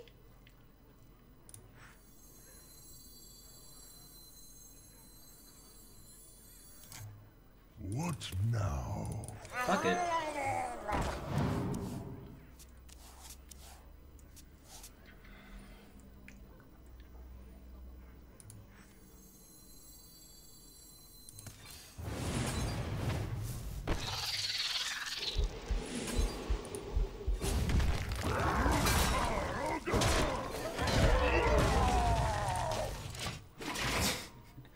He's out of Thunderblood Valiants, so hopefully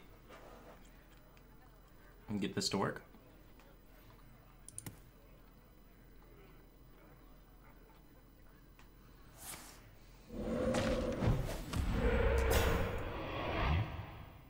We need to find that second revenge. Second revenge and we just clean up GG.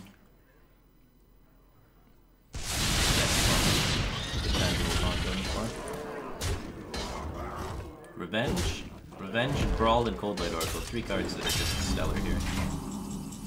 Shield block cycles towards those. Revenge. Oh, sweet Revenge. Yeah, this is why getting in Revenge is just so important. It's likely gonna get hexed, but I don't think we care.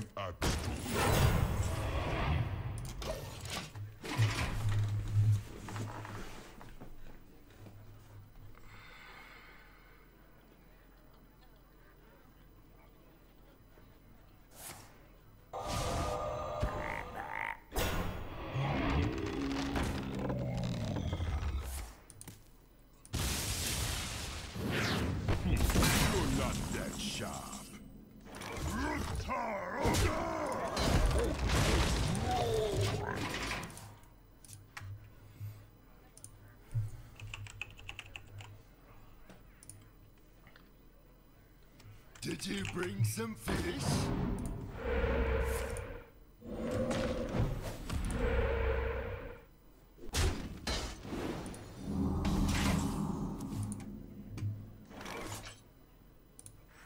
I have an action.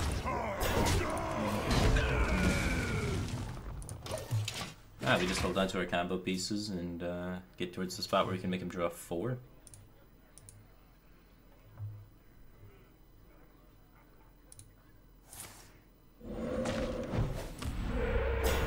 Tonight, a tale of true terror. You win this one. Or he just quits when he gets a mana attack.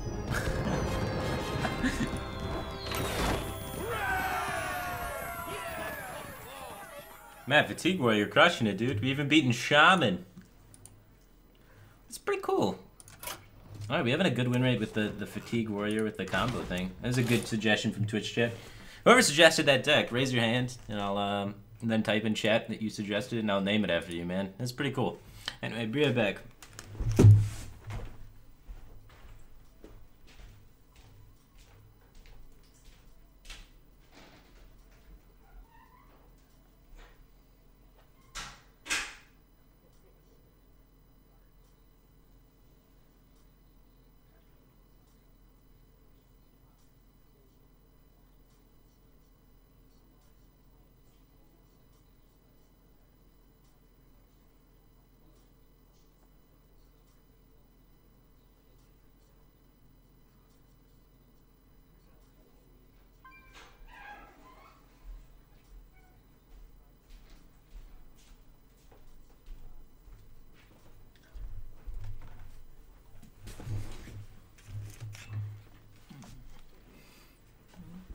Alright. It was me. Alright, it was Defined Bros. He said so. Defined Bros. Appreciate the deck, man. Sick deck. Pretty fun. This is Divine Bros. Fatigue Warrior. Really good. Really good.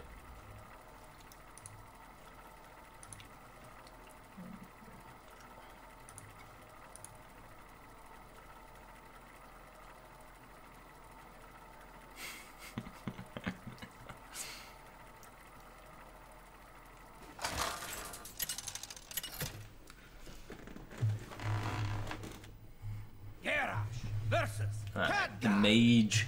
Temple Mage might be a little bit harder to fatigue. Temple Mage has a lot of damage. Like, holy smokes. Especially if they run torches and all that shenanigans.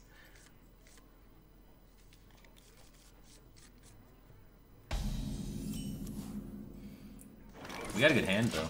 If he's Freeze Mage, he's gonna have a very hard time winning. You want to cast a spell? It's not Freeze Mage, that's fortunate for him. Greetings, fellow seeker of truth. Alright, we're just gonna equip this and chill. No reason to swing at that, it's a 1-1. And then next turn, play Ravaging Ghoul to clean it up.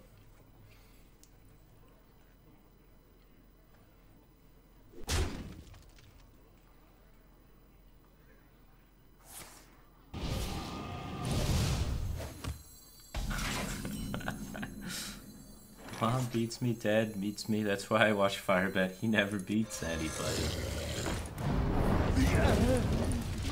I guess that's a good thing.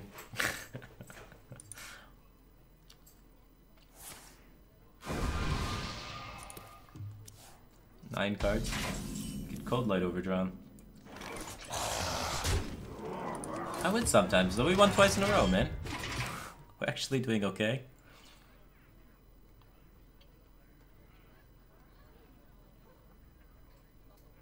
You want to cast a spell? I want to cast a spell. 10 cards in hand. He's got to play something. I guess he doesn't have to. He could overdraw.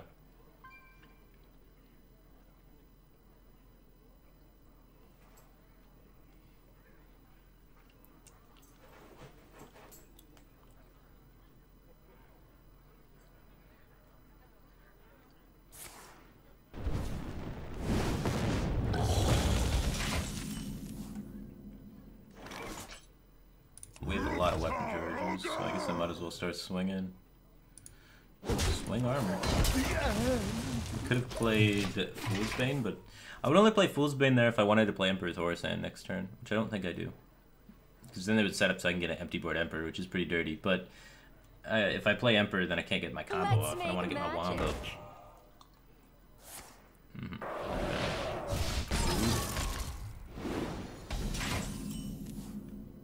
This is a fine time to just play Joseph Kosher. Grand Tournament Champion. So if I swing, I can then play this and get 4 additional swings. So I have 5 weapon swings next turn if I want to take it.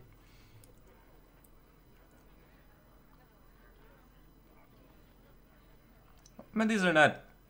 What is this meme? This is just not happy at all. I don't know, guys. It's pretty depressing. Come on, all of you guys are lying, though. You've all been happy at the beginning of Hearthstone, right? Back when things were fun. And that was only like a few years ago. So it's not too bad.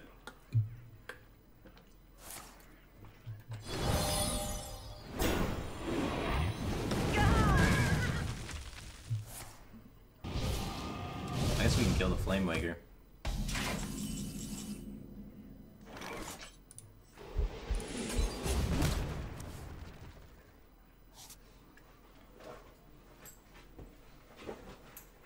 It's probably worth the execute. We don't have other triggers in our hand. Well played.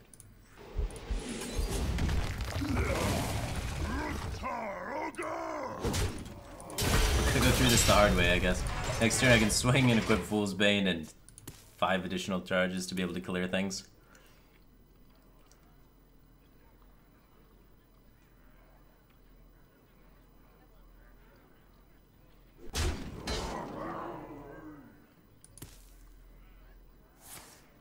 Ow.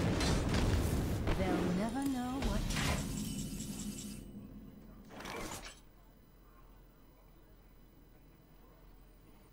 We could probably play this to try and absorb some damage. I think we should be alive, so there's no reason to try to overclear. And we have 2 combo pieces, so we okay enough to be able to play this. Let's try and squeeze armor every turn. Am I dead? Double fireball? Double fireball is the only thing that kills me. Alright, we're fine.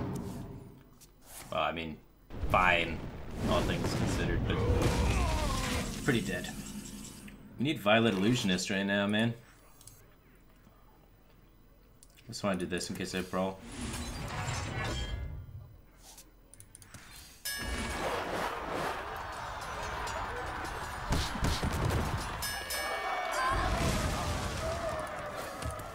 Just keep armoring.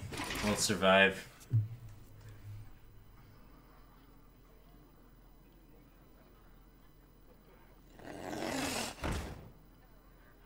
Don't frostbolt my face. Don't frostbolt my face. Oh my god. We need the other brawl. I had frostbolt my face. No, don't do that. Okay, it's only a fireball.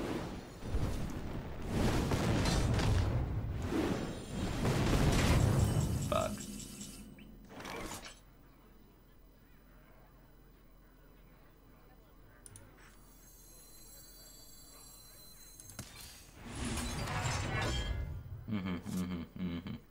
Splendid.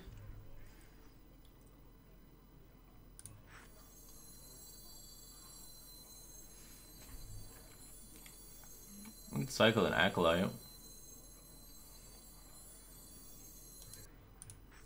Probably worth. I wonder. Let the pain speak to me.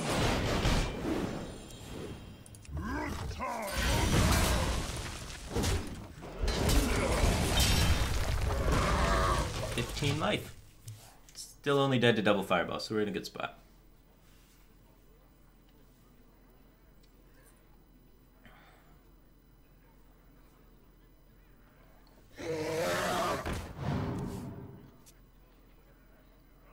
We hunger for vengeance. So much spell power. So much spell power. Well played. And a mana worm. And a babbling book card. I mean, he did kind of go all in into this, huh?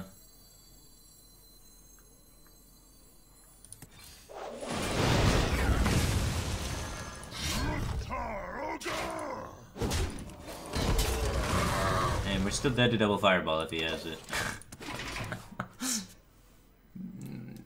Zegan Roaring Torch Fireball. He's played 1 fireball, but he's got the Roaring Torch in there.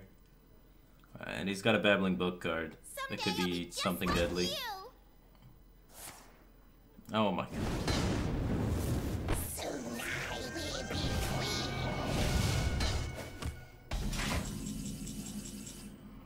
Okay, that's good. This only works on the simple-minded.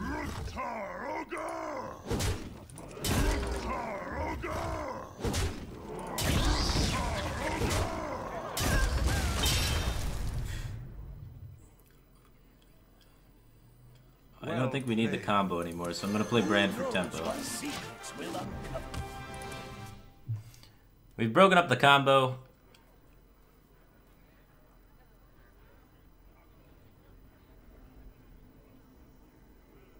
But I think it's okay. We can still fatigue him, right? We just tank up him.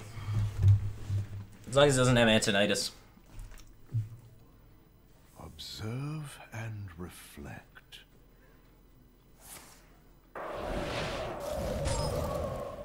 The Babbling Book card into the Roaring Torch.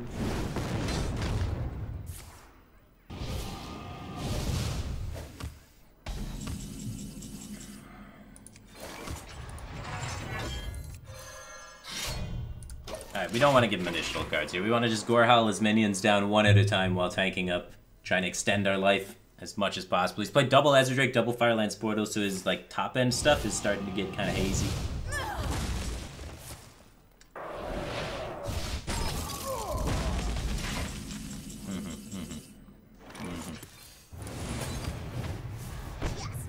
Sick of 2-4. Got him. I think we're probably gonna win though. Like 2-4 is maybe just good enough.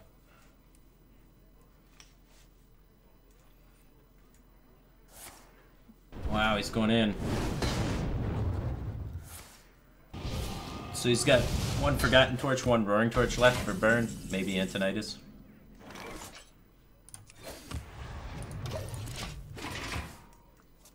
Oh, I forgot to attack for 2. I don't think it's gonna be relevant. Probably don't have to attack for the rest of the game. And someone will concede.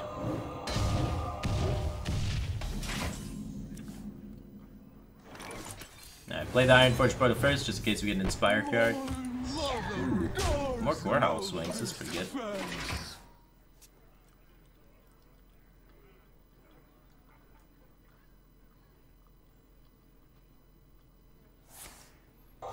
Wow, these sick arcane missiles, huh?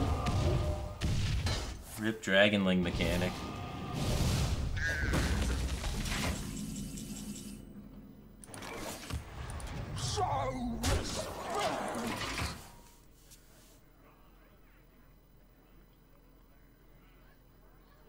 Well played. Alright, let's see if Yogg beats us. That's actually a good spell for the situation. As weird as that is, normally it's terrible. 2 face damage, 4 face damage.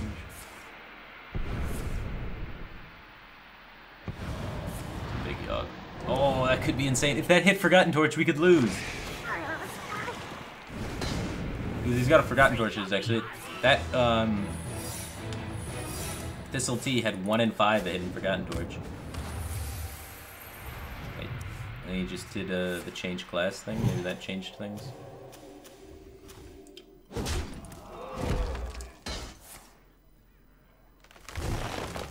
All the Forgotten Torches then with the Renounced Darkness changed? No, Renounced Darkness with Yogg only changes your hero power, so it doesn't affect it.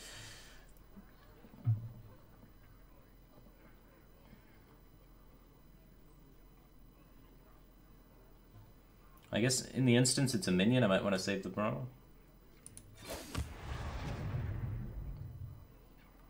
This should probably happen at some point this turn.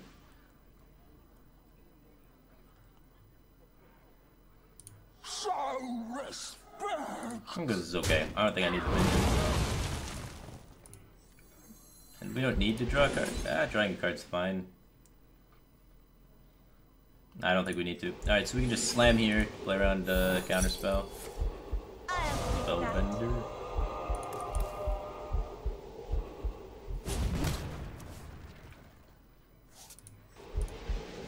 I think it's okay to leave these minions in the field. I don't think we need to waste our Gorehowl swing on them. Nah, Repentance, never lucky. Especially knowing that it's Repentance. They just help our Brawl be able to get through things. But yeah, hopefully he didn't get a Forgotten Torch doubled up, man. If he's got 3 Forgotten Torches in his hand, that's a lot of damage. Just like you. If it was, he would be playing him now. Alright, it was Arcane Blast. Whew. Right? No, it's these 3. These 3. Because it didn't say generated by. But he didn't play it. If it was Forgotten Torch, you'd think he would have played it, right?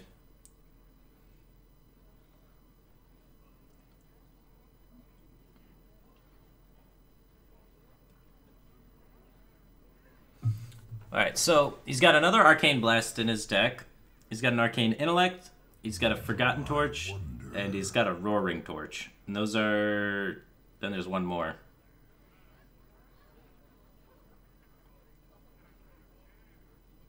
Maybe Tony. But either way, the Brawl is not getting any better than this, I don't think. So we're going to try and kill a 3-2 with Brawl.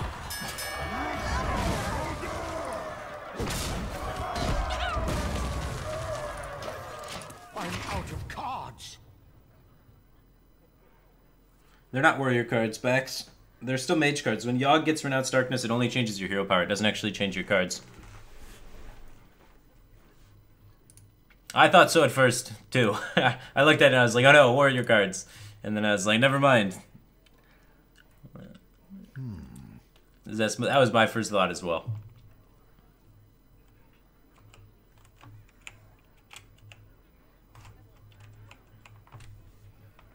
Alright, so we can make draw 4. Well done. You win. There we Conceded. Somebody concede before the fun part.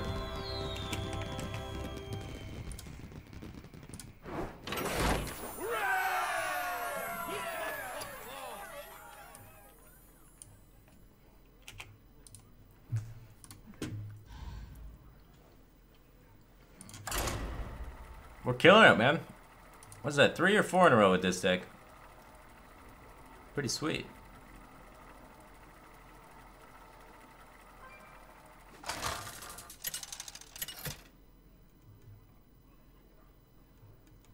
Garrosh versus Garrosh. Victory or death! Bring it on! We should win.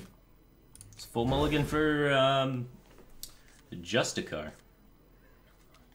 Definitely not Acolyte Bane.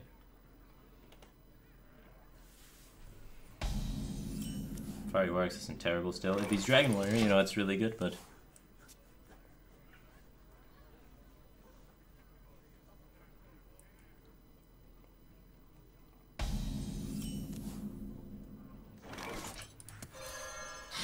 Alright, we got 2 cards in our hand we can't play ever, which is not good. Those start, like, accumulating.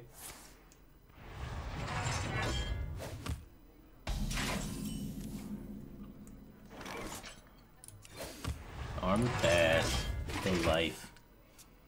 Resident Sleeper into victory, though. Like, you know, this is gonna take 40 minutes, but we win 100% of the time. Unless he's playing the same deck. If it's the mirror match, we don't win 100% of the time. We win less than 100% of the time in the mirror. But as long as it's not the mirror match, we have a really good win rate here.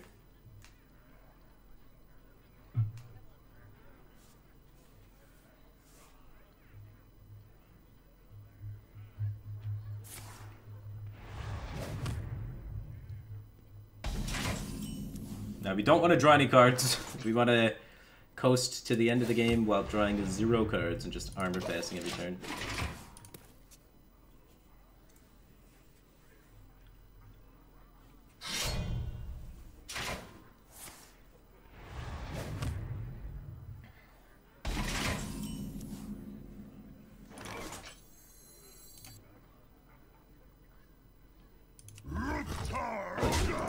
I don't think I need to play anything yet. I don't want to give him an easy way to empty a card out of his hand.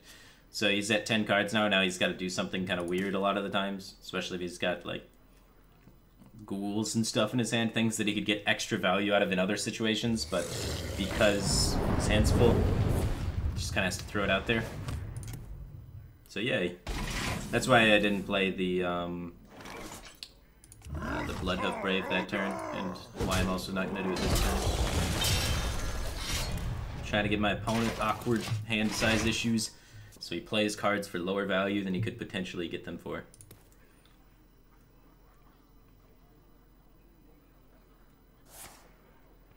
Ooh, he's drawing. That is a mistake in the mirror. He just pyroblasted himself in the face, essentially, as we get closer to fatigue, so... Sick pyroblast, bro. This is pretty good for me. Now I have the ability to empty an Acolyte of Pain without drawing off of it, so I lower the amount of dead cards in my hand by 1, which is insane because I'm getting to the point where I have tons of dead cards in my hand, as you can see with the combo pieces accumulating here. We got the Violet Illusionist, the Shield Block that we can't play, the Cold Light Oracle that we can't play. Now we just have an extra slot in our hand to armor pass with, which is nuts. And there we go, a 0 value at Ravage and Ghoul coming out again. Just beautiful for us. And the Emperor we can play because we have Violet Illusionist plus Cold Light Oracle. Our full combo is 12 mana, which means minusing 2 mana off of it makes it able to be played at 10 mana. Which is perfect. That's how much mana we're going to have next turn. So we're going to be able to play it a little bit later on.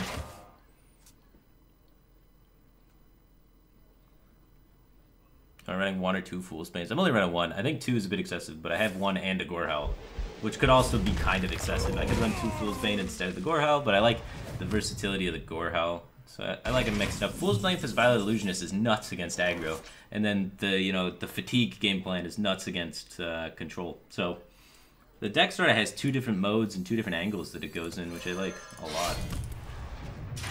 So we can crush control with the the fatigue plan, and then we can crush aggro by being a defensive control warrior with Violet Illusionist Fool's Bane to help just for some sick board clears, you know?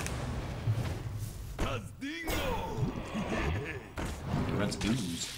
Okay. That's pretty crazy. Decent brawl value.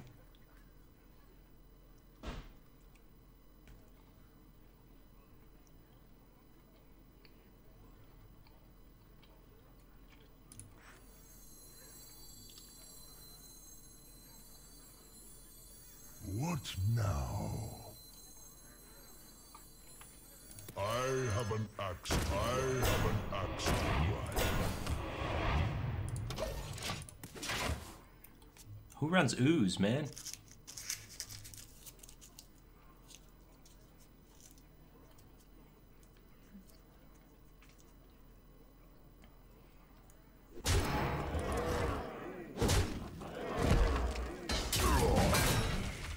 Bloodhacker. Is this some sort of Reno Yogg warrior? What's going on?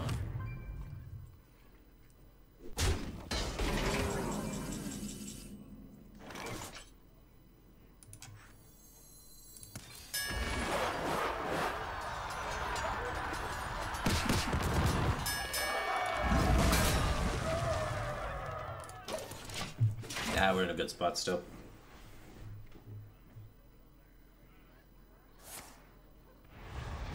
No single target removal is kind of scary.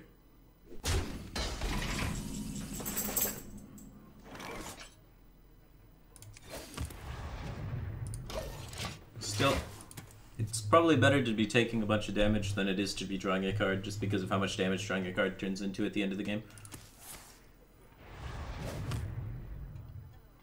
I can wait no longer.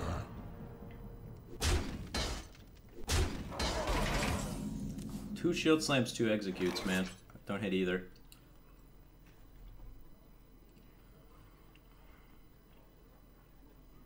Could just play Cold Light Oracle, honestly. Lowers burst, but gets us closer to answers without drawing cards. I wonder.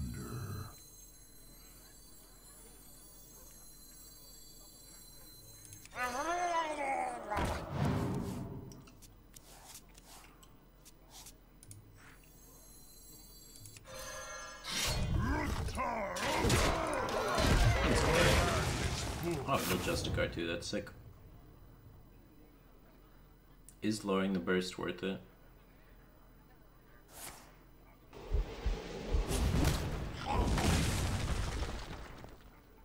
Hopefully it doesn't hit us for 10. Double shield slam, double execute, bottom 11. This only works on the simple mind. Oh god, it's the mirror. It's the mirror. No, lowering burst in the mirror is real bad. Maybe it's not them? It seems like the mirror. I just don't want to draw cards, guys. I just don't want to draw cards.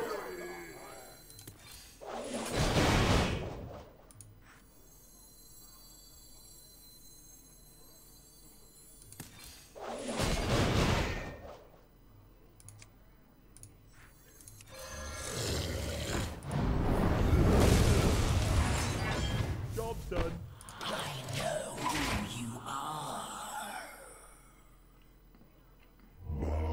Nice playing Yogg. Maybe it's not the mirror, maybe it's just running Violet Illusionist.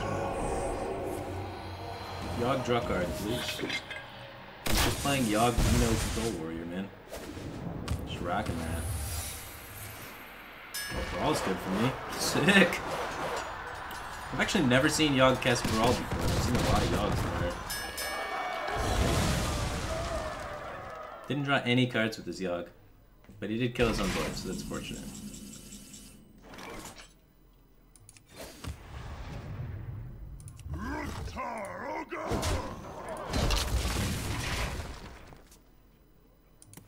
He's got the priest hero power. Oh.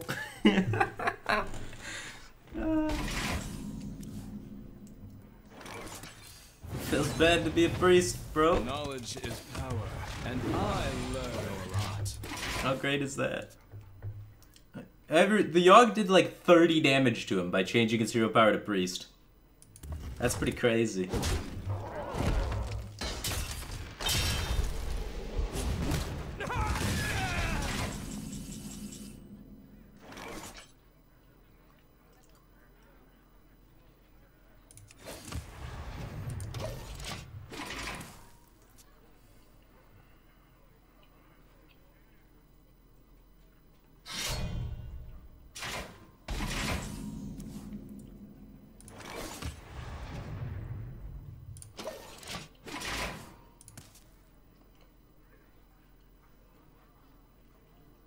Do you have the artifact? Okay.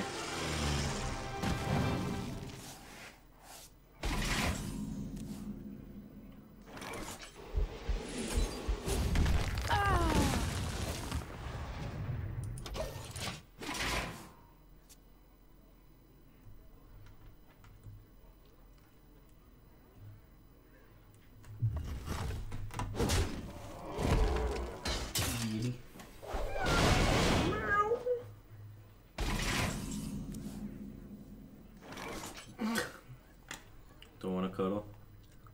Let's see how it is, kitty. Okay, I can't see the screen, bro. I can't just sit on the in front of the monitor.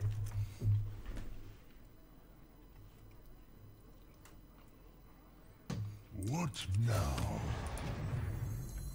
Alright. Cool pass. Sick turn. Sick turn.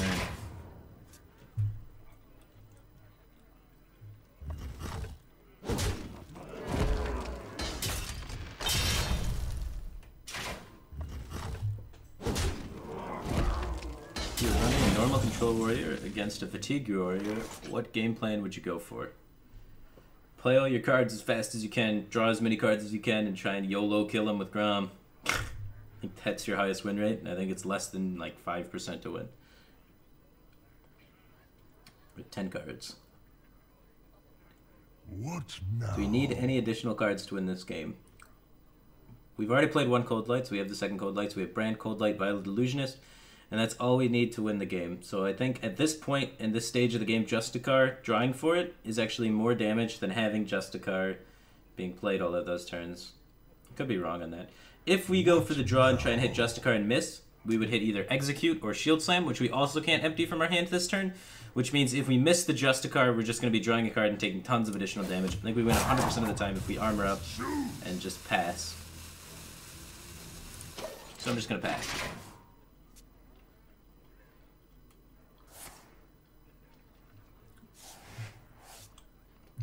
No, it's not. Monkey can beat it. Yeah, that's what I'm saying, man. YOLO all your draw. Try and hit Monkey and Grom and all that stuff and kill him. Hand is full.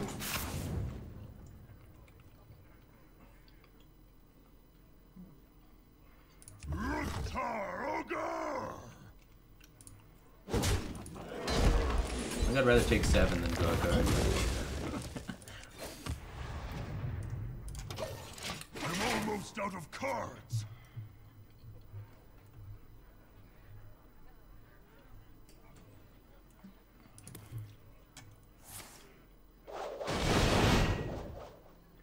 I'm almost out of cards. Last card again. Twice in a row, Justicar last card. We can make him draw 4, it's not nearly enough damage. I'm out of cards. You gonna lose this game? Nah, I'm gonna win. I believe.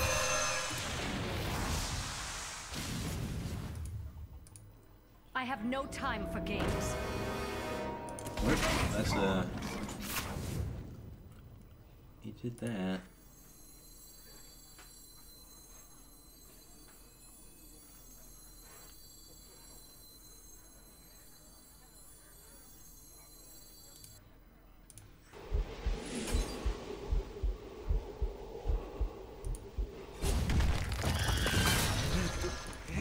Speak to me.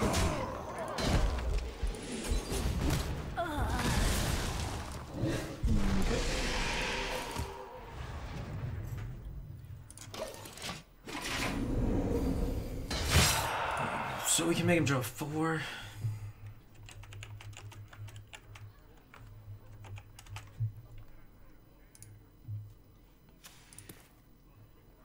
King Crush is pretty big. Maybe we do lose. Who knows? Maybe we rush down by the Crush. So let's see. If we go 3... Well, we're doing this regardless.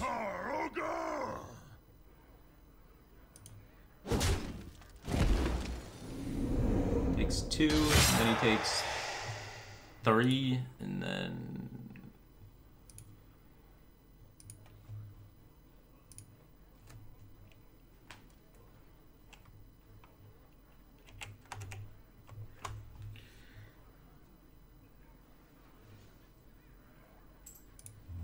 I wonder.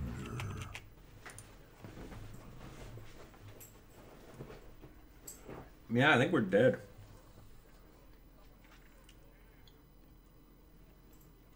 I don't think we can beat Crush. We're gonna need like a good brawl. If the Acolyte wins the brawl, maybe. So he plays a minion, and then we brawl. Acolyte wins brawl. I think we can win that way, right?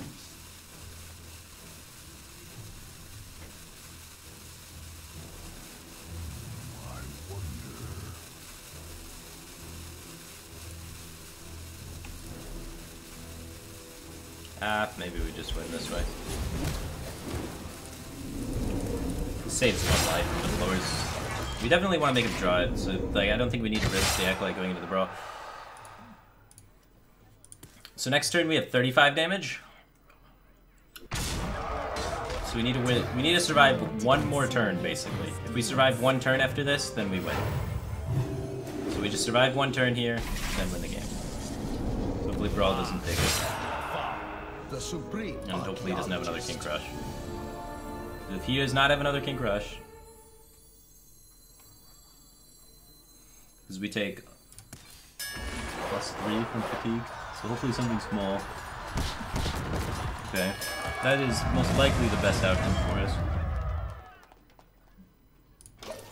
And then we're 3 damage off.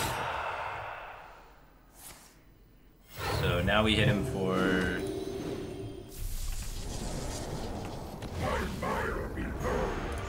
Oh, did he get us? He got us. Exact lethal. Geralt, you are not fit. Man! Come on. Was shield block light? If we shield block, we gain 5 and take 3, then take 4. So if we shield blocked, we won the game. Why didn't I think of that?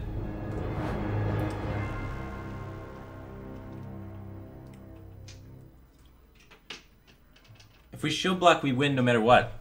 Because there's no 1 legendary that beats us if we shield block.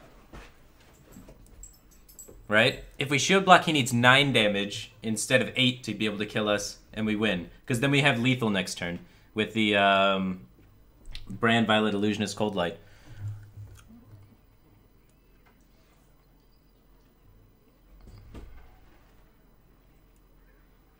So, all we had to do is shield block and we win. Unlucky, but you got the RNG off the thing. We could have played around it though. We could have played around it. That's what I'm saying. If we shield block there, we win, man. We could have played around it. You could shield block to get Justicar. I couldn't shield block to get Justicar 100% of the time. Actually, I could at the end. Yeah. I just didn't think. Well, then I'd be another card deeper. I figured that the fatigue would stack up fast enough.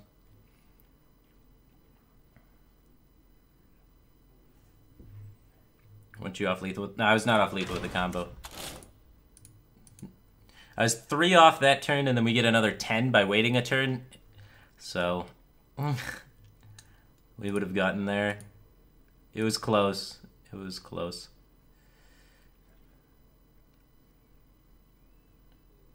Ish. We were hitting him for like 40.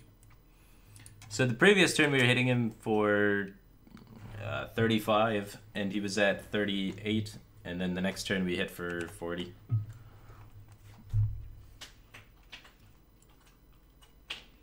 And he was at 33, so we had 7 overkill.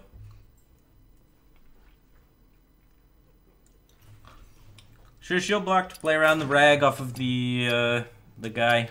Unlucky. Never smart.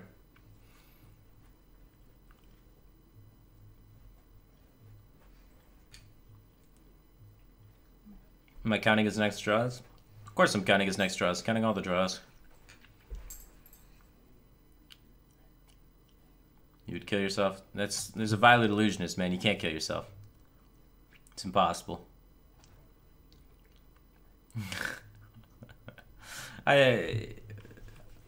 Slight misplays lost us the game. Bad draws lost us the game. Yeah, a combination of all of that stuff. Alright, guys. That's going to be the end of my stream today, though. I'm starting to fizzle out, man. Getting tired producing low-quality content when I get tired. And I don't want to produce low-quality content. So I'll be back some other time, you know, when I got more energy and what have you. Appreciate everybody tuning in, hanging out. Shout out to Divine Bros for the deck list. You know, he's a great deck builder. You should follow him on Twitter, Twitch. Check out his stream. He's been just killing it lately with all these innovative decks. And this Fatigue Warrior, of course, just one of the many decks Divine Bros really has to offer. Expect to see him at the World Championship and what have you. Been really just having a real breakout year for that guy. Alright, so I'm going to host Ant. Ant is a friend of mine from 2014 at BlizzCon. I hung out with this guy. He's been playing Hearthstone ever since, trying to look for his big break. He's currently going for #1 legend, so, you know, if you're interested in high-level gameplay, #1 legend sort of stuff, he's still trying to break out, still trying to get his big tournament win, so hopefully he's able to get that pretty soon. Show him some love, show him some support. Anyway, that's it from me, guys. Take care. This guy needs your energy more than I do.